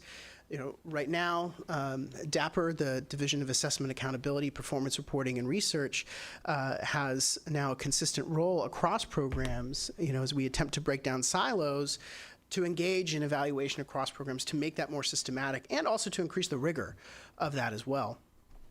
And without that opportunity, we lose our own chance to drive improvement, because you don't have to wait until a grant is done to drive improvement, right? When we think about a developmental evaluation framework, if we are checking in with our grantees throughout the grant administration process, if we are making sure to say, hey, talk to us about implementation. What does this look like? Do you have to make a change? Do we have the ability to support a nimbleness that allows us to understand and build into our systems implementation fidelity and implementation assessment, while still holding that accountability and still ultimately working towards outcomes? We lose that opportunity when we don't have that sort of approach for monitoring and for evaluation along the way. As I mentioned, I've hit this already pretty consistently throughout, but decentralized systems really anchor a lot of this. And so this is not just associated with grants, but the superintendent has been keen on breaking down silos, right? Making sure that we are working cohesively as a unit with regard to the aims of the department, with the blueprint for Maryland's future, and again, now with the strategic plan as well, with Maryland Transforms. And so having silos presents a challenge, and centralizing allows us to bring those groups together, to leverage program and finance together in the same room, and also make sure that with that, there's no way for something to fall in the cracks, because if there's a silo, there's space between the silo. As I mentioned, we also had an external call to action, a very loud one, and a very accurate one. The Office of Legislative Audit's report called in particular 3 themes regarding MSDE grant programs. The importance of site visits. So for example, one of the specific programs that was sampled, and that was the Healthy Hungries, was the Healthy Families Home Visiting Program. That was actually specifically sampled in this grant for additional accountability, both for competition, but also for making sure that we implement our site visits. Site visits were just not being done. Same with state-aided institutions. Site visits were not occurring for that program, even after, and we noticed that pick up after the pandemic as well. That's something that we have changed entirely. The audit also talked about fiscal oversight. Now, that looked very specifically at invoices, and one of the things that the Office of Legislative Audits noted was that while there was fiscal monitoring, 1, it wasn't happening systematically, 2, it wasn't happening consistently, and 3, sort of the third part of that monitoring process when it comes to invoicing was not being done well, and again, done systematically, which is that it's one thing to say that, yes, the expenses that have been reported to us, they're accurate, they're allowable, they're okay, good to pay. It's a whole nother thing to say that we've gone back through and actually checked to see if the supporting documentation, if the receipts match what those invoices were, right? And that's what was not being done. So that is the essence of the invoice finding for the Office of Legislative Audits, and that's something that we're working on right now through a task order RFP, and working to make some decisions there so that we can sample those supporting documents as well and bring that additional layer of accountability. So what did the centralization of this look like? Well, that centralization looked like what is now the Office of Grants Administration and Compliance. This was created in spring of 2022, meant to tackle essentially the problems of practice that I identified in the last couple of slides. First, centralized oversight. So providing an opportunity to manage programs, to create consistent standards, expectations across programs and offices, to again, make this easier, more accessible to grantees. So we have the grant website now, we have a consolidated, a single web page, for example, where you can go and access all the grant programs at the department. Aligning the programs with our strategic initiatives. So again, making sure that when we release a grant program that we're not doing something that runs counter to other work that the department is trying to do, or at least doesn't capitalize on the opportunity to bolster that work. And then also collaborating with content experts. So making sure that we're trying to get finance and program to work alongside together to strengthen the grant programs, to strengthen their processes systematically, to make sure that that is done so in an accessible and equitable way. Key functions of the Office of Grants Administration and Compliance as it exists are multifold, as you would probably imagine, given the multi-pronged nature of grants administration. So from documentation and approval, so reviewing all grant-related materials that come through the program offices to make sure that they conform to department expectations. Again, not on, this isn't an exercise in a template. It is making sure that the expectations in terms of rubric quality are there, that program monitoring plan is in place, that there's a site visit plan in place, that program staff are prepared for this, that we have technical assistance that we're going to be doing in terms of communication, right? Making sure that there's a minimum expectation for what customer service looks like with every grant that we put out the door, that we're providing opportunities to engage one-on-one with the local education agencies or whomever the eligible grantees might be to support their application development, because in that work, we also support the strengthening of the grants. By helping make the grant program designs and the applications stronger, we better the grants themselves. Archiving these so we have a record of this, because again, the work, while started, we have a long way to go. We have a long way to go with rubrics. We have a long way to go with monitoring. We have a long way to go with our systems centrally. But having this archive helps us both retain records, see and track our progress, and have an opportunity to measure growth and what that looks like. Same thing on compliance and reporting here. Again, having a fail-safe to make sure that when reporting deadlines are there, that those aren't being missed, that we have professional development and training, not just for local education agencies, but here at MSDE. That includes grants, as well as all the not-so-flashy part of grants that you see, training in the Notice of Grant Award, or what we call the NOGA system, which is the system we use internally. It's a finance system that we use to actually initiate and track and approve grants before they go into the accounting system. And then, of course, also supporting new funding opportunities. The department this summer applied for a couple federal grant program opportunities. You know, we want the opportunity to identify additional funding mechanisms and to continue to expand our opportunity to elicit that work, because it's not just about managing grants we have, it's about finding other opportunities to drive policy work that the board, the superintendent want to advance, and doing so through, if we can find it, through federal or other state mechanisms, to find revenue sources for that work. As you can imagine, centralizing something that has been historically decentralized is pretty extensive change. And so I want to talk now. Justin, if the board's okay, so this chapter goes deeper in detail all the different things that we did and how it looks like. But I'm happy to dive into that, but I would like to, if you're okay, skip that chapter and go straight into what the next frontier of our work looks like. But if you want to look at before and after, here's what a rubric looked like, here's what it looks like today, it's in that chapter. I promise you it is. But if you would like to talk about that, but if I get head nods here, I'd like to go to that other chapter. Got it. Let's do that, Justin. All right, moving on through. You didn't have like a joke teed up during that chapter, did you? No. I did not. Okay, good. All right. I don't want to take that away. I would, if it's okay, to start kind of at the end of that, just on a particular. This kind of tees up some of the continuous improvement. New policies, new problems. Change is not without a consequence, intended and unintended consequences. And we've learned a lot from making these changes and doing so at a pretty rapid scale. And it has not been without pushback from grantees, from external stakeholders, et cetera, along the way. And, you know, one of the biggest areas we've seen that is in the competitive versus non-competitive grants, taking grant programs that have historically just been given to the same groups or group year after year, and, you know, saying, look, we hope that you come in with an excellent application and it's wonderful and that's fantastic, but we have to put that out competitively. We have to do that to give that a chance to see what the field looks like, because the market changes, new organizations exist, the research changes. So creating that space, again, abides by our commitment to, wherever we can, create open competition. But again, when you create competition, resources, well, dollars are a scarce resource. And so depending on an organization's size and the size of the grant program, these can constitute substantial change for an organization.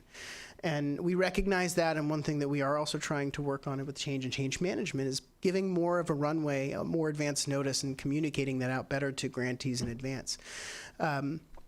Similarly, detailed invoice reviews. After that OLA finding came in and the superintendent has invested in expanded internal audit, we are working hard on our own internal accountability. A lot of grantees were not used to that level of accountability. We check the invoices. We make sure that what you are billing for is allowable, is okay, and is included in your budget as part of the program. State-aided institutions, for example, asking for salary information, making sure that they're reporting that correctly. Those are big challenges. Those are big changes for those entities, and they were not without pushback. They have come with us, and we've gone and continue to try to add wherever we possibly can additional technical support, customer assistance, all those things along the way. But that work continues to be an essential piece of accountability, because if we're not checking that, if we're not doing our due diligence, that presents larger challenges. And I want to also highlight, there we go, to that end, one area where that's also evidenced is with new grantees. And so with Maryland Rebuilds, for example, we awarded several grantees who were first-time state or federal grant recipients. And so with many of them, these are small entities. A couple of the Grow Your Own Rebuilds groups, these were entities who had not received these funds before, who had put forth a program, but had done so and really needed that extra support to make sure, hey, what do you mean you're paying me in advance? What does that actually mean? How am I supposed to do this? Or what does it mean to submit an accurate invoice? Why is my invoice not getting approved? So whether it's taking weekly one-on-one meetings with grantees, providing additional support, helping construct those, walking them through invoicing, walking them through the processes, this is a new challenge from a new policy, which is to expand the tent of grantees, and it's one that we are eager to continue getting better at as we learn about those challenges and grow with them along the way. And, that initial response, like I said, has involved meetings, but also we are now working on a grant toolkit specifically for new grantees, sort of a guide of what does it look like to be a grant recipient at MSDE? What do these budget forms look like? What is the notice of grant award? Why do I have this? What do these assurances mean? Do I need to read them? Yes. All that entails, but trying to make sure that there, again, we keep in mind the experience of the grantee, because at the end of the day, their success is the success of those investments. With that in mind, continuous improvement is how we're going to continue strengthening that work. One of the newest changes that we have rolled out, and we are in the process of, I believe our first listening session is it's either tomorrow or Thursday. We are consolidating those federal title programs. So I mentioned that earlier on. Originally, all of these programs were typically offered an application, and they've been grouped and ungrouped in different ways over time with different deadlines. And this has created a number of challenges. So I mentioned on the application side what that means, but that has a real tangible impact too on program implementation. Think about it this way. Federal fiscal year starts October 1 of each year, right? July 1 starts our federal fiscal year. So already there's a little bit of a gap. So typically speaking, though, we get a preliminary allocation from the federal government with regard to federal funds in the spring, and then again in July, and then we'll issue some initial award in July, and then we'll give an increment in October when the rest of the federal funds come in. But federal funds then last, in theory, a year, right? So October 1 to September 30th of the next year. But federal funds that come through the United States Department of Education are subject to something called the tidings waiver, which essentially grants that additional time for an additional year. So instead of being what ultimately amounts to a 15-month grant, July 1 through September 30th of the next year, because of tidings, we technically have to give local education agencies 27 months. Now, halfway through that 27 months, they're still getting another new allocation from the federal title. And so you have this leapfrogging system of federal title funds that are happening. Meanwhile, the programs come out in July. We traditionally release applications in July. We've made them part of the consolidated. We've taken it out. Those applications come back in the fall. Title I applications and NOGAs were traditionally released in December and January of a given year. That's 6 months into your program. So we're essentially saying your thumbs up on your program plan halfway through. So when we talk about strategy, when we talk about student outcomes and delivering and designing programs that are designed to advance student outcomes, how can we think critically about what our structures and systems look like that afford for better strategy, better process, better thoughtful braiding of funds from the local education agencies to make sure that these resources are doing what they're intended for the students for whom they are intended. And so what this work will allow us to do is say, okay, well, we're going to take all of the title applications, we're going to put them in one application. So we're going to streamline. We've been able to reduce about 300 to 400 pages of traditional work for the local education agencies. This year, we'll release it in September. But moving forward, that will actually be a May release using the preliminary allocations due in June so that we can actually have this information back before the fiscal year starts, before they start the activities that they're telling us that they already are planning anyway. Right?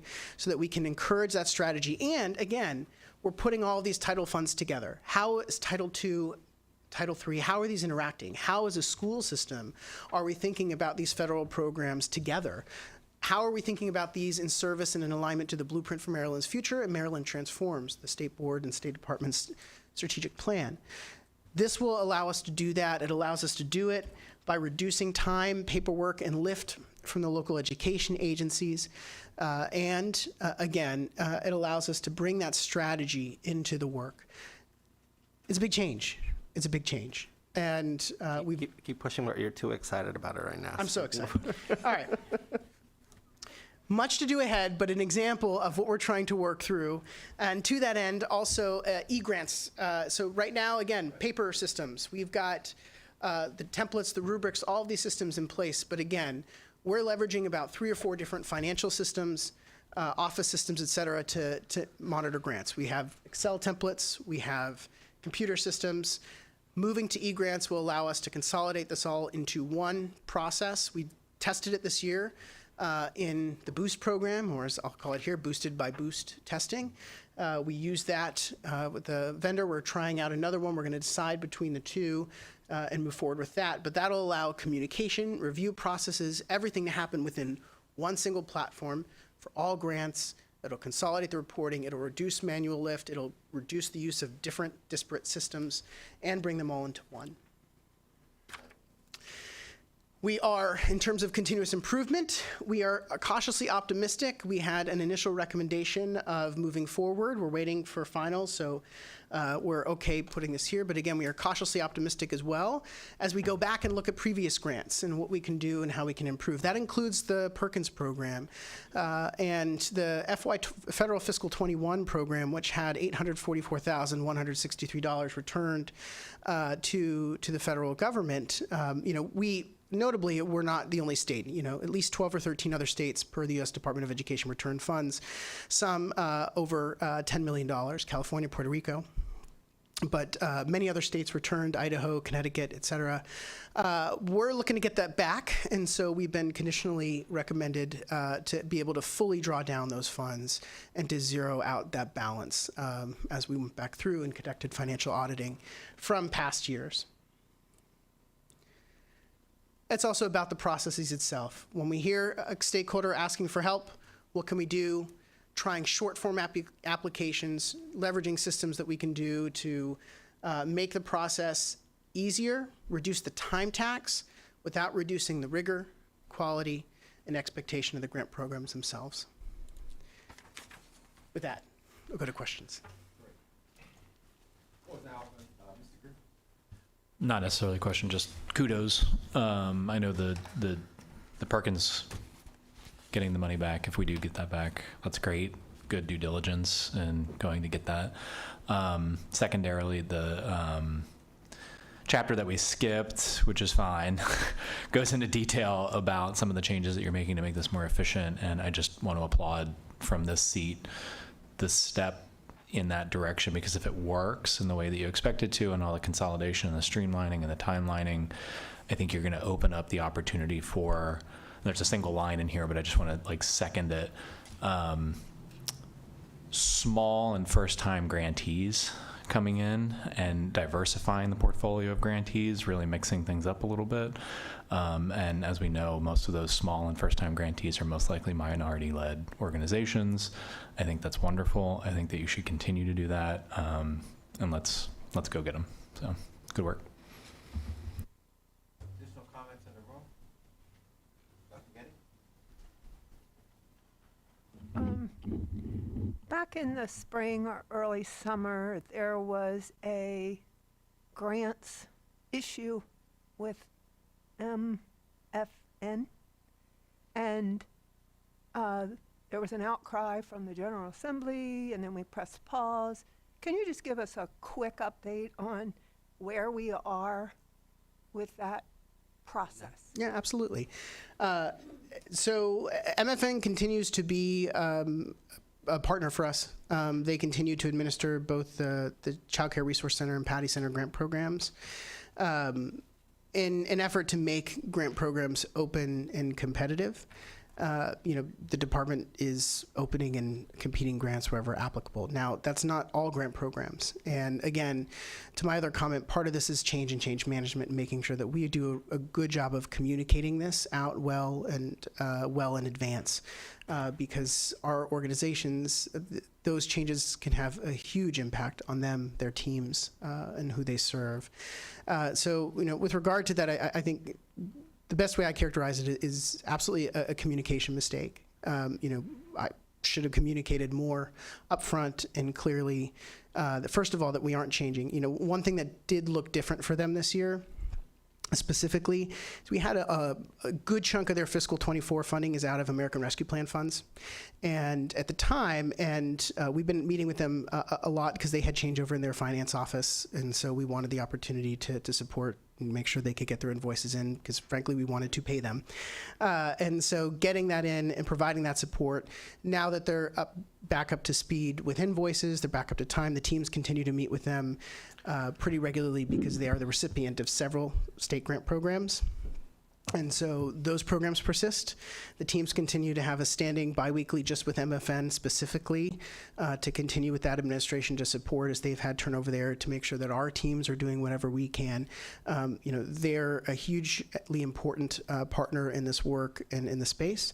And so, we have and remain committed to that in this year, of course. And part of their funds for that program are coming out of American Rescue Plan child care funds, not the typical state aid fund. And so while, yes, we were terming and some grant programs in October for them, they had the full life of fiscal 24 for the remaining balance of those programs. So they still had the full appropriation for the year. Let me add something. So when you are a major grantee like them, right, we give them money and then they give individuals money, right? They now have to have certain responsibilities around auditing and things like that.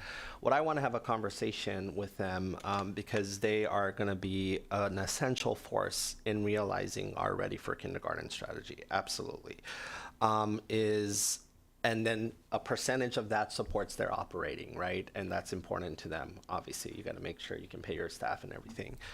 Do you want to be in the business of auditing people, or do you want to take on a different level of strategy where is more of your asset and more of your strength versus maybe have challenges with auditing on some years, and then I got to come and say, you're not doing your job, right? And so the conversation I want to have is this what you want to keep doing, or are there other things that also support your operating costs, right? Rather feeling like you lost operating dollars, that we would get more ROI from you on the state as we realize our high quality pre-K overtime and everything. Does that make sense? It's like, hey, do you want to keep doing this version that gives you some operating costs, but also requires you to be an auditor as well? And we need to make sure you are doing that. Or do you want to do something else? Here's where I think you can really shine, not feel like it's a loss in terms of operating. Maybe it's a gain even. I can't speak to numbers right now. But on this side, like, I don't think level of structurally is good for you to keep doing. So that's the conversation I want to have. We didn't have that conversation. I think that's the conversation. Does that make sense? Okay. Dr. Michael. I just want to state clearly for the record, I do maintain a conflict of interest with that organization. It's been long filed and predates my appointment to this board, but this and one other nonprofit. So it's just clear if there are any questions. One of the things I want to, I do want to first acknowledge, Mr. Dayhoff, the way we're outlining the continuous improvement process and the way that we're owning the work that on the MSDE side we need to continue to do to improve. There's a lot of change in the ecosystem around grants, and it is painful and it is tough. We're moving in the right direction. The critical part of that is that we've got to own stuff at MSDE when we're not doing our best. One of the things that I'm very sensitive to and I'm watching when grants go out is knowing the rhythm of the school year and when we put grants out and how that affects the ability for school systems and frankly smaller partners to operate within the rhythm of the school system, of the school year. And so it's something that I attend to. It's good to see that we've made progress since 2021. I think that 2021 benchmark year is still very much a COVID year, so I don't know. Clearly it was not great, but as we move forward, the timing on the front end, and I say this from direct experience in past roles, being a partner, the most compromising piece of a grant process in many ways, the integrity of the process can be when it gets put out. If as a partner you're applying for a grant, you don't get the NOGA, you don't get the funds until October or November of a school year, but you needed to provide the service on the first day of school, that compromises the rest of the process. And so I just want to emphasize as we continue to move forward how important the start date, the NOGA, all of those pieces are to ensuring integrity of the process as we go through. Mm-hmm. You want to talk about some of the front loading we've done through rebuilds? Yeah, well, and two points to that. One, with rebuilds and with grantees who are as new grantees to the state, we've also worked on agreements where we can put out a 15% advance agreement for the first couple of months or something like that, where we can also make sure that there is a way to have that, and then that's drawn down upon, and then once they hit that in their invoices, they start going back to retroactive. And the other piece, more systematically, is I have asked the grants office that we essentially have all grants ready to release on May 1st this year. Releasing any time before that is a challenge for a number of reasons. I think chief among them, though, that these all depend on appropriation in the state budget bill. And so at earliest, we don't really know what that looks like until mid-April, because even if let's say the budget bill's passed on April 1st, it's going to take a couple of minutes to get the cleaned up version out of the Department of Legislative Services. They have an enormous amount of work to do and to sift between whatever reconciliation is done between the two. So mid-April at earliest, we typically get a sense of what the actual final budget bill looks like for a year, but we'd like to, as aggressively as we can following that, get those out, because the goal and the hope would be to have those pieces out right at the beginning of the year. And we also this year, for that reason, brought in temporary employee in accounting, actually, because we have the other thing that's a little bit of a challenge here is I think it was June 16th this year, we were essentially allowed to start encumbering new fiscal year funds. And so we can't even start entering grant programs into the state's accounting system until the middle of June at earliest. And so, as you can imagine, with thousands of awardees, every single one of those, multiple lines of those grant, each one of those is actually queued in manually by the accounting team downstairs. And they do an incredible job with that each year when they do that. That's a huge amount that they all have to do within the span of about 30 to 60 days. And again, it's entirely manual. And for those of you who've seen the state's accounting system, you know what that means. It looks like a DOS-based Windows screen, essentially. So, but to that point, making sure that from a finance perspective, we're ready to go and get those out and queued, but also from a policy perspective, once the budget bill passes, once we have a clean sense of budget, moving that forward. And willing to be adaptive. If someone says they need front loading of advance, we'll do that. We're not going to do that for everyone, right? Like, but you know, as I do that, I'm going to make sure with council and everyone else that it's you know, it passes an audit test, right? That's important. Because I'll know what OLA will tell me, well, you increased your risk by doing more front loading. But at the same time, for me, it's a social good, but I got to make sure we do it well. And but totally open to that and everything else. But as you heard, like, we are trying to get to a point where it's just predictable all throughout. So.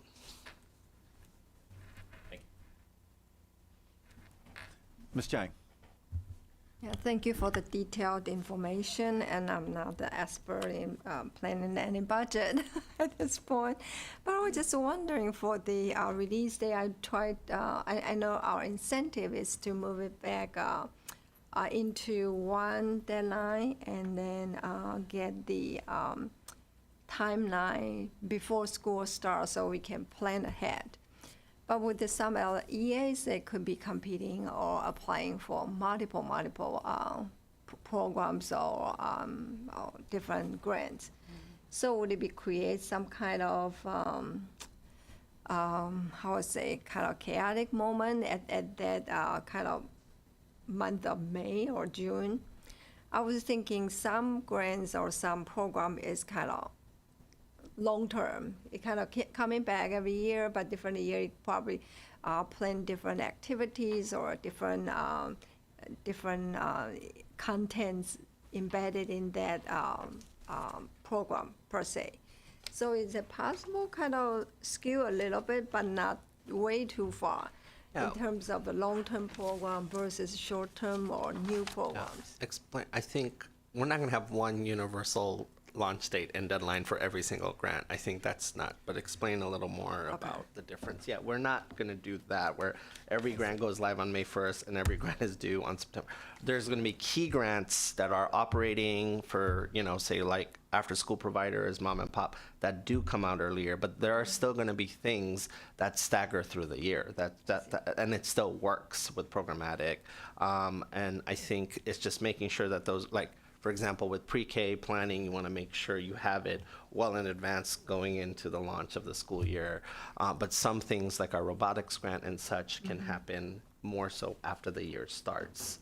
But you want to explain?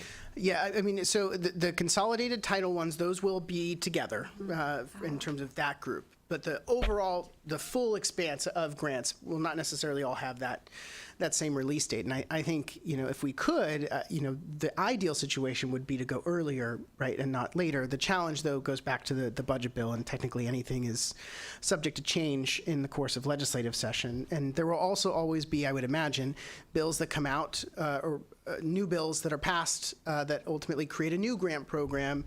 You know, for example, this year there was a new bill that was passed on field trips, providing $500,000 a year for local education agencies to apply for field trip funding.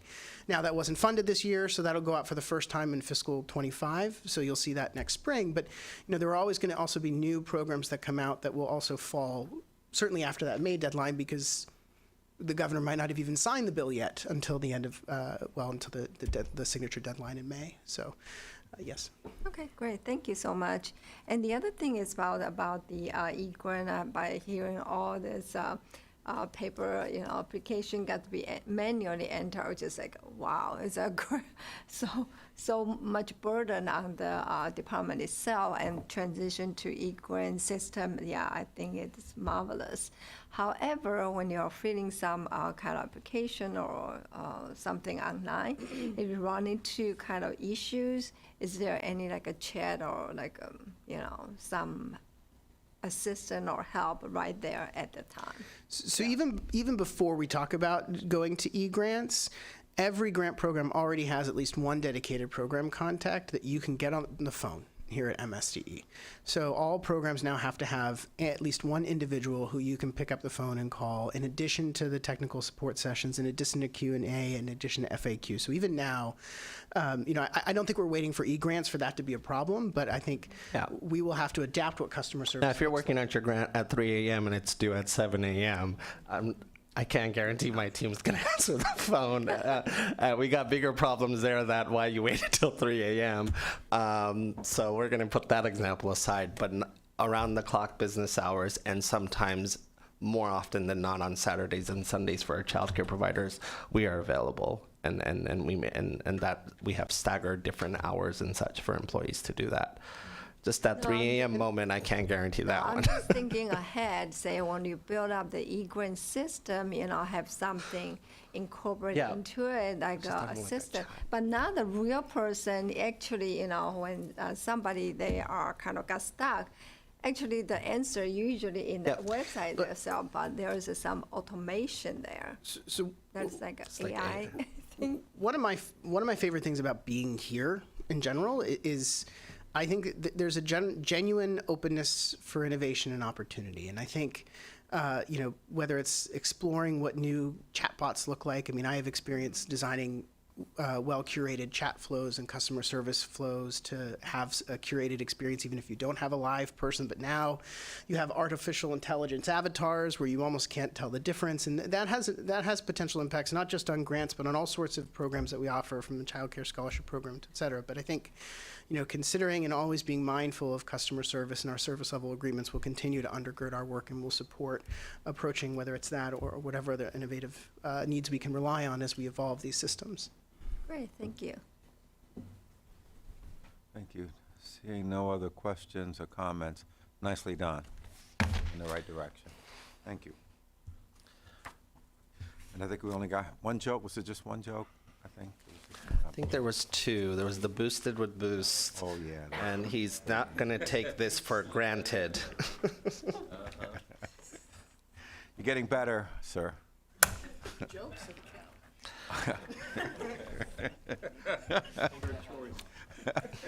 We're going to now read a statement that would allow us to adjourn to executive session. Pursuant to Section 3-305B1, Section 3-305B7, Section 3-305B13 of the General Provisions Article of the Annotated Code of Maryland, the State Board will adjourn to executive session to discuss the following: 2 appeals, 3 draft orders, the FY25 budget estimates and request, and then personnel matters consistent with Section 3, subsection F of the State Board's Governance Manual. The floor is now open for a motion to allow us to go to executive session. So moved. Someone, Mr. Greer, and seconded by General Sumter. Seeing no discussion of the matter, the floor is now open for a vote. Those in favor of this, please say aye and raise your hand. Aye. Aye. Opposed? Abstain? We have it. Okay, so we will come back by, the goal is to be back by 5:15. Okay, thank you much, everyone. Appreciate it greatly.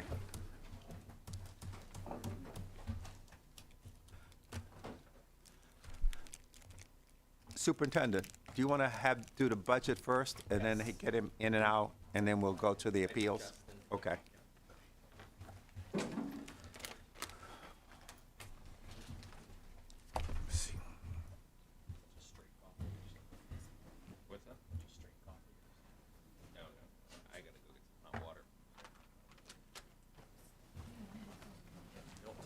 I'm not, I don't want to know. There's a lot of stuff that people do and things I just don't want to know. I don't want to know. I'm happy. Ignorance is great. No, it's mushroom coffee. Oh, no. No, I don't want to. Okay, let's go upstairs and then.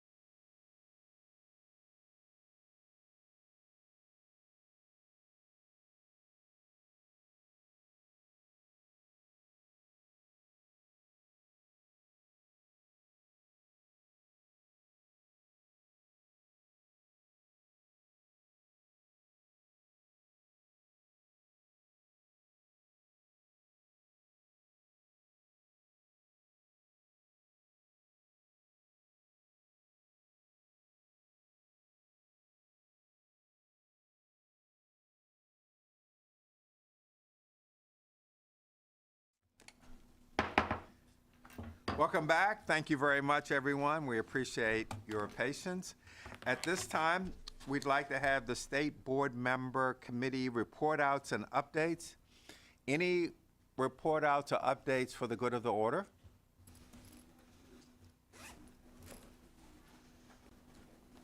Hold up.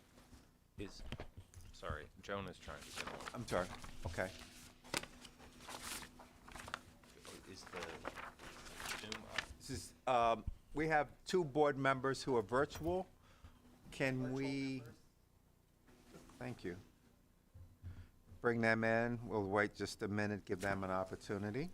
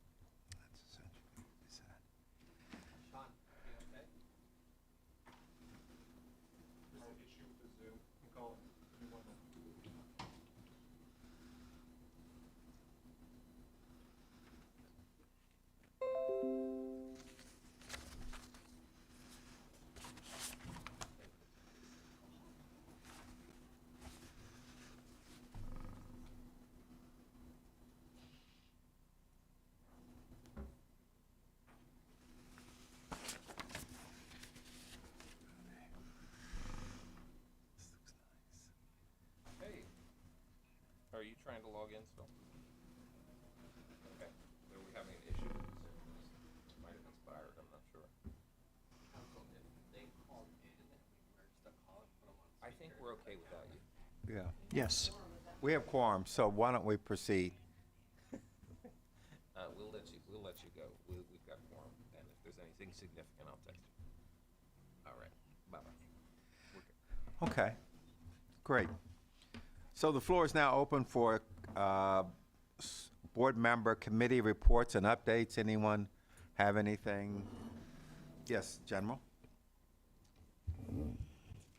I represented the board at the Phoenix International School of the Arts in La Plata. That was on 7 August. And they have rehabbed the building there in La Plata, just on the south side. It's, everything was very impressive, but more impressive was they've got their students for this year, which I think was in, I won't quote numbers, I don't know what for sure what they were, but they had 4 times the number of students applying to the school than they could accept. And everybody was there from the local school board, the town, the county commissioners, the school board. It was really a great thing for Southern Maryland.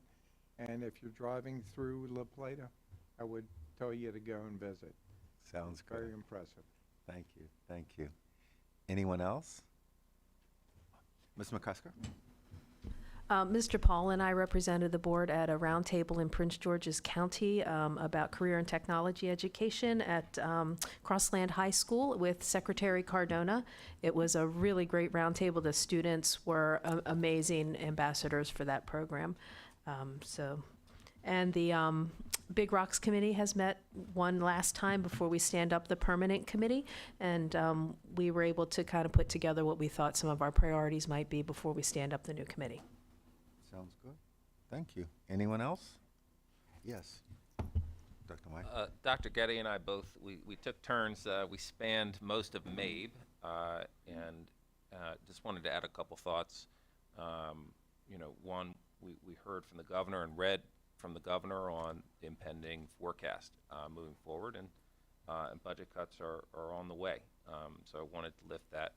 In several of the sessions, many local governments are faced with tough challenges about funding the blueprint, and so just wanting to lift that is heavy on the minds of local leaders, and it definitely occupied a lot of space. I'd say in conversation as well, one of the other themes related to that is the desire to see results and accountability with the investments in public education.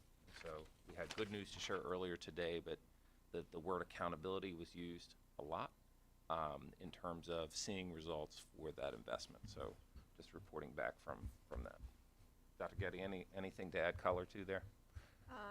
I got to see the president of UMBC give the keynote address, and she was just simply outstanding. Excellent. Okay. All right. If there are no other items, we have now an opportunity for board members to identify potential future agenda items.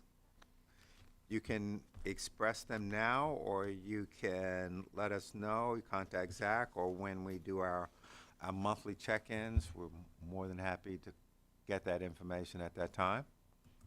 Okay. All righty. Mr. Schoen, I think you have a couple of opinions. A couple of opinions to announce today. Thank you very much. The first opinion is IA versus Montgomery County Board of Education. This was a student transfer matter. It is number 23-21, and the state board affirmed the decision of the local Board of Education. The second opinion is FW versus Baltimore County Board of Education. This was a reportable offense matter. It is opinion number 23-22, and the state board reversed the decision of the local Board of Education. There are 3 draft orders that President Crawford is going to sign. One is Deborah Evans versus Prince George's County Board of Education. This was a transfer of her principal. It was not ripe for review because there was no decision of the local board. This is order 23-12. Thomas Gleason versus St. Mary's County Board of Education, also this was a transfer of a teacher, and this also was an untimely appeal to the state board, so it was dismissed. That's order number 23-13. And the third and final order is Zahara Valentine versus Baltimore City Board of School Commissioners. This was a request of a reconsideration of an earlier board decision, and this was untimely. And this is order 23-14. And that's all I have for you. Okay, very good. At this point, I'm sorry, yes, sir. Can I normally don't talk during this time, but I wanted to add something. Please. So yes, you have September, October, November, you skip a meeting, you have December. You potentially are going to weigh in on a CCR adoption. So I want you to keep that in mind as you think about future agendas. Mm-hmm. It's a big, big decision. So I would advise the board to have that centered in every meeting going forward. Until we ultimately bring a recommendation to you. And you don't want to do a adoption mid-spring. You want to think adoption like winter time And so if the December meeting is the December meeting, you want to think that you want our school systems to know, you want everyone to know where we're going with that. And so in order to further seed it, to get perspectives, to bring you ultimately, the final report comes out September 1st, and then there's a whole other round of engagement with all the different stakeholders, bring AIR back, all of those things. But ultimately, we're going to come to you and say the new CCR standard we recommend should be this. And then taking that in, healthy debate, healthy discussion, and a vote, right? So I want you to remember that. So you want to have time for that. And you have September, October, you skip a November meeting usually, and you have December, unless you want to call special meeting. So I just want the board to remember about that vote this year.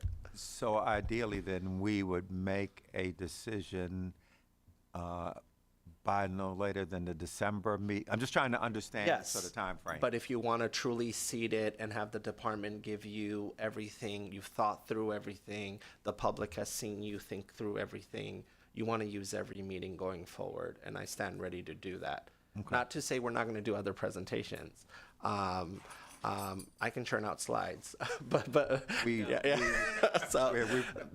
I'd like to churn out slides for CCR, and I'll do any other presentation you want me to. Of course, I always will. But I just want you to keep that in mind. You want to keep that in mind going forward. Okay. Yeah, So again, we want to be at a point to make a decision by no later than the December meeting. Okay. Okay. Sounds good. Thank you for the reminder. Anything else for the order? Okay, the floor is now, I'm sorry. I don't know, I think you stepped out of order there. I'm not sure we can handle that under Robert's rule. As you can see, members of the public, I have completely lost control. It is very obvious to everyone that I have absolutely no control here. So I'm going to take the advice of Ms. McCusker and open the floor for. We actually have a motion. We're going to accept Ms. McCusker's motion, seconded by the general, and we'll go through the formality of sort of raising your hand. Those in favor of leaving, adjourning, please raise your hand. Okay, thank you. And it looks like unanimous.